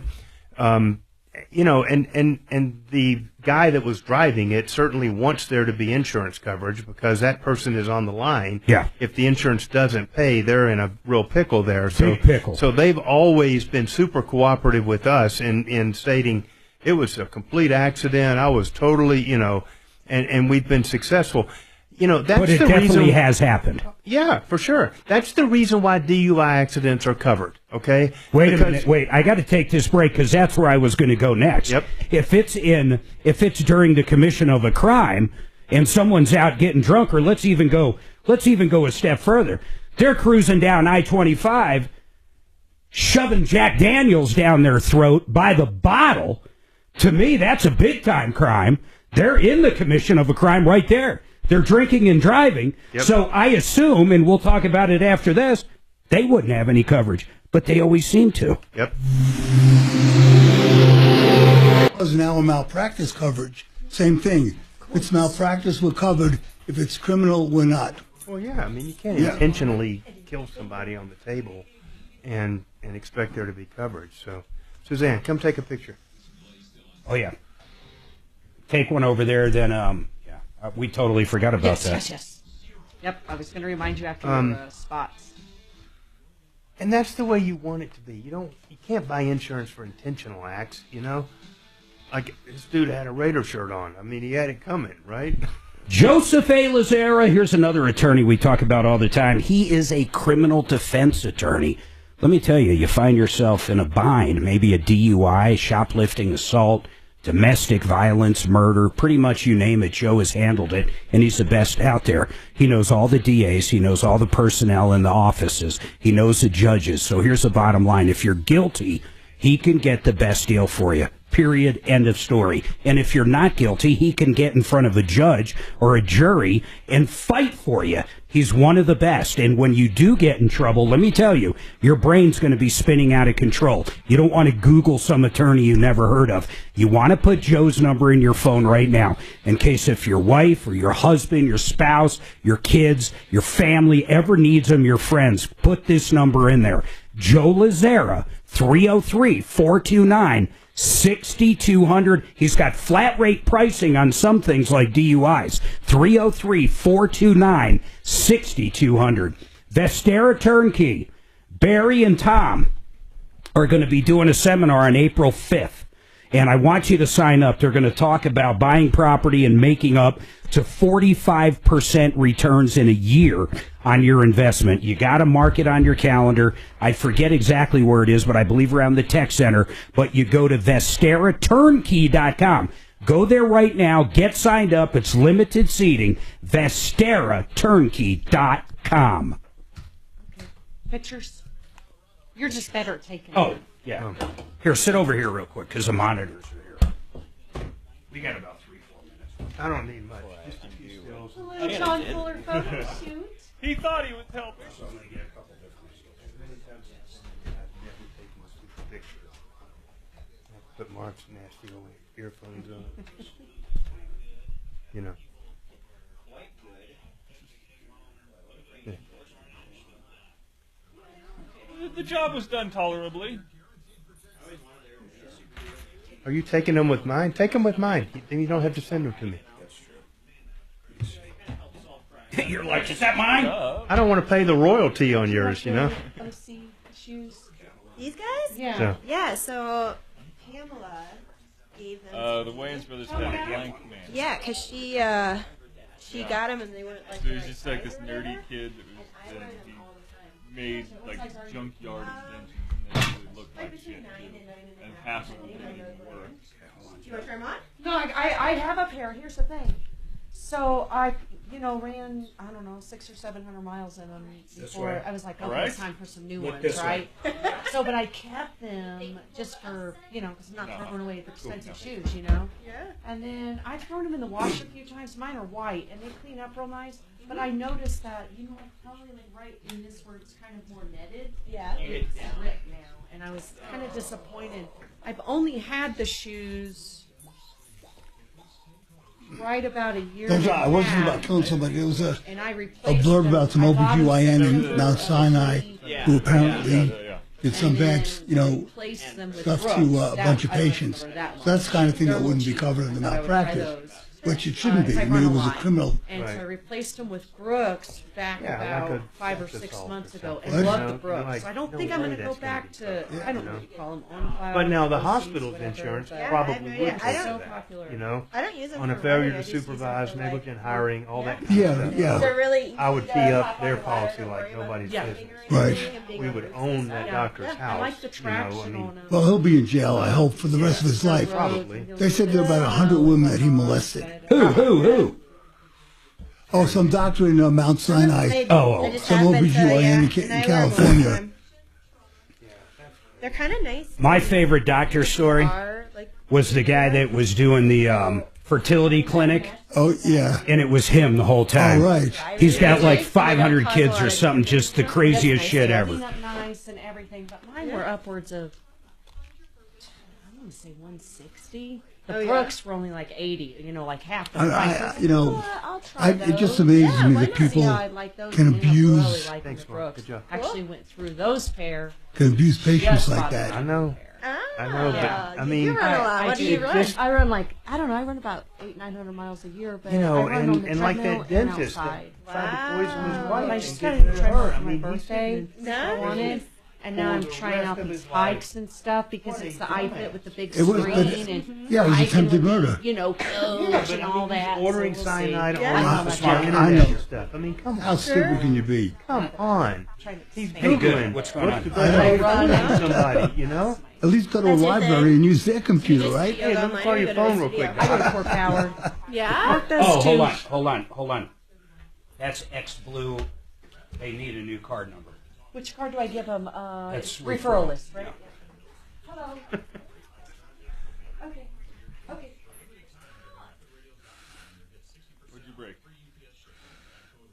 Yeah, beware when somebody wants to borrow your phone. 10 seconds, guys. Which button is for the Google here? Trajan Wealth, your trusted local fiduciary advisors. TrajanWealth.com. Denver's talk station. Online at khout.com. All right. 303-713-8255. You've been ripped off, taken advantage of, just need some help. We want to hear from you. We got lines open, 303 Martino. I want to go back to John Fuller, then I got a text for Brooke with RedRocksRS.com. John, so we were talking about during a commission of a crime, and we were talking about if I robbed a 7-Eleven in my car that I have liability insurance, and I run into somebody or run over somebody, my insurance company could deny the claim because I was using the car during the commission of a crime, pretty much straight up. Yep. But I said, then how come people with DUIs all the time, and I mean like bad ones, how come their insurance pays? So you're driving down the highway and someone's sucking down Jack Daniels like Pez candy or something, and then they run into another car and create a big injury or death or something like that, why isn't that a crime as well? Why does insurance always pay out? Yeah, it's a great question, but the reality is the driving is distinct from the drunkenness, okay? So it's not the drunkenness that causes the accident, it's the negligent driving that causes the accident. Got it. So it's driving off the road, it's whatever. I mean, that's truly the difference, is that you can't conflate the two acts. They're distinctly and legally separate acts. You know, the negligence that caused the accident is they didn't intend the accident. It was still an accident that was not, you know, on purpose that they ran into it. That would be an intentional act that wouldn't be covered. This is an accident, and they just happen to be in violation of, they could have been in violation of a seatbelt law. Let's use that as an example. Or texting now. Or texting. You wouldn't say that the violation of the seatbelt law should invalidate insurance coverage, Yeah, right? I gotcha. So it's the same kind of concept. It's kind of funny thinking about it that way. If I was an insurance company, I would love to be able to say, okay, if you're intoxicated, you don't have coverage. Yeah, and some try to do that. But it'd be John, very hard because there'd be so many people that aren't covered. In the scenario that Mark originally mentioned, what's the difference? If he robs a bank and on the way out hit somebody, how is that different than a DUI? It's still not, well, the robbing the bank was intentional. It was. Well, so was drinking. But that's right, Doc. Yeah, Doc, you're right. So why is it? I'm just curious why it would be different. Yeah. It just is. I mean, it's one of those things where, and listen, the commission of a crime exclusion is really more predicated on the intentionality of the driving. So if you're driving fast, trying to escape from the scene, that is an intentional act. You're breaking it's your speed and inability to control the vehicle that is the cause of the accident. Or trying to run from the cops. Yeah, or running from the cops. I mean, that is the crime that you're doing. That's the intentional deal. The drunk guy is not intending to break the law. He's trying to drive good. Yeah, I got you. He's just happens to be drunk. That makes sense. I think that's really where the distinction It's the intentional part. Yes. So if someone took their car and intentionally they're really pissed at their neighbor, really pissed, whatever, it's a neighbor thing that just blew out of control, and they grab their car and run over their mailbox and run over their shed and their truck, there's probably no coverage because they did it on purpose. Correct. Simple as that. Absolutely. Does homeowners work the exact same way for the most part? Yeah, I think so. Yeah, it's hard to say I accidentally ran through the guy's fence and over his tough shed, and I mean, who was the what was the politician that... I thought you were going to talk about Tiger Woods. Tiger, of course, but the who was it that the neighbor went and assaulted him when he was cutting his grass or something? Oh, it was no, it was the guy, the Texas guy. Ross Perot? No, wasn't it? No, it definitely wasn't Ross Perot. Greg Abbott? No. God, I can't believe I can't think of his name. I can picture him perfectly. Rand Paul got assaulted while cutting his lawn. I think it was Ron Paul. Yeah, so the neighbor comes over, Rand Paul, there you go, and just beat the hell out of him. Mm-hmm. Well, but that's in Kentucky, not Texas. And what did he say, though? I didn't know. Did he say it was an accident? I accidentally punched him? In essence, yeah, he tried to. And I mean, that was just dumb, all the way around. It wasn't really an insurance deal, but it was your example about running through the neighbor's fence because you get so mad at him for whatever, I bet there's been husbands or wives that got really mad, and they take one car and run into the other. Now, what happens if someone did run into your own car? An accident. Once again, let's take out it wasn't intentional. It's an accident. It's covered. So they cover it. Yeah. I back out, and I don't realize Suzanne parked right behind me, and I run into it. all the time. And it's covered. Yeah. Well, that's good to know. That's really good to know. Careful where you park, Suzanne. Would you say out of all your clientele, and I don't mean your clientele, I'm going to take that back. I'm talking the other side, the people you go after, like the people that hit us. Mm-hmm. Ironically, the ones that hit us, she was a woman, and the one that rear-end Addie was a woman. So just ironic, but I'm asking you, and, feel free if you don't want to go there, but then I'll know what the answer is. Do people that cause accidents tend to be women? Nice try. I truly don't know. It's not something that I track in my firm. Got it. I truly wouldn't know. I mean, I would tell you if I had a sense of it, but a lot of teenagers. I can't say that it's decidedly, a female roster of defendants in my firm. I don't know that it is. I think it's probably, equal to the demographic makeup in the community. I mean, really, that makes sense.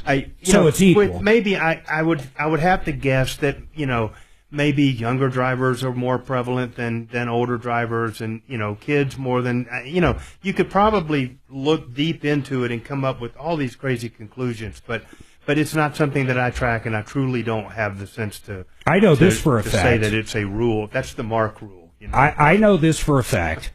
Young boys cost more to insure than young girls. I guarantee you the insurance companies know exactly who's more likely to get in an accident and charge accordingly. And then how about someone, I've heard maybe it was you, I've heard someone say that if it truly is a health issue, in other words, you legitimately have a stroke and you pass out, thank God you live, but you cause a big accident, that you can actually be denied because, well, it's not intentional. You didn't intentionally have a stroke.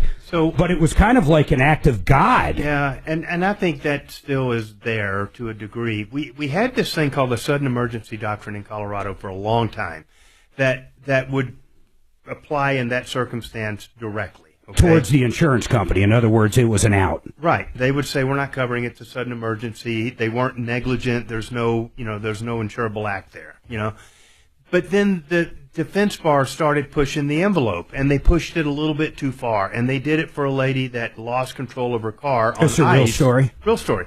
Lost her control on ice over in Jeffco and spun around and collided with somebody. And their defense was, hey, it was a sudden emergency. I didn't know there was ice on the road. And it's like, and they were trying to get out for that. And they did. And the trial court dismissed it on that basis. And they took it up the appeals route, and the appeals court said no. And then they got rid of that doctrine? It pretty much got abrogated at that point. Not necessarily they got rid of it. It was basically... It's basically gone. Yeah. Wow. Yep. And it all came from just going over the line just a little bit too far one time until the Court of Appeals and the Supreme Court were like, yeah, no. I get so fascinated with this stuff. So in Mark's scenario, it would be covered, right? Say again? In Mark's scenario, it would be covered if he had a sudden stroke or heart attack. Mostly.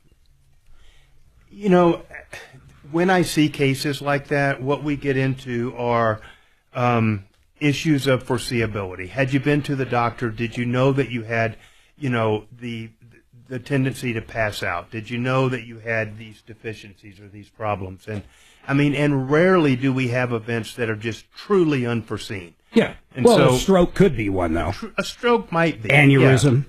And so I think it would just be something that had to be litigated. I never thought of that because an ironclad deal. So I'll tell you what I just took out of what you said that's curious. So someone that have had narcolepsy, someone that's fallen asleep and it's happened over a period of time, their insurance company doesn't know about it, but somehow, it comes out after an accident because they fell asleep. If they could prove, hey, this person, they've been falling asleep for the past 10 years. We got a hold of their medical records and they have narcolepsy. Yeah. And this is like a bad deal. They shouldn't have been driving. That could be a valid out for the insurance company, right? It could, absolutely. Because that person knew that they were prone to fall asleep. Yes, I think so. All right, hold on. But what about if they're taking coke to stay awake and they're stopped and get arrested for having coke in the car? It's a mitigating circumstance. What does coke do again? Cocaine. Cocaine. What is that? Like a Coca-Cola? Yeah. Is that what you're talking about? So it should be mitigating. He shouldn't be arrested on drug charge. I don't even know how that works. What is that? I've heard of that before, but well, can we convince you? Doc used to speedball. Him and Belushi. He goes up and does those speed poker games where he's got like 7 hands at one time. They don't like the poker machines. There are guys. Doc's playing 4 hands at once. There are guys who literally play 10 screens, and they're playing 10 different games. They play thousands of games a week. Hold on, guys. If there's a way you can ever spin it, so it's like, hey, the blinds, we're getting direct light in the host side, or just some stupid bullshit like that.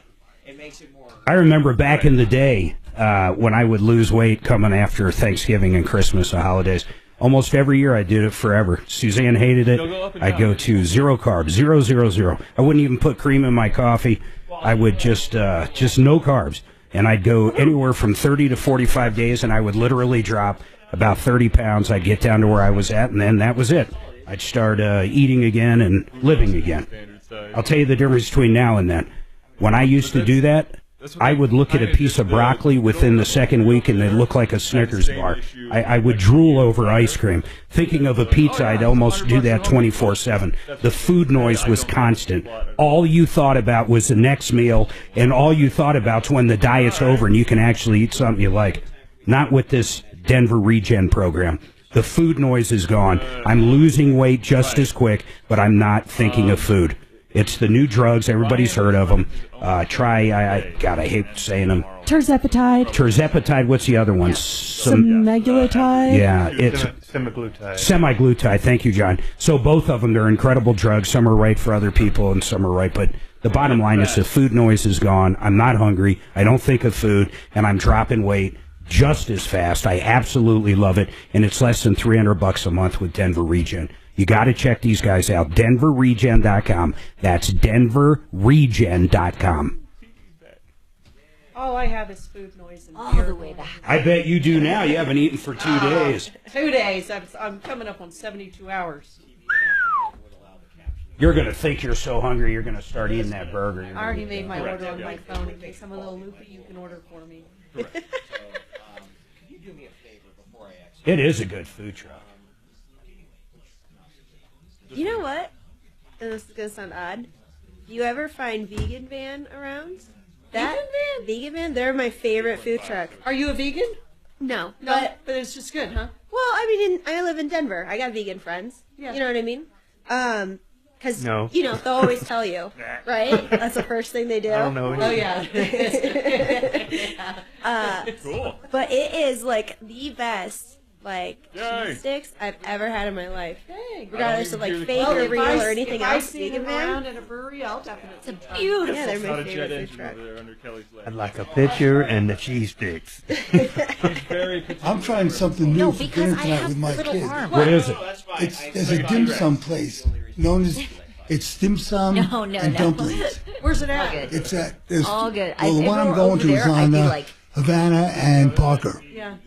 Cool. Yeah. It's Well, supposed to, I got great reviews, Yeah.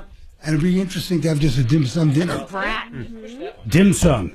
Dim sum and dumplings. That does not sound good. Dim sum good dumplings. Doesn't sound good to you? Nobody's calling. What was that thing we went to? In the Little Hot Pot. Yeah, exactly. You ever had that? Oh. thanks, Dylan. Yeah, exactly. You'll have to let me know how it is, Ken. I will. There's a place in New York that was famous for that. It's Dim like- sum. Yeah, and people would line up, literally wait an hour and a half outside just for brunch at this place. And they would come around, and you just pick out the dim sum or dumplings you wanted, and people just loved it.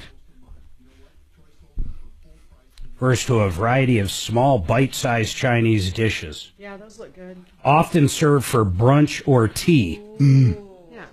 I'm into that. Communal sharing. Mm-hmm. He's not as adventurous, but Oh, I love it. I love food. Well, I don't even like what it means. Touch the heart.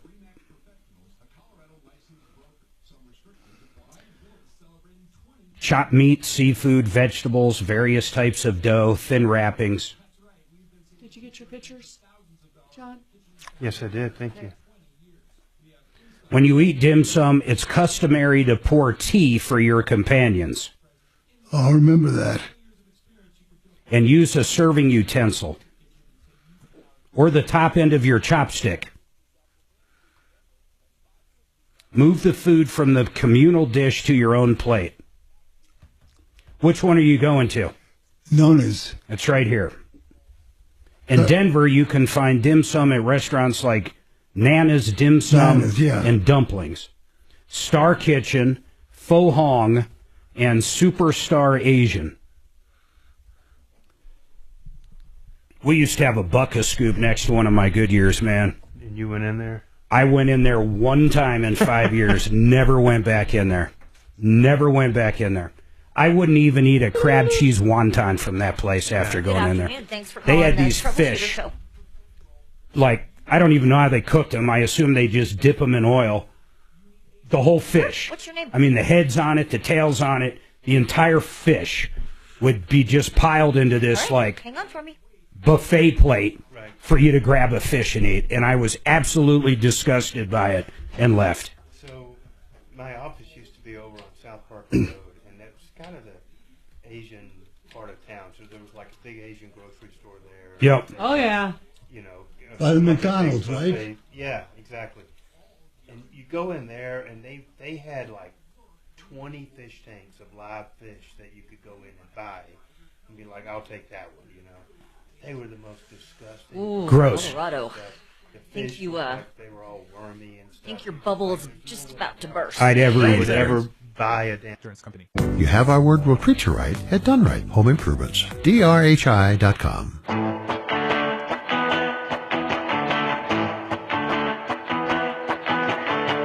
All right, 303-713-8255. 303 Martino. We've been picking John Fuller's brain left and right today.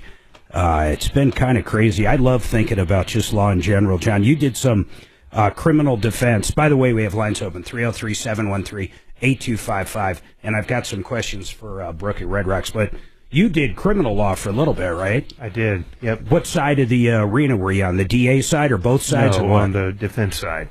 On the defense side. Mm-hmm. Were you ever a public defender? Negative, Ghost Rider. That's got to be a hard one. Well, you know, it's the same job, but the complicating, you know, what makes it difficult is they just get... You're not getting paid would be number one. Overwhelmed with a million cases, you know. There's, you know, if those guys are like, look, I can get a great deal, or do you want to go to trial? And they're like, I want to go to trial, you know, and so they end up trying... Because they're not paying for an attorney. Yeah, exactly. And they figure just roll the dice. I mean, what's the worst that can happen? I lose. That's the same thing as a plea.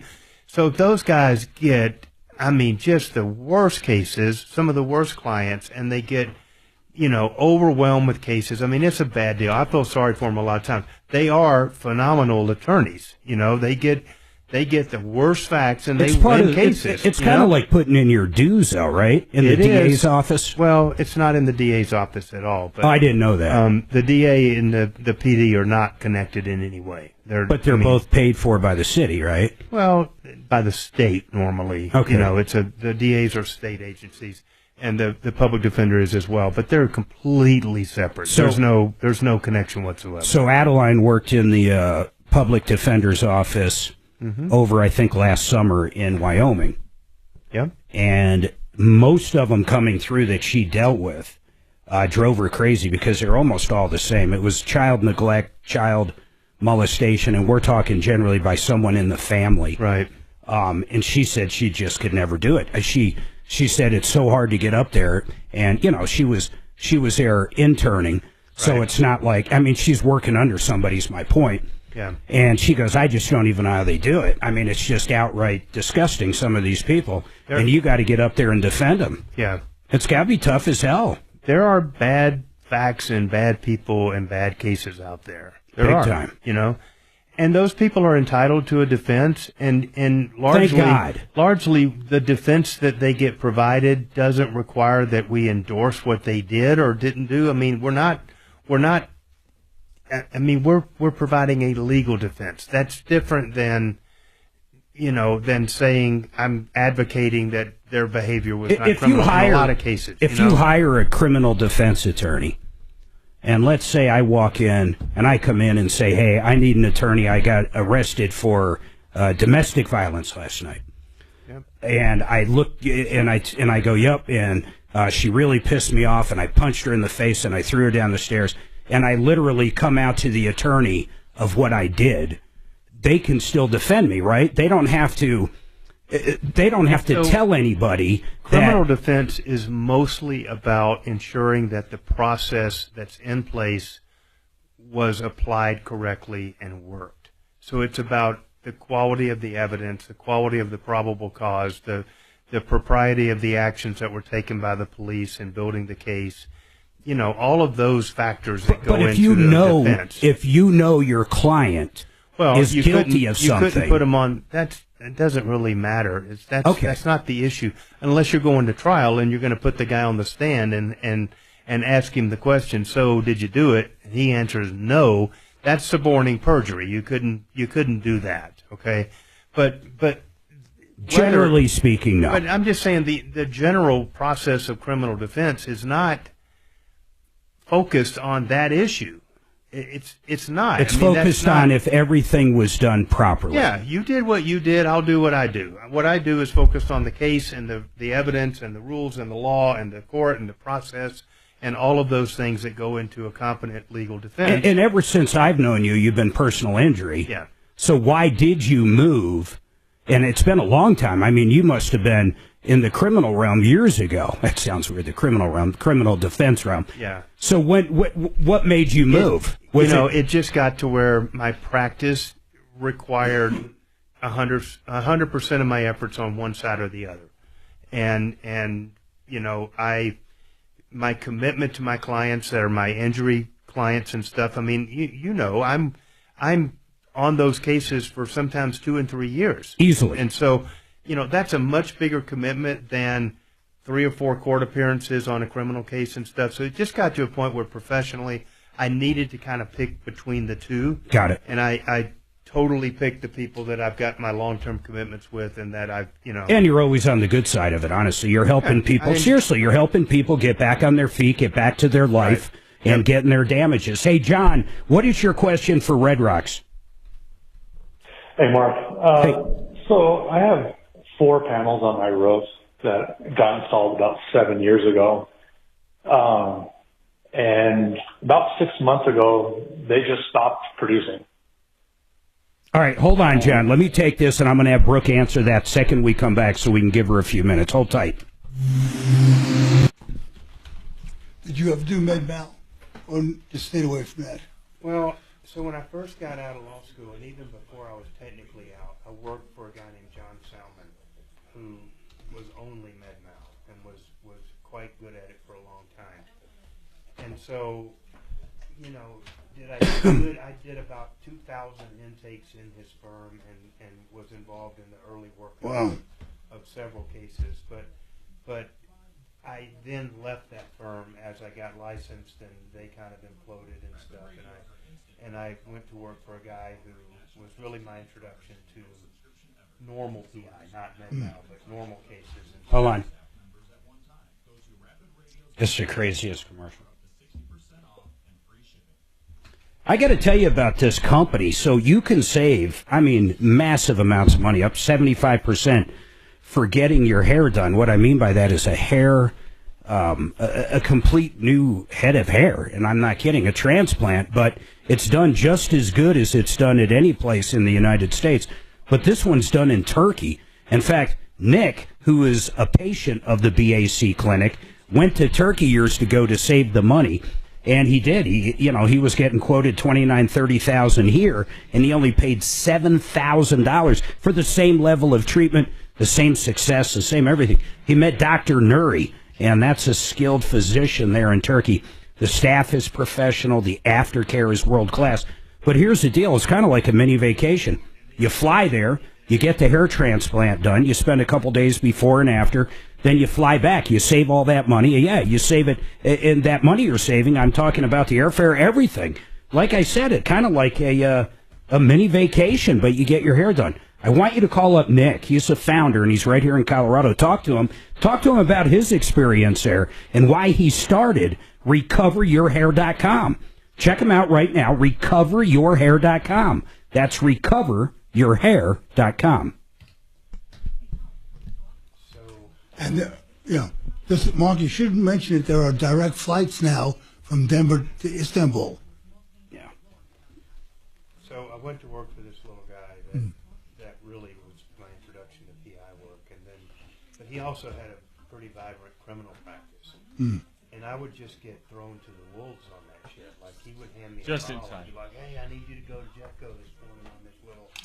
criminal side. Thanks for calling the Tom Martino Show. Case or something, you know, and I'd show up and it was, you know, he was an asshole, but sometimes he would give me shit to go show up to reset a court date, and I'd find out it's set for a jury trial or something, you know, and you're just like, really? Okay, well, Tom is out right now, but we do have Mark on. What's your name? I mean, a ton of the kids that I went to school with Michael. were GAs, you know, and so it was so all right, hang on for me. And Mark says, not even going to get on. If it was a free trip, would I go to Turkey for? Yeah. It takes certain person to fly to another Michael, country. we're coming up to the end of the show. If you want to, I can take your number and give you a call tomorrow. Okay, let me see here. But there's, you know, some bad people out there, but mostly from my perspective, the whole criminal practice was more about the relationships that you had with the DAs and the judges and the people that you would see. That's what I say about Joe's commercials all the time. Yeah. So it's a big thing, and now, I mean, I don't have any of those relationships. I would be wholly incompetent to go handle, because they don't know me and I don't know them. And you're a newbie. You know, back in the day, I knew them all and they knew me, and it was. And that really makes a difference. Oh, huge difference. Huge difference. It's the whole deal. You could always see the old civil attorney that would come in there, and you know, he's handling the first case he had in 2 or 3 years, and everybody's just like, why is he back? Oh my God! You actually hired this moron, you know? But they, you know, they're still licensed, so they have every right to do it, but it's not good, you know? And we'd be in there like, boom, sit down and shut up, you know, you're done. And this guy's up there talking for 10 minutes. And everybody in the court's like, oh my God, would you shut up, you know? Addie got close to the DA side. I think she gave it a little more thought than we thought because Brockler called her up. But yeah, I told her to go Well, do and that. I was telling her what you said. Yeah, we told her. I know she called you over that. Yeah, she did. Just get some experience on her belt, you mean? Yeah. She could. She couldn't turn down what Dan did. She's interning for a judge right now. Yeah. Writing orders or whatever that Listen, means. she's not going to have a bad experience with Dan, but you know. Nothing duplicates that DA. My friend that was, like, his dad was a huge big-time trial attorney in town. His dad, okay? He still went to work for the DA. His dad sent him to work for the DA. He's like, no. You need to go try as many cases as you can in a year or two.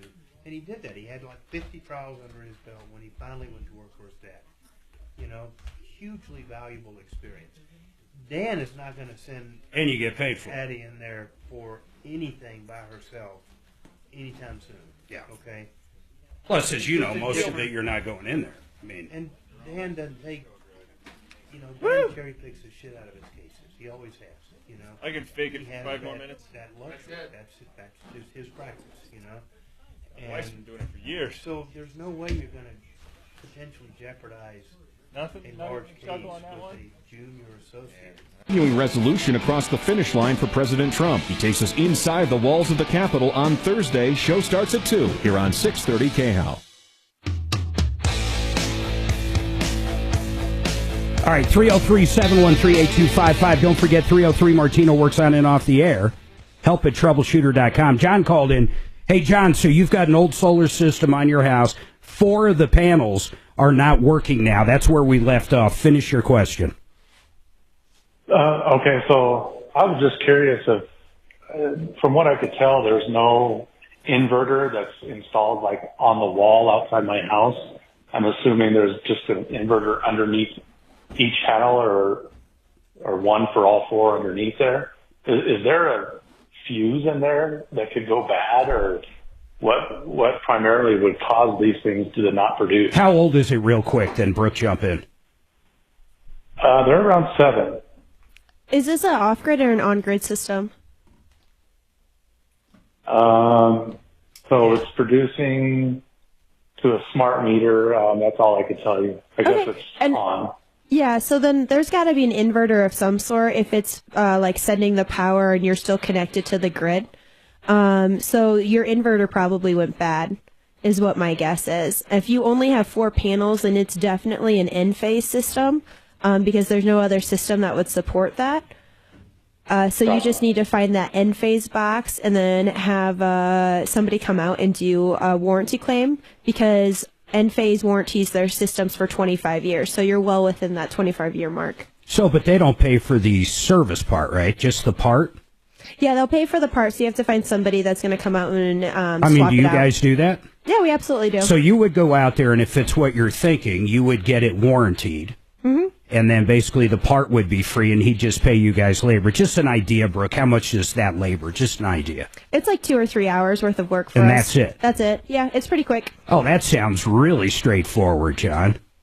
It does. So do they give you any, and you know it's that particular one with the 25-year warranty, because that's the only company that made an inverter for 4 panels? Yeah, so anything that's 8 panels or less is got to be N-phase because everything else is DC and it cannot operate. Wow. Mm-hmm. That's a real small system, though. John, how much, when everything was working, if you even owned the house at the time, I mean, how much would that offset your energy? Oh, not by a whole bunch. I couldn't even tell you the kilowatts, but it was pretty insignificant. We got it more for the, we got an upgrade on our fuse panel and we got insulation put in our attic. Oh, I got you. You took advantage of like an Excel rebate or something along those terms. Kind of, sort of, yeah. So, yeah. Okay, well, that's good cool information. Thanks. Yeah, well, I mean, call them up. Just go to redrocksrs.com, and all the people that come out and work on it and swap that out and help you, they all work directly for Brooke. I mean, that's it. It's pretty simple like that. John Fuller, and by the way, redrocksrs.com, once again, commercial systems, they do all kinds of repairs, residential, commercial, you name it. Everybody's in-house. redrocksrs.com. John Fuller, good seeing you as always. And everybody else, have a great day. Tomorrow is Car Day right here on the Troubleshooter Show. Follow Tom Martino at Real Tom Martino and stay connected with all of us at 630 KHOW, KHOW.com, and on the iHeart